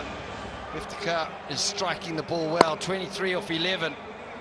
Right in the wheelhouse. And in the gap. A very dangerous batter, especially at the back end. Has a knack of clearing the rope. This is probably the last partnership, but the most dangerous right now is Iftikhar for New Zealand. He's already hit a couple of sixes. Once he gets into this sort of mood, he can really take the game away. Neesham again. There it is, massive, and it's gone high into the night sky and over the fence. Oh, Iftikhar, most sixes this year, T20 cricket. Look at him go. We know he possesses a lot of power, but what he's done is he's put Jimmy Neesham and New Zealand under a little bit of pressure here. First 2 balls, 10 runs. And this is when it counts as a bowler. You have to be precise. Neesham needs to get Iftikhar off strike. Needs to get his Yorker in. No shot into the pitch. That one just swatted away. 4-6-1, 11 off the first 3.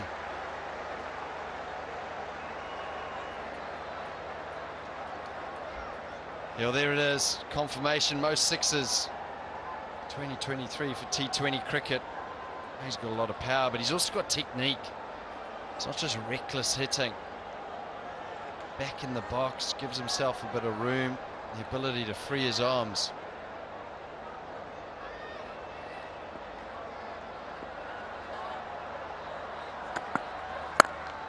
Mushrooms, no slack either, hits it through the offside, through extra cover, another boundary.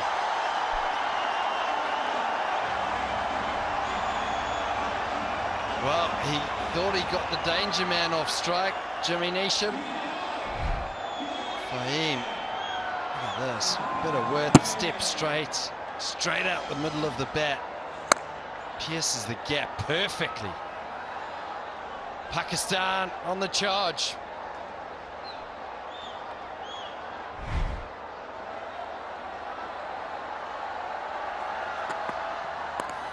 Outside off that time, just a dot ball.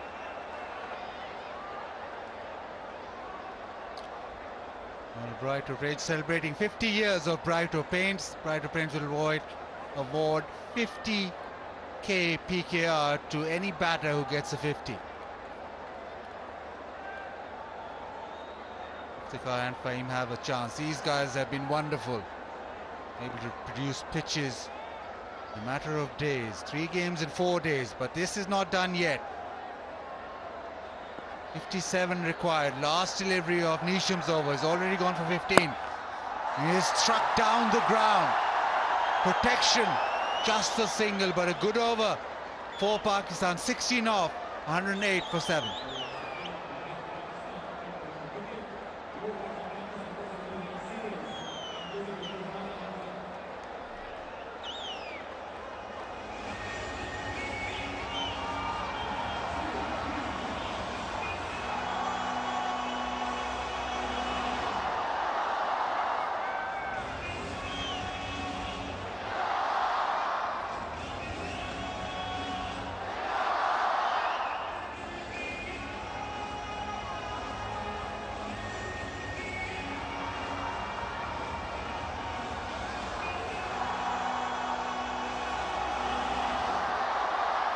$14 and over required. Iftikhar 30 of just 13. He's already hit 3 sixes. This is the pair that can guide Pakistan over. Fahim Ashraf and Iftikhar. Matt Henry back in the attack. This is Matt Henry's 3rd over. Lister has just bowled 2. So maybe they'll have to reach for 1 more over. Into the pitch, slow one, it's been hit away, leg side, Alvarez away, boundary's coming. The boundary hitting is contagious. They do keep coming, Baz. Left-hander, Fahim getting in on the act. Thought it was going to be Iftikhar, but Fahim now. They played a beautiful one through extra cover. This one just slightly on leg side from Henry. It's just placed away behind square, precision.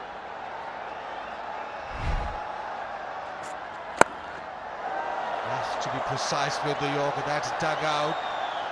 Iftikhar just says we'll take the 1. You know, it's an interesting situation here, Baz, because Ben Lister's off. He's bowled 2 overs. And sensitivity free moment, because life is too short for sensitive teeth. Looking leg side, what he will do is stay deep in the crease. Any sort of length, and try and launch. What does Matt Henry have up his sleeve? Goes full, does well, just a single down the ground. Yeah, so with Ben Lister off, he's only bowled 2 overs, which means Milne's got 1, Henry's got 1 after this. That means that New Zealand are going to have to bowl another over. Now Neesham, well, he just got tapped in the last over. So does Tom Latham go to Neesham, Sodhi or Ravindra? I think he goes to Neesham. He has to. Neesham's a senior player. Spoke about the need for senior players to step up in today's game. Throw one, drag leg side. Not a lot of timing. Misfield. Couple of runs. The run leaked. Oh, bit of nerves out there. That was quite good how the New Zealand players backed that up. Went through the hands of Mark Chapman. Luckily he was backed up by Daryl Mitchell. Excellent stuff. Into the pitch. That's good bowling. That's better. The length is good. Just a single. Now he wants to close this off. He's gone for 9. Last delivery off the over. He doesn't want to concede a boundary. Iftikhar will be surveying the field. A little chat. 47 of 19.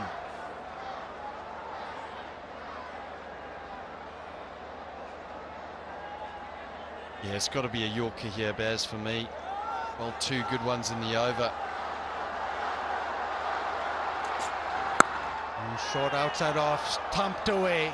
But there is protection. That's the single. So 17 done, 118 for 7.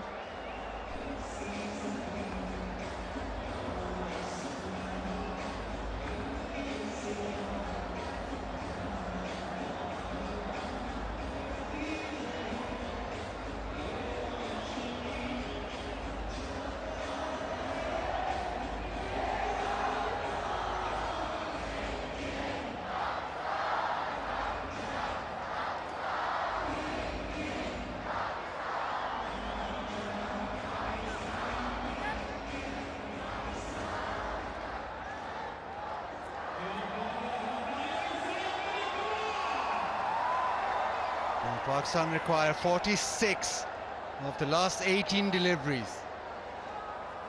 New Zealand have a problem. Gone to Milne.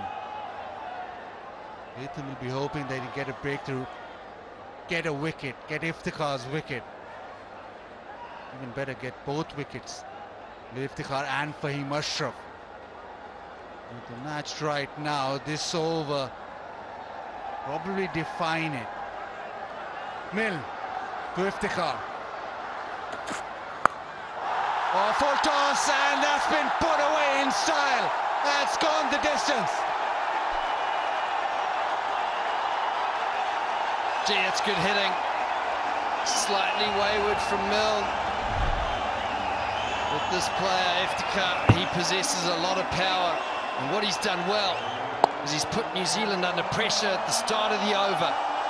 That puts a lot of pressure on Adam Milne in New Zealand. Pakistan look for another big over here.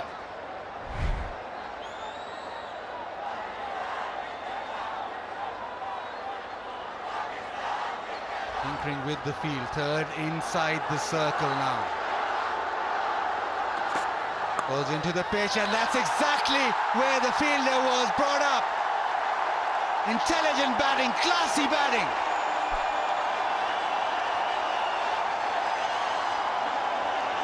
Pace off from Milne. First ball 6, second ball 4. Looked like it was almost off cutter. 132 Ks and 143, and with third man up, well, just a delicate little touch, and that races away. Iftikhar is on the charge here, 42 of 17 now for him. A strike rate of 247. New Zealand just can't stop him at the moment. Last 14 balls, 36 runs. Now Pakistan require 36. Ball and smashed away, dismissed from his presence. Maximum of note.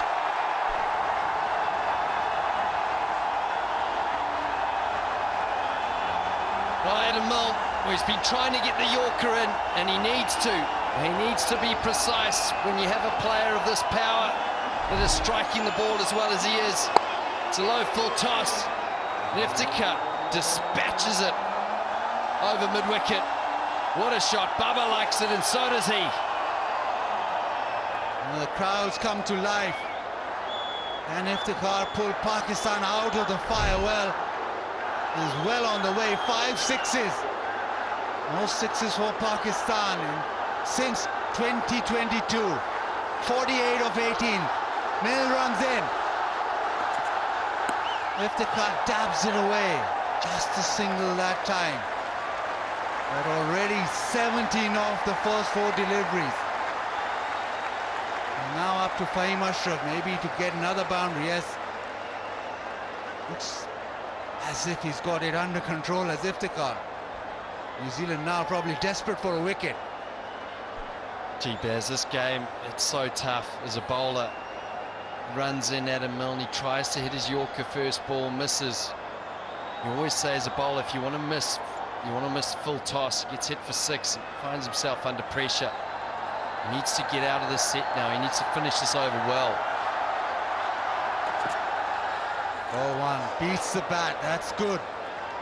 Good result for New Zealand. Yeah, 2 of those have worked now. Just at the side of the hand there, back of the hand, that one. Looks like a leg cutter, but comes out so slow. He's got the ability to bowl 146 in this over. But that one, 115 Ks, 30 Ks off it.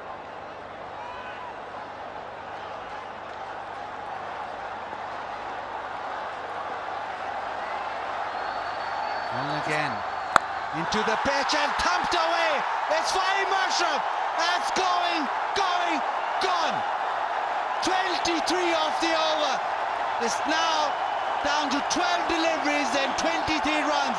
141 for 7.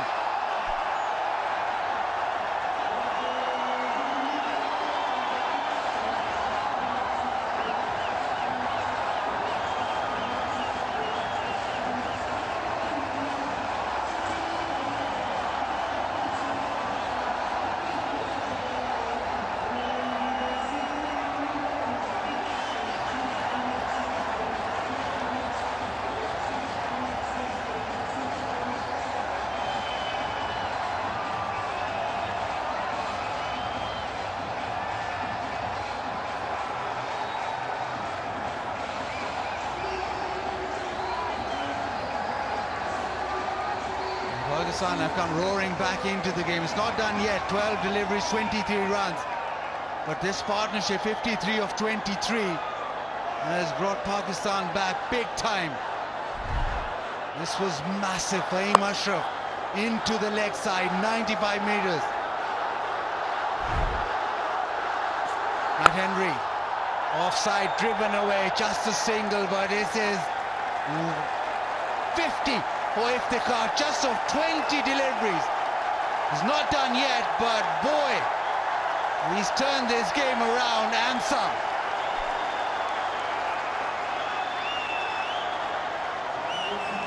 And he'll get 50,000 from Brighter Paints as well, because he scored a 50. He joined second fastest 50 of Pakistan in T20Is. He's come out and he's hit 5 sixes and looked as if Pakistan were done and dusted. Goes wide, too wide. Gee, what a 50 that's been from Iftikhar. There would have been some people in the stadium that would have left the ground. I think a lot of them thought that Pakistan had no chance. Suddenly he's turned this game on its head. The partnership, 55 off just 25 balls, this partnership.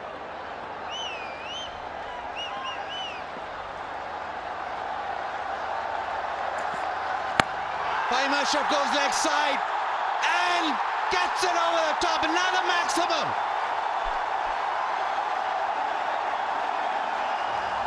Pakistan, they're not dealing in 1s and 2s, they're dealing in boundaries. And there's been a real flurry of boundaries in the last 3 overs. Matt Henry pace off back of a length. Fahim just stands tall and just whips it up and over. A shot of authority. 15 now required. Full toss, hit down the ground, gone. Darren Mitchell with the catch. Crowd goes silent, but a good knock from Fahim Ashraf.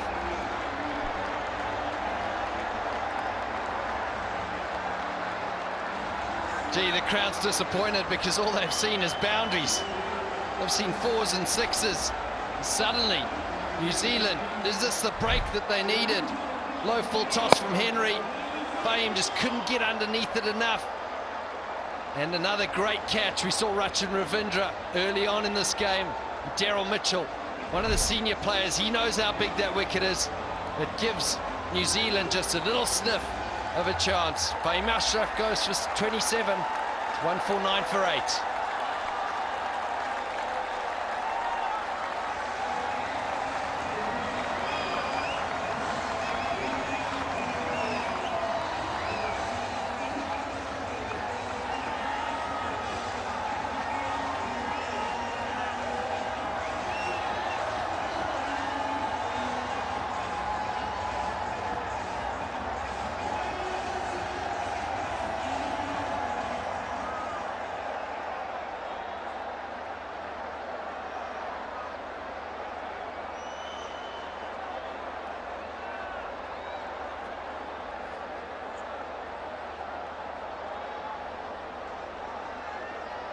New Zealand finally getting away. Fahim Ashraf dismissed. Naseem Shah can strike a long ball. We know that. It's 15 off 9. A lot of information being passed, a lot of instruction being given to Naseem Shah. Iftikhar doing the instructing. Beats him outside off. Good result. Well, Henry's bowled well here. Started off with a wide Yorker. Tried to get wide to Fahim. That one there, that's not a bad miss. Trying to get the Yorker in. It was low. It's tough to hit those ones. And Fahim couldn't get underneath it. I think the question we need to ask, Baz, is Ben Lister off the field, who's just bowled 2 overs. Who's going to bowl the last?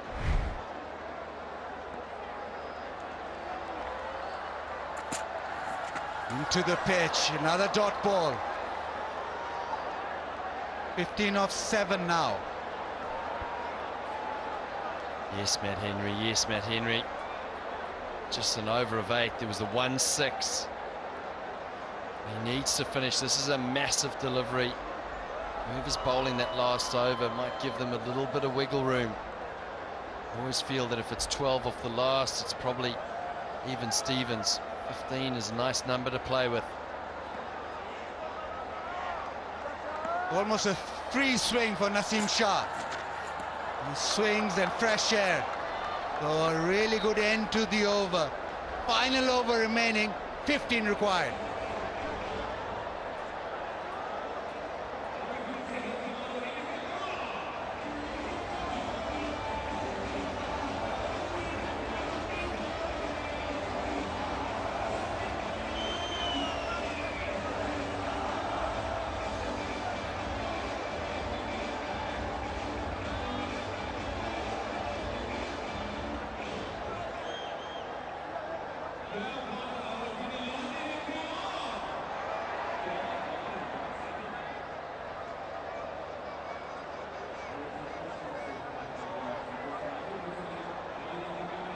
It's come down to this. 6 deliveries, 15 runs required. A few overs ago, you wouldn't have imagined Pakistan had any chance.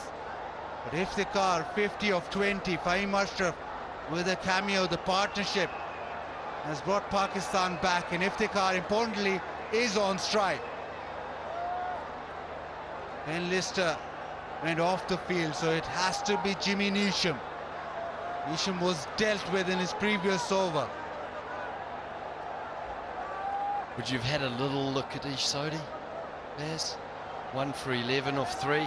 That'd be a real brave man to go to Ish Sodhi right now with Iftikhar on strike. Round the wicket, Jimmy Neesham. Iftikhar goes bang! And bang he goes as that sails away.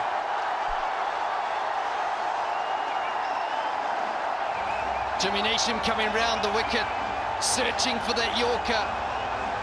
New Zealand have searched, they haven't been able to find it. It's found the middle of Iftikhar's bat. Once again, a little shimmy across to the off stump, and he just helps it over mid-wicket. Gee, striking the ball well. looking for just 2 more hits as Iftikhar. 9 needed of 5. Jimmy Neesham. Swing and a miss. Just goes across. 4 deliveries now remain.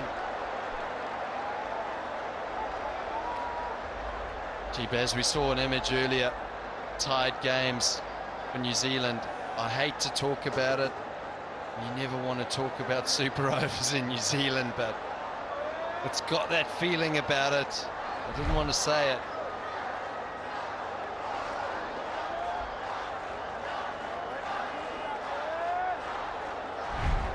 Every fielder on the leg side, long on, a deep mid-wicket, a deep square, but Iftikhar will back himself to hit over the top. Jimmy Neesham round the wicket, the angle across. Iftikhar hits it really well. Sweep through extra cover. 4.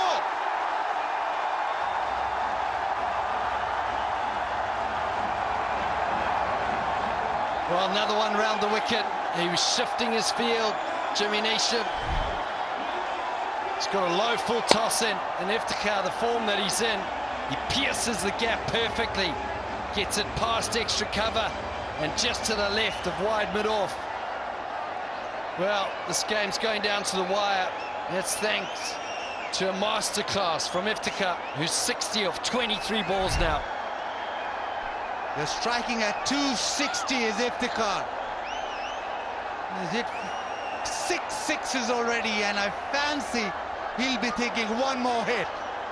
He'll back himself with 1 more hit. Discussions. Where can he bowl? Where can he not concede a boundary? Iftikhar has dragged this game. He's bludgeoned, he's hit. He's got Pakistan to within a hit of victory.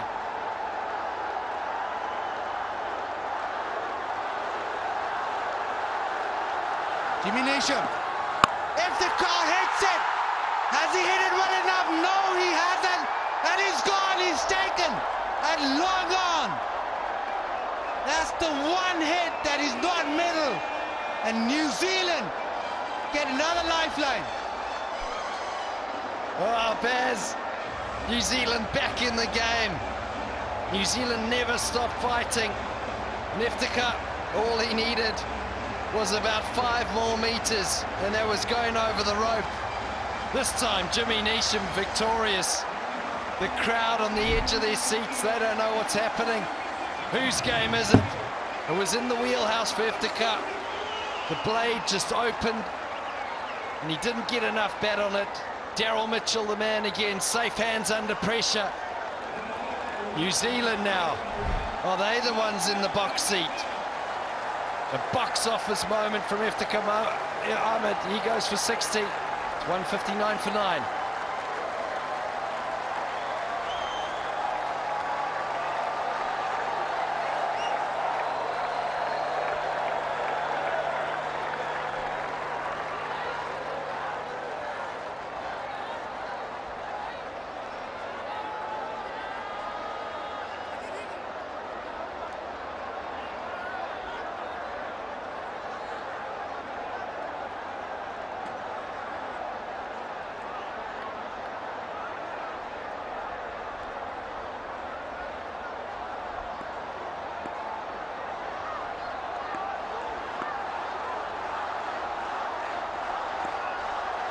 Haris Rauf can strike it.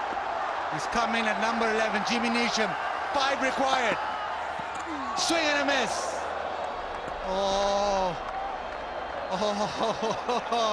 Grant Elliott. 5 needed now. Oh, New Zealand, they love a tied game, love a super over. There's the wicket for Neesham, providing a little bit of a reprieve in this over. No one wanted to bowl to Iftikhar the way he was hitting it. And now we're down to the wire. 4 for a super over. 6 for a victory. Jimmy Neesham into the pitch. He's hit it high, but he's not got the distance. Caught in the deep. New Zealand win. Finally, they fought and they're on the board in the series. Iftikhar almost getting Pakistan through, but Jimmy Neesham holds his nerve in the final over. What a game, what a game. The third T20 International. New Zealand had to win it. They came here to Gaddafi Stadium. They knew they had to win. And there's been a number of players that have turned up today. Mainly the senior players. You look at Henry, Milne, Sodhi, Neesham, and Latham. They've all stood up today and produced something which was probably an under par score. They've defended it well. And there was some fireworks in the middle from Iftikhar. Some of the Pakistan crowd just can't believe it. This game, well, it just turned in favour of both teams towards the end. No one knew who was going to win it. Tom Latham and this Black Caps team now take the series to 2-1 to Pakistan. Pakistan have never successfully chased 15 or more in the 20th over in T20Is, and that remains intact. Jimmy Neesham, finally, Tom Latham can smile. It almost looked as if that game had gone. Iftikhar is really up to his brilliance. That Pakistan got back into the game in that final over. Jimmy Neesham getting a couple of wickets. And New Zealand, well, they fought hard, they did well. And they stay alive in the series.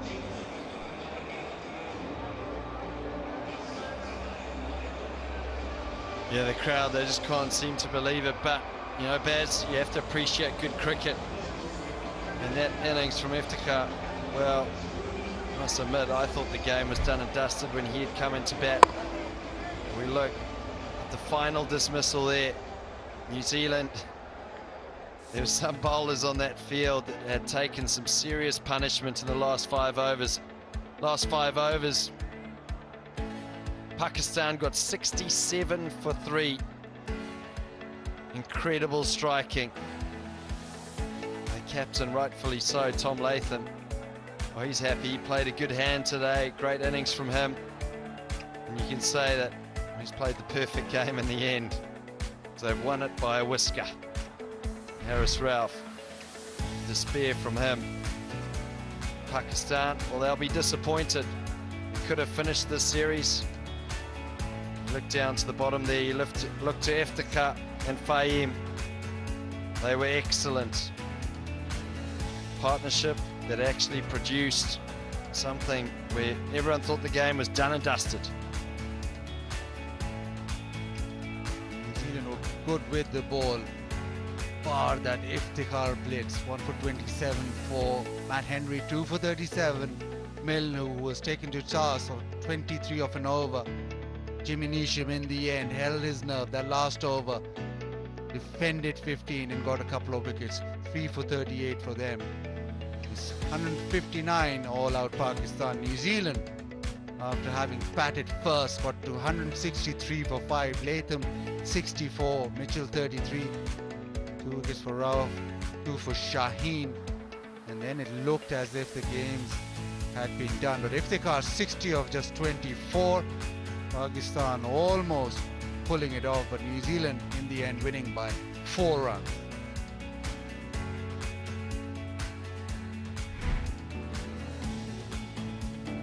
Well, Pakistan went in, Rizwan and Baba, formidable partnership. New Zealand knew that they needed to get off to a great start. They needed to break that partnership. This was some brilliant work from Chad Bowes. One stump to look at, run out. Same, Ayub went early, Rachin Ravindra, Pakar Zaman just running past that.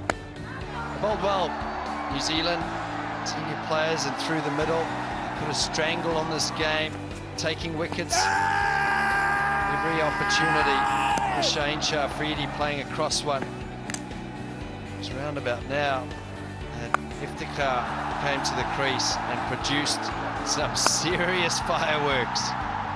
Well, it's tied fastest 50 in T20 internationals for Pakistan. Shadab Khan, he went. Iftikhar just kept going, finding the middle of his bat with almost every delivery. It didn't look like anyone could stop him.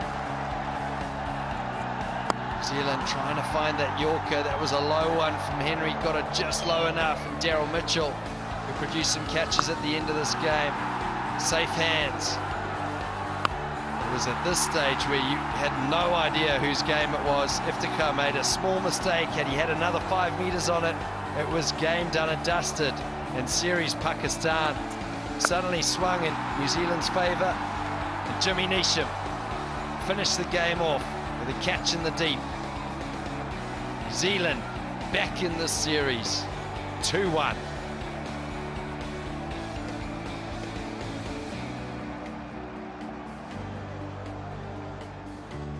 Fabulous game of cricket we've just witnessed. Pakistan almost pulling it off. With that victory for New Zealand, that has meant that the series is alive. As we go to Rawalpindi, it's Pakistan 2, New Zealand 1.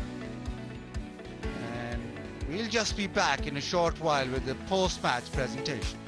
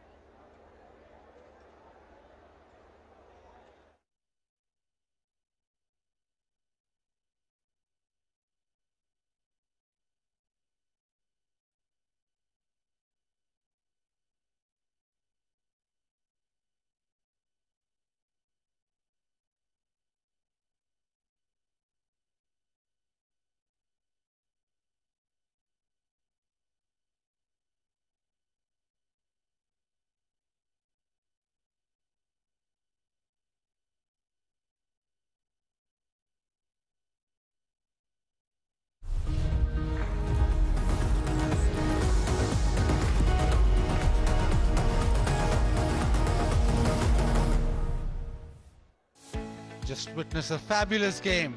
The third T20I, New Zealand 163 for 5, Pakistan 159, Iftikhar 60 of 24, Fahim Ashraf 27 of 14, and in the end went down to the wire, New Zealand scraping through by 4 runs. And let's go and find Uruj Mumtaz with the post-match presentation. Thank you, Bazit, and ladies and gentlemen, welcome to the post-match presentation of this third T20I.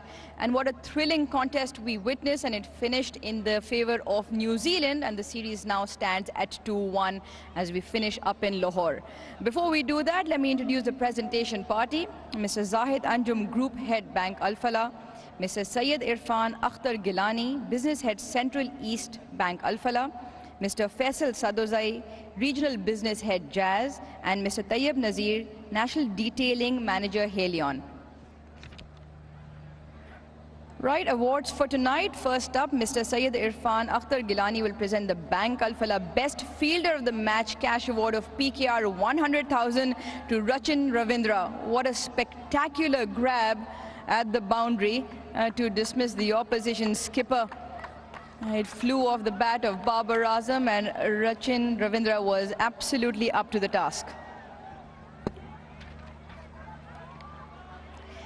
Next, Mr. Faisal Sadozai will now present the Jazz Super All-Rounder of the Match Cash Award of PKR 100,000 to Tom Latham.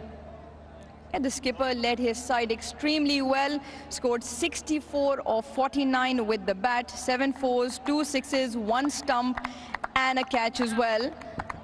And on top of that, a victory to New Zealand. Next, Mr. Tayyib Nazir will now present the Sensodyne Complete Performer of the Match Cash Award of 200,000 to Jimmy Neesham. He bowled a phenomenal spell, picked up 3 wickets for 38 and 2 important wickets in the final over, also defending 15 runs. And now I'd like to invite the Pakistan skipper Babar Azam to have a chat with us.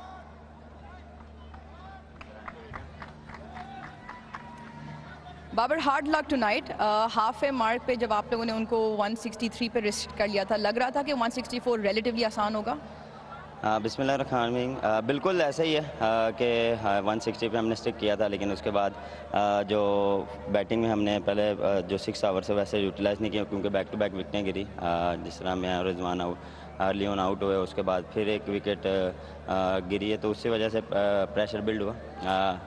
हम batting depth की बात करते हैं, और जिस वक्त पाकिस्तान की 11 खेल रही है उसमें आज इफ्तिखार 8 नंबर पे आए, 88 for 7 तकरीबन था। इसकी कोई ख़ास वजह के फ्लक्चुएशन या फ्लेक्सिबिलिटी होनी चाहिए, बट इफ्तिखार का 8 पे आना, इस पे पीछे क्या आपके थॉट्स थे? देखें, फ्लेक्सिबल रखा हुआ है बैटिंग ऑर्डर में, और हिट ऑफ द मोमेंट हमें जो बेस्ट लगा हमने वो यूटिलाइज़ किया। और मेरे ख्याल से जिस तरह इफ्तिखार ने इनिंग्स बनाई और फ़हीम ने इनिंग्स बनाई वो आउटस्टैंडिंग थी। देखें, यही हमारे लिए जो हम इतनी डेप्थ खिला रहे हैं बैटिंग में, इसी वजह से खिला रहे हैं कि हम किसी को किसी टाइम भी भेज सकते हैं, और जिस तरह इफ्तिखार किसी भी नंबर्स पे खेल सकता है, और नंबर्स मैटर नहीं करते, और कोशिश करते हैं कि हिट ऑफ द मोमेंट जो बेस्ट प्लेयर उस पर शूट करता है उस हिसाब से उनको भेजा जाता है। फ्लेक्सिबिलिटी और डेप्थ आपके पास बैटिंग में नहीं, बॉलिंग में भी है। Bowling group again was up to the task, 163 पे रिस्ट्रिक्ट करना। हालांकि टॉम लेथम ने कहा था 160 should be a good score, but pitch में लग रहा था कि थोड़े से और रन थे। बिल्कुल, मेरे ख्याल से जिस तरह हमारी बॉलिंग है थ्रू आउट द टूर्नामेंट जो चल रहे हैं लास्ट 3 मैचेस में, उन्होंने आउटस्टैंडिंग बॉलिंग की है। जो हमने प्लानिंग की है और जो हमने प्लान सेट किए थे न्यूजीलैंड के अगेंस्ट, वो हम एग्जीक्यूट कर रहे हैं। मेन चीज़ है प्लान एग्जीक्यूट हो रहे हैं। इवन के हमारे सीनियर बॉलर भी और जो यंगस्टर भी हैं वो भी आके अपने प्लान से एग्जीक्यूट करते हैं, और एज अ टीम कोशिश करते हैं कि जो हमारा बेस्ट हो वो हम अप्लाई करें। चलें Babar, hard luck tonight, but good luck for the rest of the games and see you in Pindi. Thank you. Right, Babar Azam talking about the fact that disappointing with the batting performance, they couldn't quite utilize the power play, and then once the wickets kept spiraling. Iftikhar's innings he was very happy with, and mentioned that they would like to keep their batting order flexible and use the batters according to the situation. Once again, he thought the bowling group delivered the task and they were quite up to the mark. Last but not least tonight, Mr. Zahid Anjum will now present the Bank Al Falah Player of the Match trophy and cash award of PKR 100,000 to the New Zealand skipper Tom Latham. cheered along by his teammates because it was a complete all-round performance, clinical with the bat, clean behind the stumps. And like we said, New Zealand now up on the points. Tom, yeah, you can take it. Tom, 2-1 up in the series. Firstly, how important is the win? Yeah, it was obviously nice to get on the board. I think the way we performed was outstanding. Obviously, it was a great game of cricket in the end, and I guess the confidence the guys will get from that and a tight one to get over the line is really pleasing, and obviously to stay in the series is obviously pleasing too. Well, it's got a smile on your face. At the toss, you said 160. You got 163.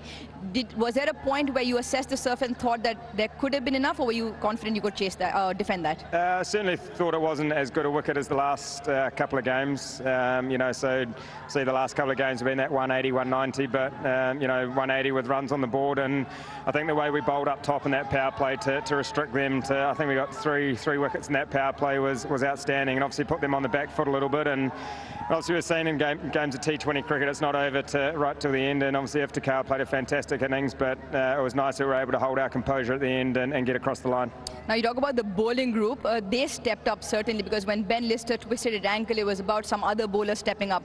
Rachin was fantastic, and then Jimmy Neesham in that last over. How pleased were you with the bowling group's performance? Yeah, they were fantastic. I think probably the adjustments we've made in the power play, you know, we bowled a lot better in that in the top six, and obviously to get them 3 or 4 down, I think it was obviously a great start. And then, you know, we've been doing some really good stuff through the middle, and then again tonight we did that with Ish Sodhi and obviously Rachin again, you know, picking up some important wickets, and then obviously Nish at the end to hold his composure.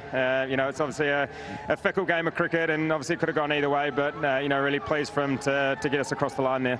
Well, the one thing that you can be pleased about is runs up top from yourself. How important were those for yourself, and especially getting good starts for the team?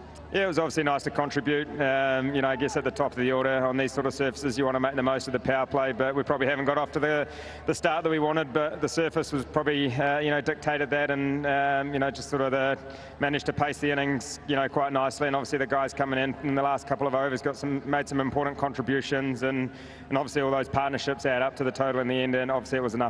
Well, a word on the fielding, because it's been quite fascinating to watch. Chad Bose tonight, Rachin with that catch on the boundary. With New Zealand, we always expect lovely fielding.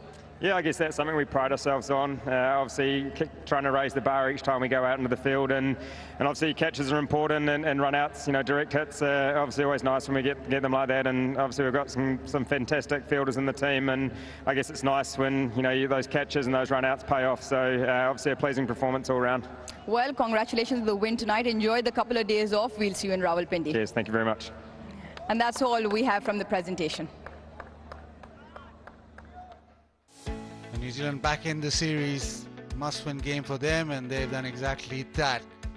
Now we shift to Rawalpindi. In a couple of days' time, is Pindi Cricket Stadium. Join us live at 8:50 p.m. on the 20th of April. Till then, it's a goodbye from us.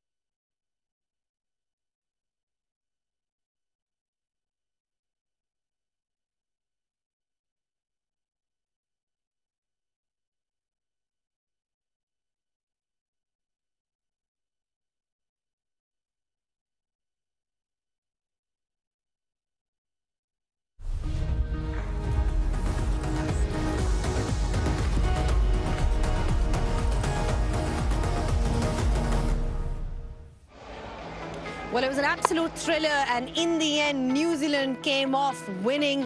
And now the series is 2-1. You've got to say that they held their nerve just at the right time. Jimmy Neesham with that celebration tells you a story. Iftikhar at one point looked like he's going to take the game away from New Zealand. We saw some monstrous six hitting from him, and a bit of joy for the crowd as well, entertaining. But overall, it was a clinical performance by New Zealand. Well done to them for keeping themselves alive in the series.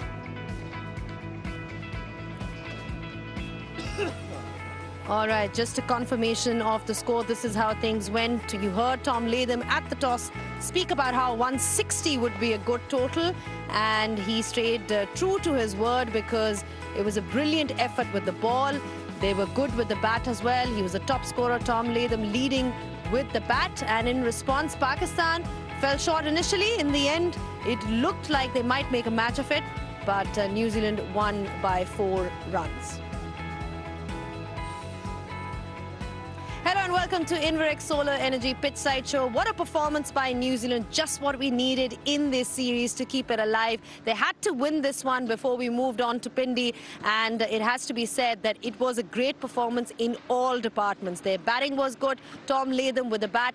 And then Ish Sodhi and all the others chipped in to make it what it looked like worthwhile. All right, I have been joined by a very, very special guest with me. Ish Sodhi joins us, and alongside Arooj Mumtaz. Ish, first of all, many congratulations on the win. It was a much, and you know, personally for you as well. So just nice to get confidence going into the next one.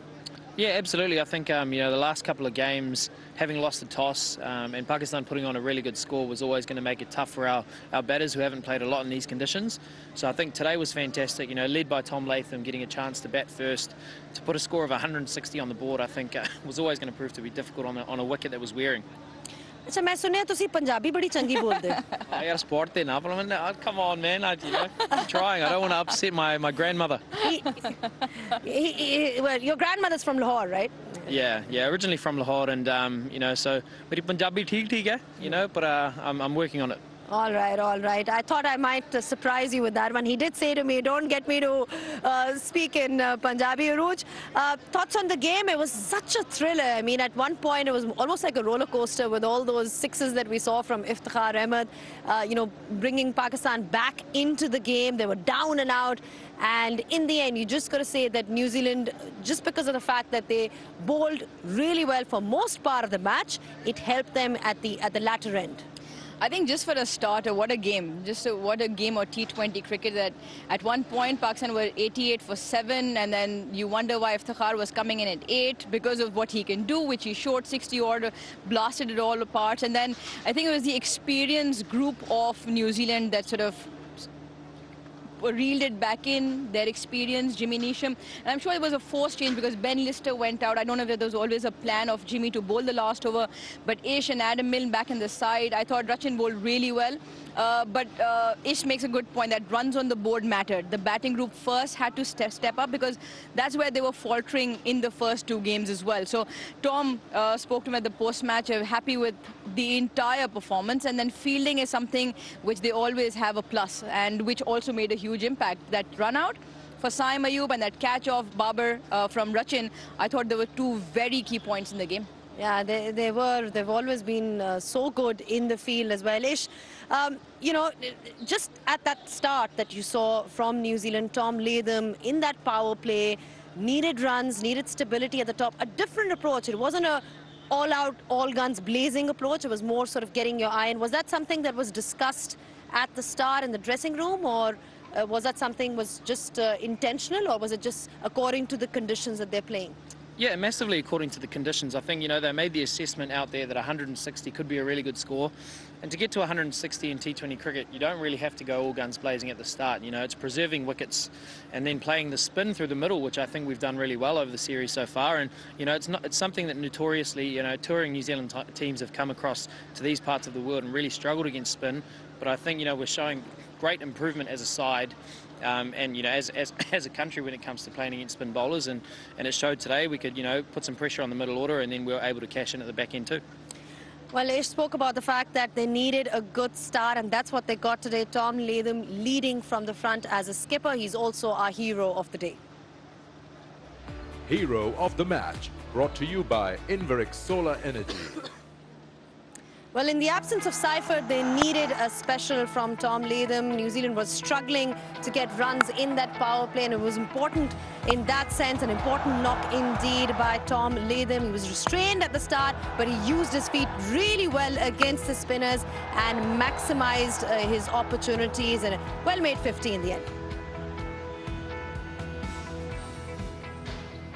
Of the match, brought to you by Inverex Solar Energy. All right, so just let's get off the cricket then. I mean, you've got some roots that are from Lahore as well. There is some affiliation, so tell us a little more about that. Yeah, look, you know, having Punjabi roots, it's quite nice to be back in Punjab, I guess. You know, speaking Punjabi, you know, I'm trying to improve it all the time. So speaking to a lot of the hotel staff in Punjabi, you know, if the guys want to make orders, you know, I can't remember how many times I've said, "Hanji Paji, do kadai chicken, ek do, you know, paranthe le aao," or something like that. You know, like fresh lime soda bhi sahi rehanda. So the amount of times I've had to order for the boys, it's been great. You know, sort of breaking down that language barrier has been fantastic. My family are actually not too far away in India, and so it's quite interesting to see on a map how close it actually is geographically, which is really cool. And look, I just love being in Pakistan. It's been awesome.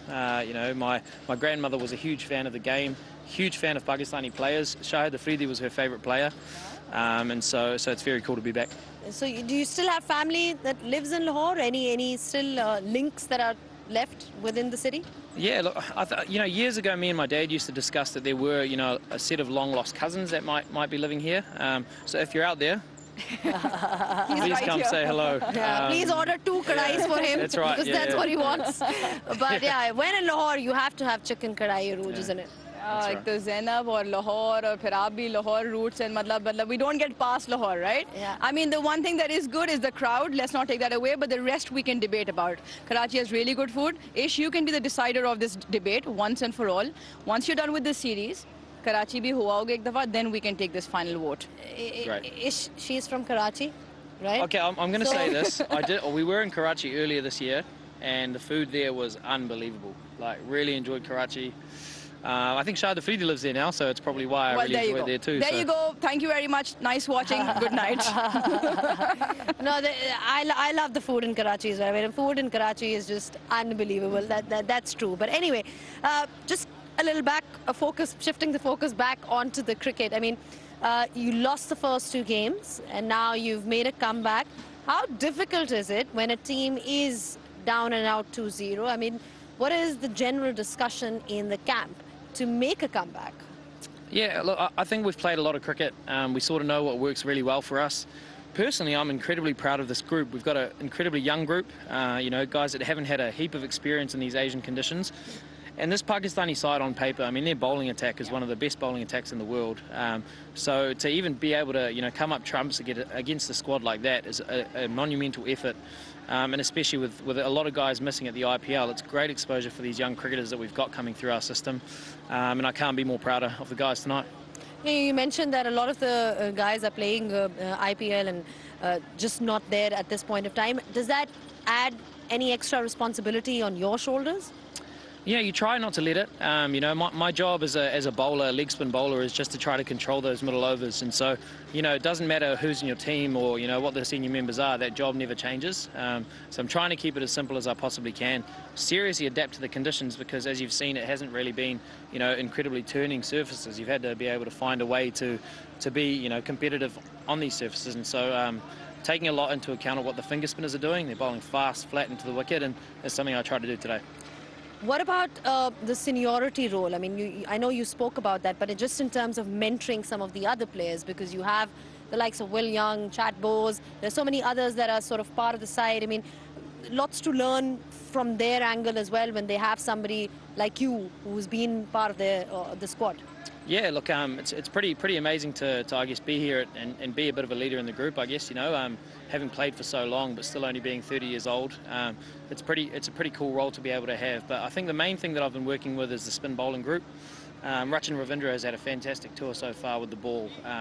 You know, the guy's not played a heap of international cricket, but the way he's held his nerve, picked up huge wickets. I mean, today, 2 left-handers coming hard at him to get wickets to set us up for that victory was fantastic. And Cole, when he gets a chance to come in, I think he did a good job, and I'm sure he'll get his opportunity again. Sorry, dear. All right, all right. Thank you so much. I'm going to let you off now so that you can go back and have your chicken kadais that's waiting for you in the hotel. I hope that you managed to enjoy your tour, and all the best for all the remaining games. Thank you so much. And on that note, we're not done yet. Arooj is not done yet, so you can't go anywhere. We're going to obviously have another guest that joins us on the Inverex Solar Energy Pitchside Show, so don't go anywhere.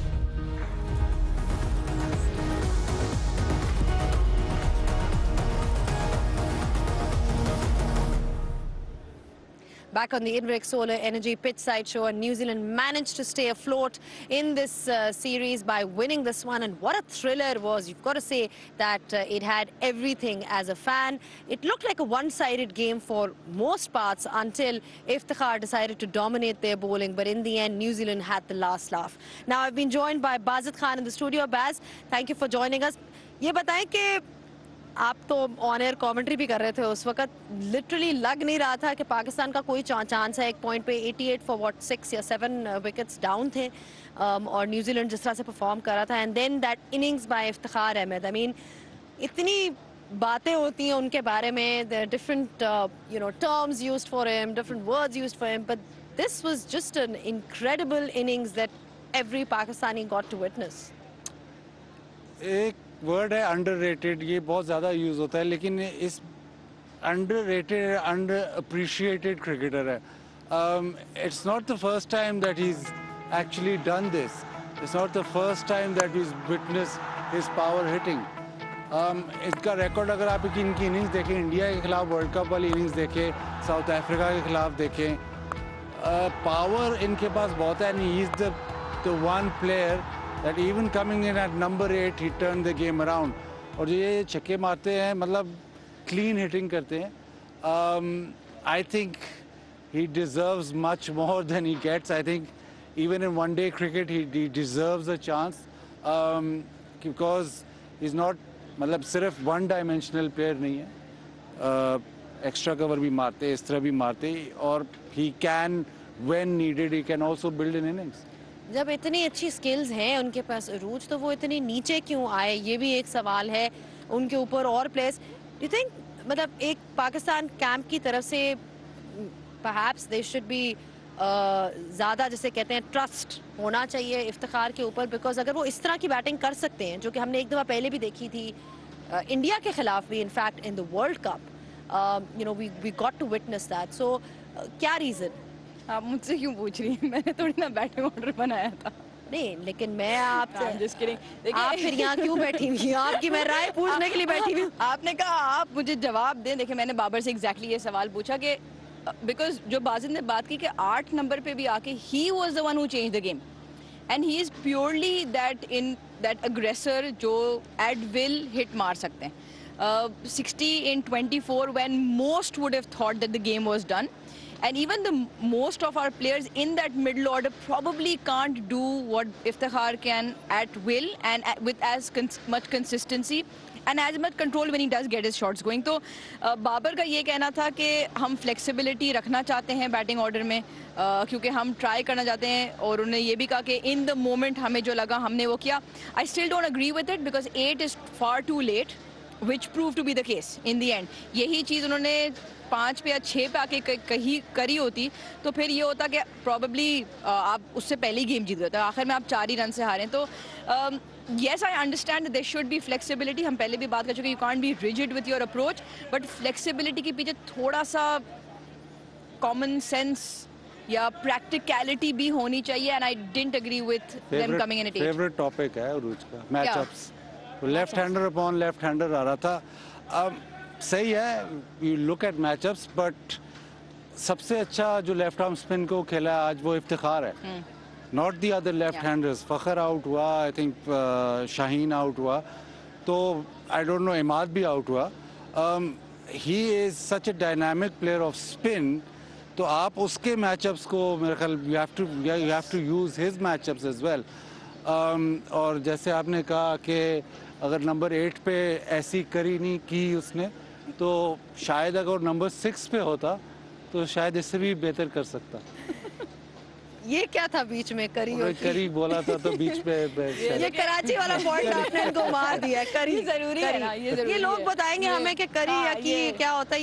ये आज Twitter पे जो explosion होगा इस पे और show होगा. But वो जो बात करें वो भी जरूरी है कि देखें, we live in a modern age जहाँ हम डेटा की जितनी बात करते हैं, matchups, numbers, but there is a fine line between matchups and how far they go. Sometimes उसका practical implementation and instinct also needs to weigh a balance. ज़रूरी नहीं है कि हर दफ़ा अगर खब्बा खेल रहा हो तो लेफ्ट आर्म स्पिनर बॉलिंग ही नहीं कराएगा. अगर उस दिन वो लेफ्ट आर्म स्पिनर अच्छी बॉल कर रहा है तो वो कर रहा है. मतलब तो sometimes we take matchups a bit too far, and I feel that practical implementation of those also play in the context of the game. चले ठीक है, वन थिंग वी नो कि चाहे लेफ्ट आर्म स्पिनर हो या कोई और हो, he has the ability to hit really big sixes, and he's done that in the domestic for a very long period of time. लेकिन अब आज हमें एक इस तरह की इनिंग्स में भी नजर आया, which is why he features in our Stat Attack today. Stat Attack, brought to you by Inverix Solar Energy. All right, this tells you the story. It's the joint second fastest 50 for Pakistan in T20 internationals. Shadab Khan ने की थी south Africa के against in 2022, and Shoaib Malik की भी जो है वो right at the top in just 18 balls against Scotland, and that was in 2021. But I think that again, it validates what we said, that he has the ability to hit big sixes, which is why ये fastest 50 के record में हमें नजर आते हैं। जी बस fastest 50 मतलब record books में भी अब वो आ गए हैं। जिस तरह आपने बात की मैचअप्स की बात की कि मैचअप्स जो हैं वो होते हैं, लेकिन कभी कभार आपको सिचुएशन के हिसाब से, बट मैं वही सवाल जो मैंने इनसे पूछा था मैं आपसे भी पूछना चाहती हूँ कि why is he being Saint down the order. मुझे ये जवाब नहीं चाहिए कि मेरे से आप क्यों पूछ रही हैं। नहीं कि बैटिंग ऑर्डर मैंने बनाया था। हाँ दिस वाज मतलब ये तो साफ जाहिर है ना, दे wanted left handers on strike, so you had Fakhar, when Fakhar got out, फिर मेरे ख्याल इमाद आया, फिर इमाद आउट हुआ तो फिर शाहीन शाह अफरीदी आया, so they wanted left handers at the crease. That was मतलब अगर आप उस स्कोर कार्ड को भी देखें तो आपको नज़र आ जाएगा कि क्या वेदिश सोडी और रविंद्रा दोनों spinning, generally spinning the ball back in, तो उनको वो चाहिए थे। शादाब को उन्होंने ट्रस्ट किया, शादाब को ट्रस्ट किया to attack spin. I think Iftikhar gets a raw deal here because his ability against spin is brilliant, and obviously back end he is brilliant against fast bowling as well. So मेरे ख्याल से शायद आज under utilise किया, अब शायद realisation ज़रूर हुई होगी कि against spin in every conditions. Australia में इतने बड़े ग्राउंड में अक्सर पटेल का उसने इतने लंबे लंबे छक्के मारे, तो वो doesn't have a problem against spin, even if it's spinning away or spinning back in. In fact, in that match, if everybody remembers, everybody was struggling to get going. He was the only one जिन्होंने पटेल को भी मारा था। Anyway, क्योंकि हम उनकी बात कर रहे हैं तो एक और उनका निकालते हैं record. We're talking about him. He's got the most number of sixes in 2023 for Pakistan in T20 internationals. We're talking about 44 sixes in 24 innings. We were always talking about the fact that up until we've seen what we've seen today, that Pakistan is lacking a power hitter. एक power hitter नहीं है पाकिस्तान के पास. But yeah, that was the stat attack for you. Stat Attack, brought to you by Inverix Solar Energy. All right, fans. एक point पे बड़े quite हो गए थे जब मैच न्यूजीलैंड के हाथ में था, and then all of a sudden they were sort of awake again after that innings by Iftikhar, and they were hoping against hope कि शायद ये भी मैच जो है पाकिस्तान जीत जाए. It wasn't meant to be, but let's find out their reaction with महक.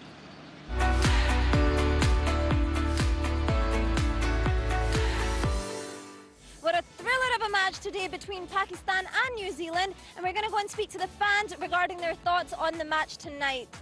अच्छा, emotional roller coaster match था, काफ़ी ज़्यादा ऊंच और नीच थी इसमें, तो आपको कैसे ओवरऑल एक्सपीरियंस लगा आज का? जी बिल्कुल, एक्सपीरियंस बहुत अच्छा था, लेकिन एंड शुरू में मैंने बहुत अच्छा नहीं खेला, बहुत विकेटें गिरी, बहुत कुछ हुआ, इसलिए हमें लग रहा था मैच हार, लेकिन एंड पे इफ्तिखार ने इतना अच्छा परफॉर्म किया, इतनी सिक्सेस मारे और एंड पे आके फिर वो एक सिक्स की वजह से वो कैच हो गया और मैच हम लॉस हो गए. लेकिन हमें हारिस रूफी भी वो था कि वो करेंगे, लेकिन उन्होंने नहीं किया और वो एंड पे कैच हो गया. सिर्फ हम 4 रन से आ रहे हैं. फिर भी अगर हम पॉजिटिव्स को देखें तो फिर भी इफ्तिखार अहमद की बैटिंग देखने को आपको मिली, उसमें तो मजा आया होगा. बहुत मजा आया, उनकी हमें हर बॉल वो 6 मार रहे थे, बहुत मजा आया. बहुत ही इमोशनल रोलर कोस्टर मैच था, बहुत ऊंच नीच थी इसमें, तो आपको ओवरऑल एक्सपीरियंस कैसा लगा? एज अ फैमिली आप लोग आए हैं.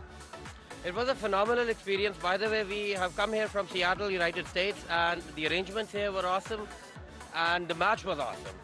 And although we lost today, but I think the cricket actually won. I mean, आज जो न्यूजीलैंड थे उन्होंने भी हमें बहुत अच्छी बैटिंग दिखाई, और फिर इफ्तिखार अहमद ने भी एंड में एक बेसिकली एक टर्न अराउंड पाकिस्तान को दिया था. अनफॉर्चुनेटली एंड में हार गए, तो उसके बारे में क्या कहेंगे? Well, we tried our best, and that's all that really matters in the end. So I think we did good. You guys are happy कि आप लोग, you guys came from Seattle, but you came and watched this match. You're happy with your experience? Oh, absolutely, we got our money's worth. अच्छा, 1992 world cup की आपने T-shirt पहनी हुई है, तो आप बताएं कि आप कितनी उम्मीद के साथ आए थे पाकिस्तान को सपोर्ट करने? जी, मुझे बहुत उम्मीद थी, जिस तरह से माशाल्लाह इफ्तिखार ने आखिर में मैच को आगे लेके गए. अगर शुरू में से कोई बैट्समैन बाबर आजम, साइम यूब, अगर इन दोनों में से कोई 15-15, 20-20 रन बना देता तो पाकिस्तान इजीली मैच जीत सकता था. जितनी भी इफ्तिखार अहमद का शुक्रिया अदा किया जाए उतना कम. उन्होंने तमाशियों का बहुत हौसला अफजा दिल रखा, बहुत अच्छा मैच को फिनिश किया. बट थोड़ी सी वो मिस्टेक की वजह से अगर वो शॉट बाउंड्री पार हो जाता तो पाकिस्तान मैच जीत जाता। बड़ी तीखी जीत हो रही थी पाकिस्तान की। Well, an absolute roller coaster of a match where we didn't know who was going to win until the very end. But now this leg will move to Pindi Cricket Stadium, and it's goodbye from Gaddafi Stadium in Lahore. Stay tuned.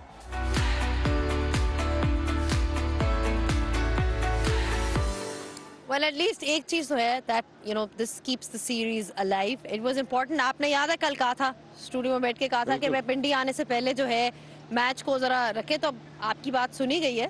Series अभी तक alive है। आपके शहर में आने से पहले you know New Zealand has given themselves a chance, but again let's look ahead to the next game. Pakistan क्या कोई करेगा मजीद चेंजेस? और भी बहुत प्लेयर्स हैं जो बाहर बैठे हुए, एहसानुल्लाह भी है, मोहम्मद हारिस भी हैं। I think you could rotate a fast bowler. You could get Ehsanullah in. But ideally, Pakistan would have wanted कि 3-0 हो जाता, फिर ज़्यादा changes करता.